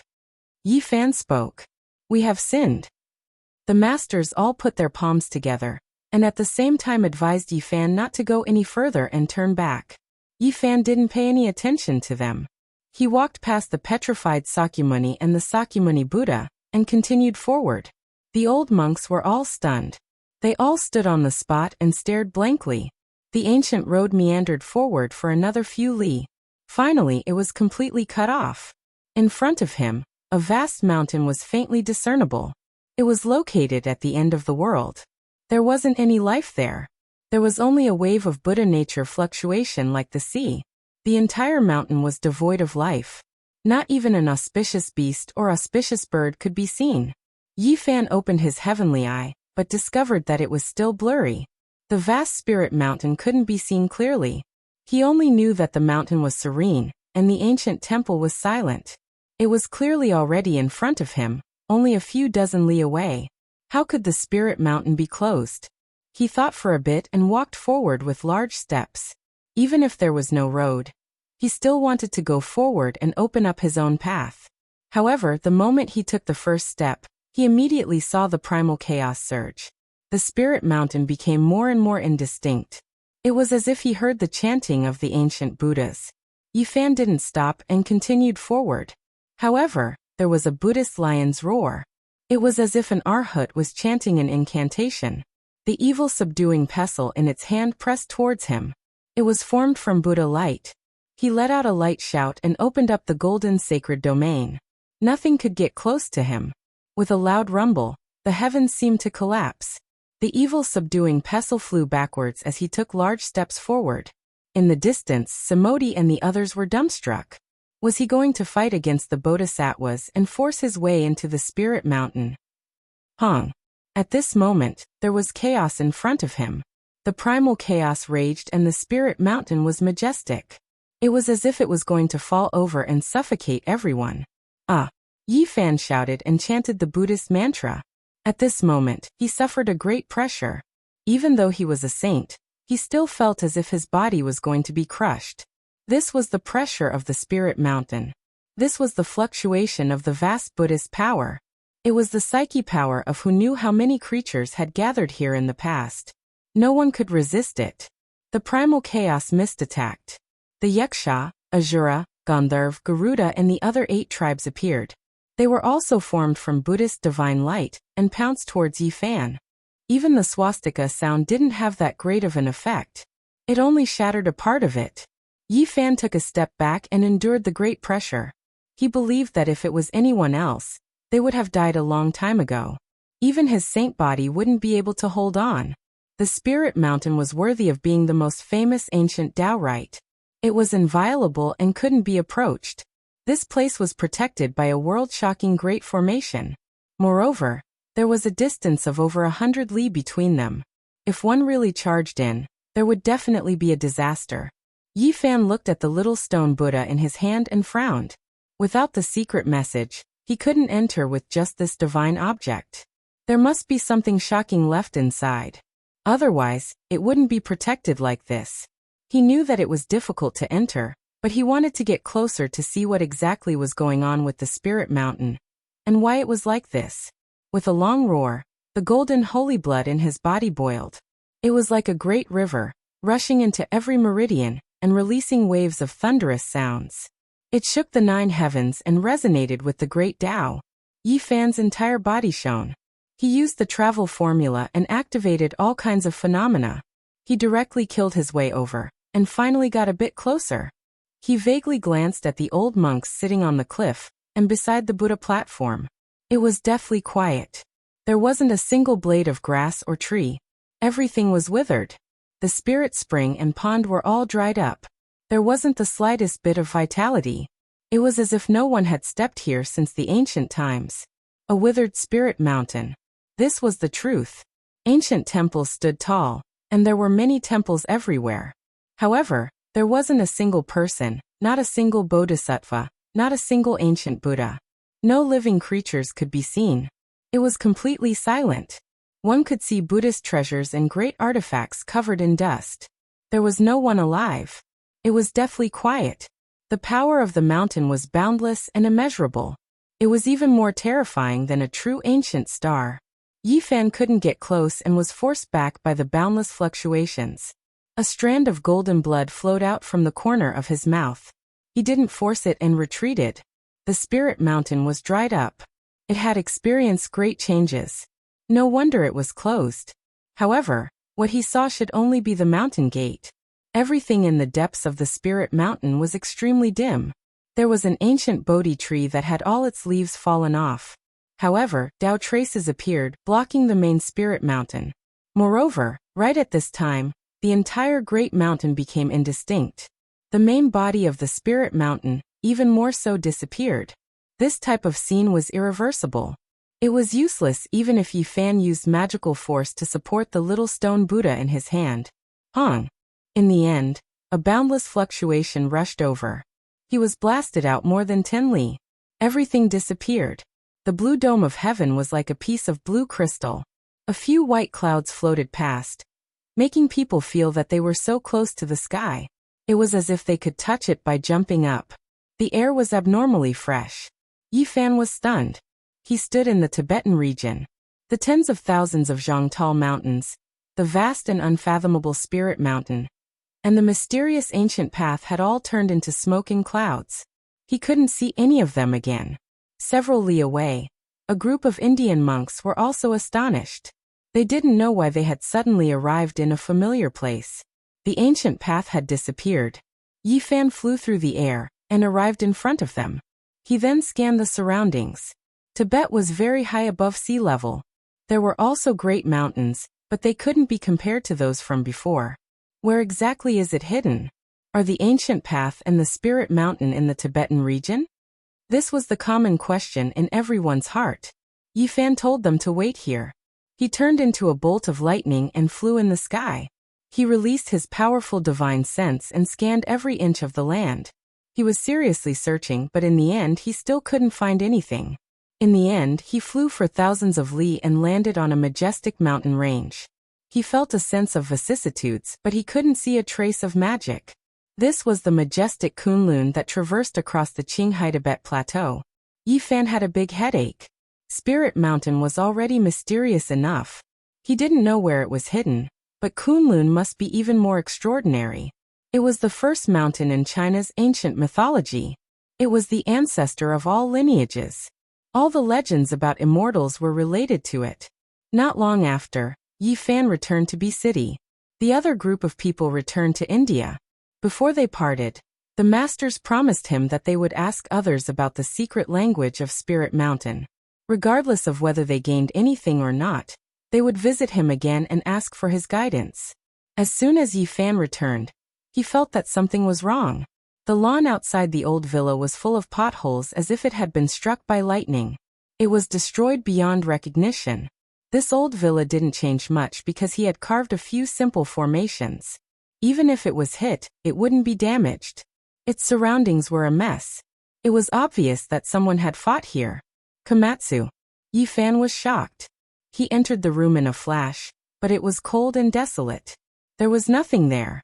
Where did the little purple thing go? His heart suddenly turned cold.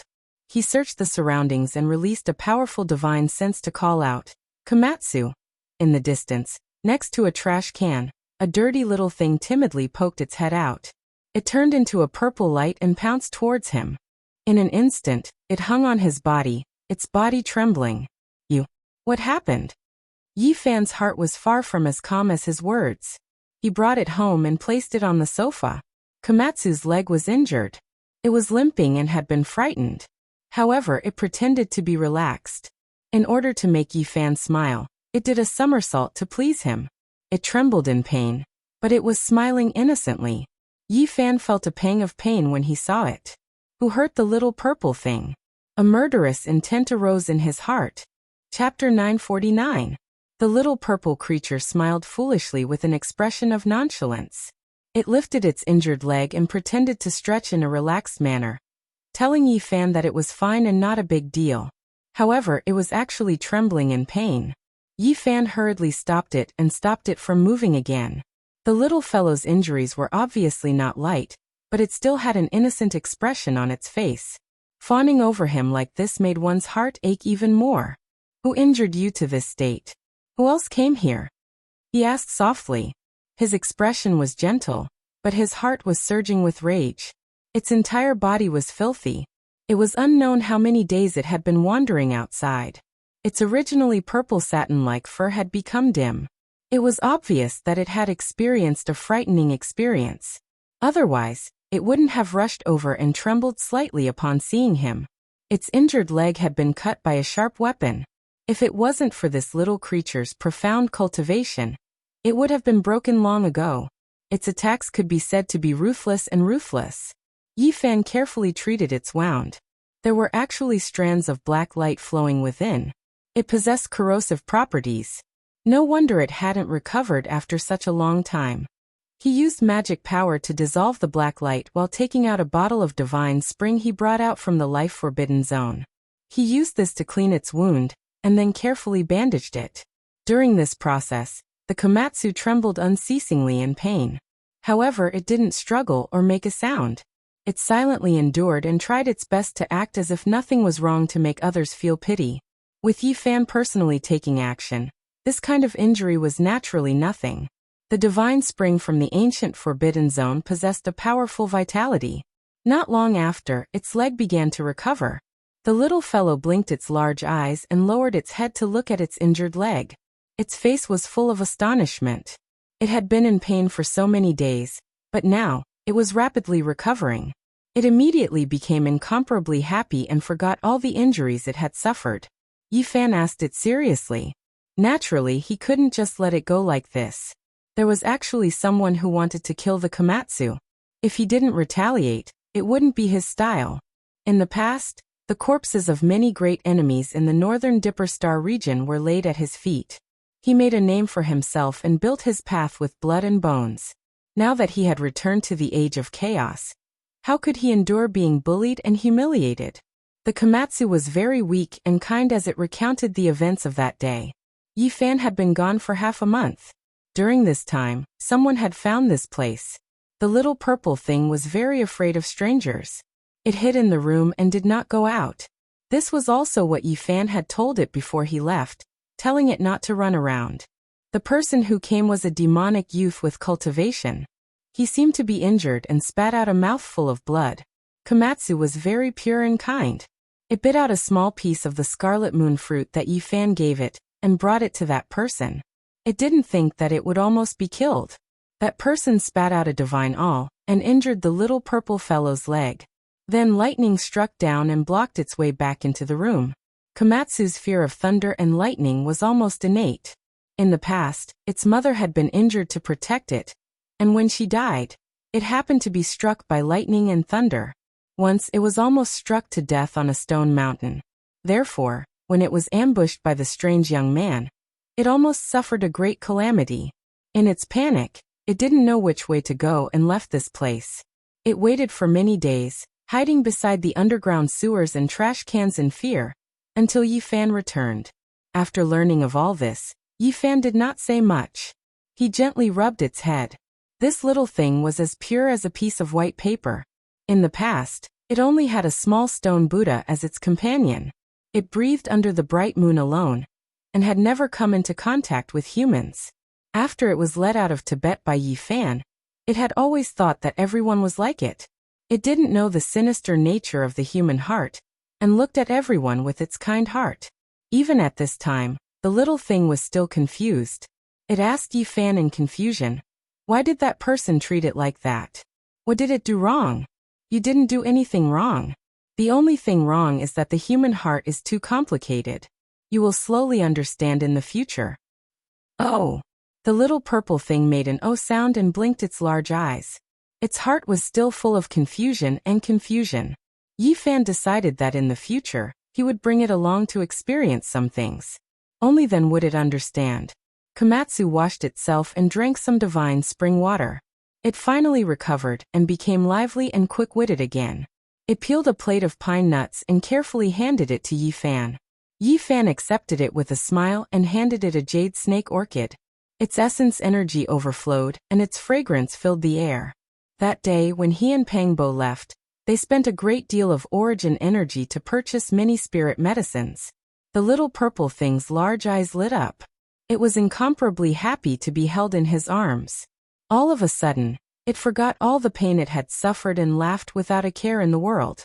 It was very easily satisfied. Yi Fan didn't need to think to guess that it was most likely related to the holy jade bottle in the auction. Only it could attract a cultivator. As expected, there was soon a clue. It was a strange young man who had won 3 auctions in the past. The auction house had detailed information about him. After Yi Fan showed the photo to Komatsu, it was confirmed that he was the culprit. "You've already left B City. It's useless even if you run to the ends of the earth," Yi Fan softly said to himself. One day, he traveled south and arrived at Jiangxi's Jiujiang. This was a villa district not far from Mount Lu. The mountains and rivers were interconnected, and the scenery was beautiful. It could be said that ordinary people couldn't afford this kind of price. Any one of them would be astronomical. Yi Fan stood in the distance and revealed a strange expression. Not only was he a cultivator, but he also learned Genesis arts and was very familiar with the movement of mountains, rivers, and earth veins. There was a faintly discernible draconic aura in this place. It had drawn a wisp of essence energy from the rising purple dragon vein in the distant Mount Lu. It was too crucial in the end of days as it could help cultivation. Moreover, after a careful look, he discovered something strange. This villa district was built with a mysterious principle. If he guessed correctly, this area should belong to a clan. Perhaps to outsiders, the head of the household was independent and had a different surname, so nothing could be seen. However, he believed that this should be a clan that lived in seclusion here. The layout was very particular. There's a very faint wisp of demonic aura. Yi Fan muttered to himself and then walked in with large strides. Komatsu tilted its head and curiously sized up the villa district. It only felt that the scenery here was very beautiful. There were mountains on one side and rivers on the other. There was also the essence of heaven and earth that could be breathed in and out. Yi Fan disappeared with a step and came to the depths of the villa district. He stopped in front of the villa with the thickest demonic aura in the center. This place had the best view and the purple dragon underground was the thickest. "The owner of this place, come out and meet me." His words immediately alarmed the villa district.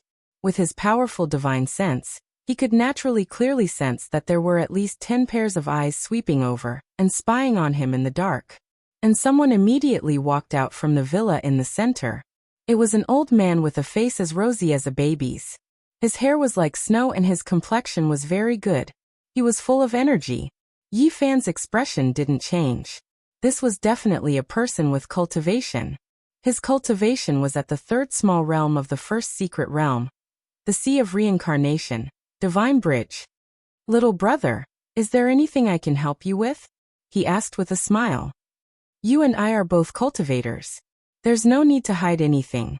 Since I was able to find this place, all lies are useless," Yi Fan said. The old man's expression immediately became solemn. He gestured for Yi Fan to enter the house and talk. He also seriously looked at the purple Komatsu mouse on Yi Fan's shoulder. Yi Fan's expression was calm as he walked in. Through this corner of the place he understood where those with cultivation were. This place was close to Mount Lu, which made cultivation a possibility. His heavens, I could directly see the source of this old man. There were a few wisps of demonic blood flowing in his body. It wasn't very pure. This bloodline was a descendant of the primordial demon race. After entering the hall, the old man invited Yi Fan to sit down and had someone serve tea. His tone was very polite as he asked him why he was here. "I think you should know why I'm here. Let that young man come out." "There's nothing more to say," Yi Fan said indifferently as he sipped his tea. "Taoist friend, please calm down." The old man saw that Yi Fan had come with ill intentions and was so forceful, so he hurriedly put on a flattering smile. He said that the young man was his good-for-nothing grandson who did something reckless and caused such a disaster. He already knew his mistake and was willing to compensate. He asked Yi Fan to be magnanimous. What a nice way of putting it. Reckless? For no reason at all, he suddenly attacked and wanted to take Komatsu's life. What's the use of keeping someone with such a temperament? Let him come out and meet me, Yi Fan said with a solemn expression. Komatsu was very curious. He jumped around the house with an innocent expression and couldn't stop looking at the antiques. The old man immediately revealed a troubled expression and said, "I hope Taoist friend will forgive us. We were in the wrong, but please be magnanimous and forgive us. Can we let this go? I only want to ask one more time. Are you going to let him out or not? Are you waiting for me to do it myself?" Yi Fan took a small sip of fragrant tea and put down the teacup with a cold expression. That grandson of mine saw a spirit beast and was naturally curious, so he tried to subdue it. But he didn't hurt anyone. That's just a beast pet. Taoist friend, you're making a big deal out of nothing. The old man was also a bit displeased. Are you talking about Komatsu? In my opinion, many people aren't as humane as him. I'm a bit curious. What did your grandson use to hurt Komatsu? You know him so well. He's not qualified yet, Yi Fan said coldly. You are being too overbearing. The old man's expression sunk. Then with a schwa sound, he revealed a divine awl. It shone with an eerie light and carried traces of time. A sect master level magical treasure. Yi Fan was astonished. It was truly rare to see such a powerful weapon in this cultivationless age. Soon after, he understood that during the ancient times, there were many sects on earth and experts were as common as clouds. Naturally, there were many powerful beings, so it wasn't a big deal to have weapons left behind by them. This is the weapon, said the old man. It was clear that he didn't display this weapon without the intention of intimidating others. After Komatsu saw this flickering divine awl, its body immediately trembled. It clearly remembered its encounter that day. Yi Fan gently rubbed its head and said, I'll refine it into a small knife for you to trim your nails in the future. The old man's expression immediately changed. He said, Young man, you don't know the immensity of heaven and earth. You're too presumptuous. At the same time, the door was pushed open and another old man walked out. It was a cultivator from the Holy Palace's secret realm. He said coldly, You should know that in this world, there are some people you can't afford to offend. My clan has existed since the ancient times and has never fallen. Who dares to be presumptuous here? So, you guys are considered immortal inheritances from ancient times? Yi Fan laughed. How many years has it been? No one has dared to come here and cause trouble. Young man, you're too young and too ignorant. Have you not heard of Jiujiang? It's not a place you can provoke. The old man who came out later shook his head. At the same time, a young man walked out. It was the bewitching young man Yi Fan was looking for. He sat down casually to the side. Komatsu's body suddenly trembled. The last time it was injured, it clearly remembered. It was kind enough to take out a spiritual medicine to save someone, but it was almost killed. It still didn't know what it did wrong. Yi Fan pointed with his finger, and the young man was immediately fixed to the wall. Yi Fan waved his hand in the air and 5 finger marks appeared on the young man's face. There was a crisp sound. You've gone too far. How dare you behave atrociously in Jiujiang? The two old men's expressions changed. Is that so? I just don't know the immensity of heaven and earth. I just wanted to provoke you. Let's see what you can do. If you anger me, I'll turn Jiujiang upside down. You can't leave today. You'll regret it. The two old men shouted and rushed outside, asking their disciples to invite people. They had obviously realized that Yi Fan was not someone to be trifled with. Chapter 950. A group of people rushed into the hall and surrounded Yi Fan from different directions. They were all wearing iron robes that flickered with a cold metallic luster. They held all kinds of sharp weapons in their hands and emitted divine radiance. In this day and age, if people saw such attire, they would definitely be shocked. All of this was too primitive and incompatible with the present. Yi Fan didn't get up. He still sat there and looked at them calmly. Although the armor on these people was shiny, there were traces of time. They had been through many generations. Back then, the ancient demons that could roar through the world and capture the stars and moon had either passed away or left this world. However, they had left many ancient weapons for their descendants. This was a shocking treasure. You almost killed Komatsu. Do you want to attack me now? Yi Fan asked calmly. Have you forgotten what this place is? Zhejiang is not a place that anyone can barge in and do as they please. The elder of the Divine Bridge realm said coldly as he held the glowing divine awl. He waved his hand lightly, and a dozen people in armor shook their weapons. Ripples rushed out of the ancient weapons and spewed out sword chi, slashing towards Yi Fan. They laid out a matrix. These ancient weapons were all ritual implements. They weren't that shocking, but when used together, they were very useful and could kill extremely powerful opponents. The strongest among these people was the elder of the Holy Ji Palace's secret realm. They naturally couldn't create such a matrix. All of these were left behind by their ancestors. The sword energy was sharp, cutting through the void, interweaving into a blinding formation, trapping Yi Fan within. The sword radiance hacked over, but it was shattered by a flick of his finger. What ritual implement do you have? The elder of the Divine Bridge realm was shocked and couldn't help but fall back. In this day and age, he didn't believe that someone could shatter such a powerful matrix with one finger. With a flick of Yi Fan's finger, golden blood energy turned into golden divine radiance. It was as if he was holding an ancient divine artifact, inadvertently misleading them. It was because in these people's eyes, it was almost impossible for this type of great divine ability expert to exist in this world. Or it could be said that even if there was, he wouldn't come to their family, as expected of an ancient lineage. Such a temper. Do you want to kill me too? Yi Fan raised his hand and summoned the young man pinned to the wall. Brother, let's talk. We had a misunderstanding before, and I am willing to make it up to you. He had been careless and didn't care at all. He thought that the other couldn't do anything in his clan, but now he was scared. Komatsu saved you out of kindness, and you want to kill him? Are you heartless? Yi Fan's palm slapped down, causing all the bones in his body to creak and crack, instantly breaking dozens of them.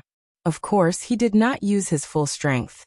Otherwise, the attack of the human clan's sacred physique could even turn a sect leader into meat paste, let alone him. Ah! The bewitching young man screamed in pain and rolled around on the ground. Yi Fan was surprised. There was purple blood in this person's body, and his demonic aura was very strong. Although he wasn't old, he was already in the life spring realm, which was considered extraordinary on Earth. It was no wonder that the clan protected him, and gave him the sect master level divine cone nail to protect him. In this day and age, such talent was rare, and it was worth spending energy to cultivate him. Brother, please stop. Everything can be discussed. The elder from the Holy Palace stepped forward and looked worried. He still couldn't see what the golden ritual implement in Yi Fan's palm was. Just now, they laid a matrix and trapped Yi Fan in the center, thinking that they could kill him. They didn't expect it to be useless, and the young man was trapped through the matrix. What else is there to say? Zhejiang is the place of your clan. Not everyone can behave atrociously here. I've offended you all, Yi Fan said coldly. He was merciless. One finger landed, and the young man's sea of reincarnation was cleanly dissolved. Another finger landed, and the young man's celestial platform crumbled. He could no longer cultivate. Yi Fan destroyed the young man's cultivation with 2 fingers, making it impossible for him to cultivate in this life. Then he thought about it and waved his hand. The purple demonic blood in the young man's body was extracted and refined on the spot. You've gone too far. The elder of the Celestial Bridge realm was furious. A good seedling of the clan was destroyed on the spot. This wasn't just a slap to his face, it was a slap to the entire clan. I've gone too far? You almost killed Komatsu. I'm here to ask for an explanation. You want to kill me too? You really have the power to rule the world. Yi Fan threw the young man over. Grandpa, help me kill him. My life is over. I want to grind his bones to dust. The demonic young man shouted. His eyes were filled with hatred as he cursed. Seeing this, Yi Fan laughed and raised his finger. With a light poof, a golden light pierced through his forehead. A stream of blood flowed out, and his ferocious expression completely froze. I took away your cultivation that brought disaster to the world. I originally wanted to let you live, but you don't know how to repent. With such a personality, I can't let you live. The expressions of everyone in the hall changed. At that moment, they all retreated, especially the elder of the Holy Ji Palace's secret realm. He felt that things were not going well. Why did this young man look so much like the legendary divine arts cultivators? No matter who you are, you have to die today. You won't be able to leave Zhejiang. How many years has it been since someone dared to provoke us, the Dragon Sparrow bloodline? The elder of the Celestial Bridge realm shouted. The one who died was his grandson, who had been spoiled by him since he was young. This was an outcome that he could not accept. The group of people left the hall, and he gave the order coldly. Yi Fan did not want to waste time. He waved his hand in the air, and before he could finish giving the order, his spiritual soul was captured and burned to ashes. His intact body fell to the ground with a thud. Everyone gasped and was completely dumbfounded. At that moment, they finally understood that they had most likely kicked a metal plate. They might have provoked a living ancestor. Which arrogant brat has come to our clan to act so atrociously? An old woman holding a dragon sparrow staff appeared. Her hair was snow white, and each strand was sparkling. Her face was pale with a hint of red. No one knew how old she was. Ancestor. A group of people hurried to greet her, especially the elder of the Holy Ji Palace's secret realm. He walked up quickly and said softly, Ancestor, things are not looking good. This person might have great ancient powers. Yi Fan sat in the hall and did not go out. After seeing the old woman, he was a little surprised.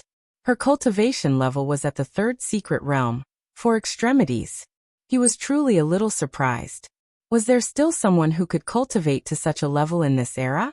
The dragon sparrow race has stood strong since ancient times. No one has ever dared to come to Zhejiang and humiliate us. I don't care which god you are today. Since you're here, don't even think about leaving. The old woman waved her staff, and a wave of auspicious air rose in the hall.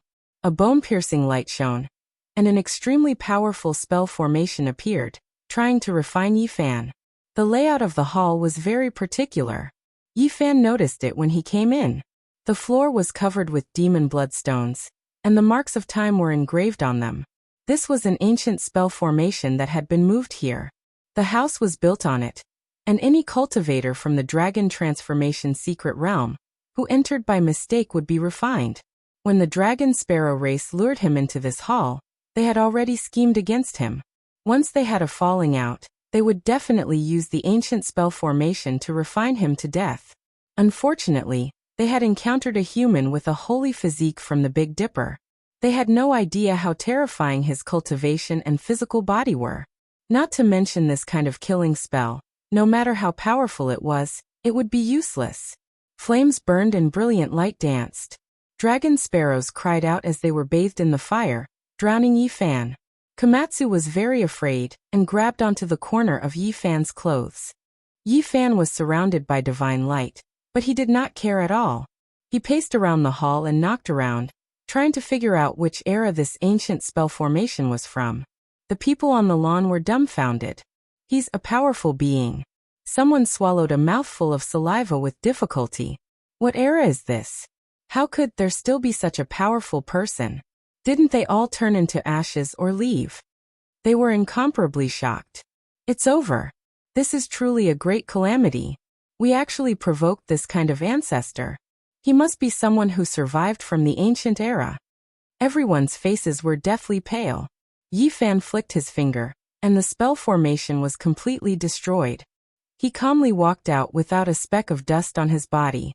Everyone couldn't help but tremble. Everyone was trembling. Such a powerful character, to the cultivators of the current era, could almost be called a deity. There weren't many of them in the entire world. Yi Fan walked forward, and these people continuously retreated. It was useless to say anything now. Their cultivation was nothing compared to the person in front of them. Isn't your race a bit too arrogant?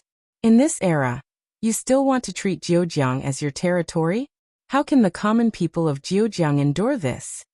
Yi Fan waved his hand, and a clear light fell, stripping away the old woman's cultivation. Her face instantly lost all color. You don't know what's right or wrong, and you want to kill me right away. You should just give up your power and become immortal. This was the strongest ancestor in their race. With just a wave of his hand, he had his cultivation stripped away and reduced to a mortal body. Everyone was terrified and didn't even dare to breathe loudly. The old man from the Holy Ji Palace trembled. He bowed and said, "Senior, please forgive us for our ignorance." Yi Fan looked at him. It was this person who first shouted that Zhejiang wasn't a place anyone could come to. He said that he didn't know how high the sky was, and that he wouldn't be able to leave this place. Since you reacted quickly, I'll take away 100 years of your cultivation. A light flashed, and the old man's body swayed. He almost fell to the ground. His expression changed. 100 years of cultivation was taken away. What would be left? I didn't want to start a massacre today. If you had handed over the culprit earlier, we could have talked things out and this wouldn't have happened, Yi Fan said. These people trembled, and no one dared to speak. Such an existence was enough to dominate the world, and it would be difficult to find anyone who could fight against him. It wasn't that Yi Fan didn't want to go too far, so he didn't make things difficult for the others. He used his finger like a knife and cut open the grass. An underground palace appeared below. Purple qi from Mount Lu surged and entered the underground palace. There was an ancient matrix platform in the center. It had lines of patterns carved on it, and it could turn the spiritual qi of the earth into mist, gathering it within a radius of 10 feet. No wonder there are cultivators of the 4 extreme secret realms. Yi Fan nodded. The secret was here. This ancient matrix platform could transform the essence of heaven and earth, allowing the race to cultivate for a long time. Yi Fan thoroughly understood the identity of this race. Their ancestor was a dragon sparrow, established during the Great Xia dynasty. These people had the blood of a demon god flowing in their bodies. Great Xia dragon sparrow. He felt that something was strange. He thought of the legendary Great Xia dragon sparrow blade. Could it be related to this race? Moreover, after asking in detail, he found out that this race was only one of the 4 major branches, and not the main bloodline of the dragon sparrow. As for where the Great Xia dragon sparrow demon god was, they didn't know. What realm is the cultivation of the demon god dragon sparrow? Yi Fan asked about the cultivation of their ancestor. He was already the great sage during the ancient times, the crippled old woman replied. It was actually so powerful. This shocked Yi Fan. It seemed that the main bloodline established by the great sage of the demon race was definitely extraordinary. It was worth searching for and making a trip. Where did he go in the end? Yi Fan asked again. Back then the ancestor fought with Guhong. When Yi Fan heard this, he was truly shocked. Guhong was one of the most outstanding figures in the history of Taoism. He was the leader of Taoism during the Eastern Jin dynasty, and he wrote the book Biopuzi.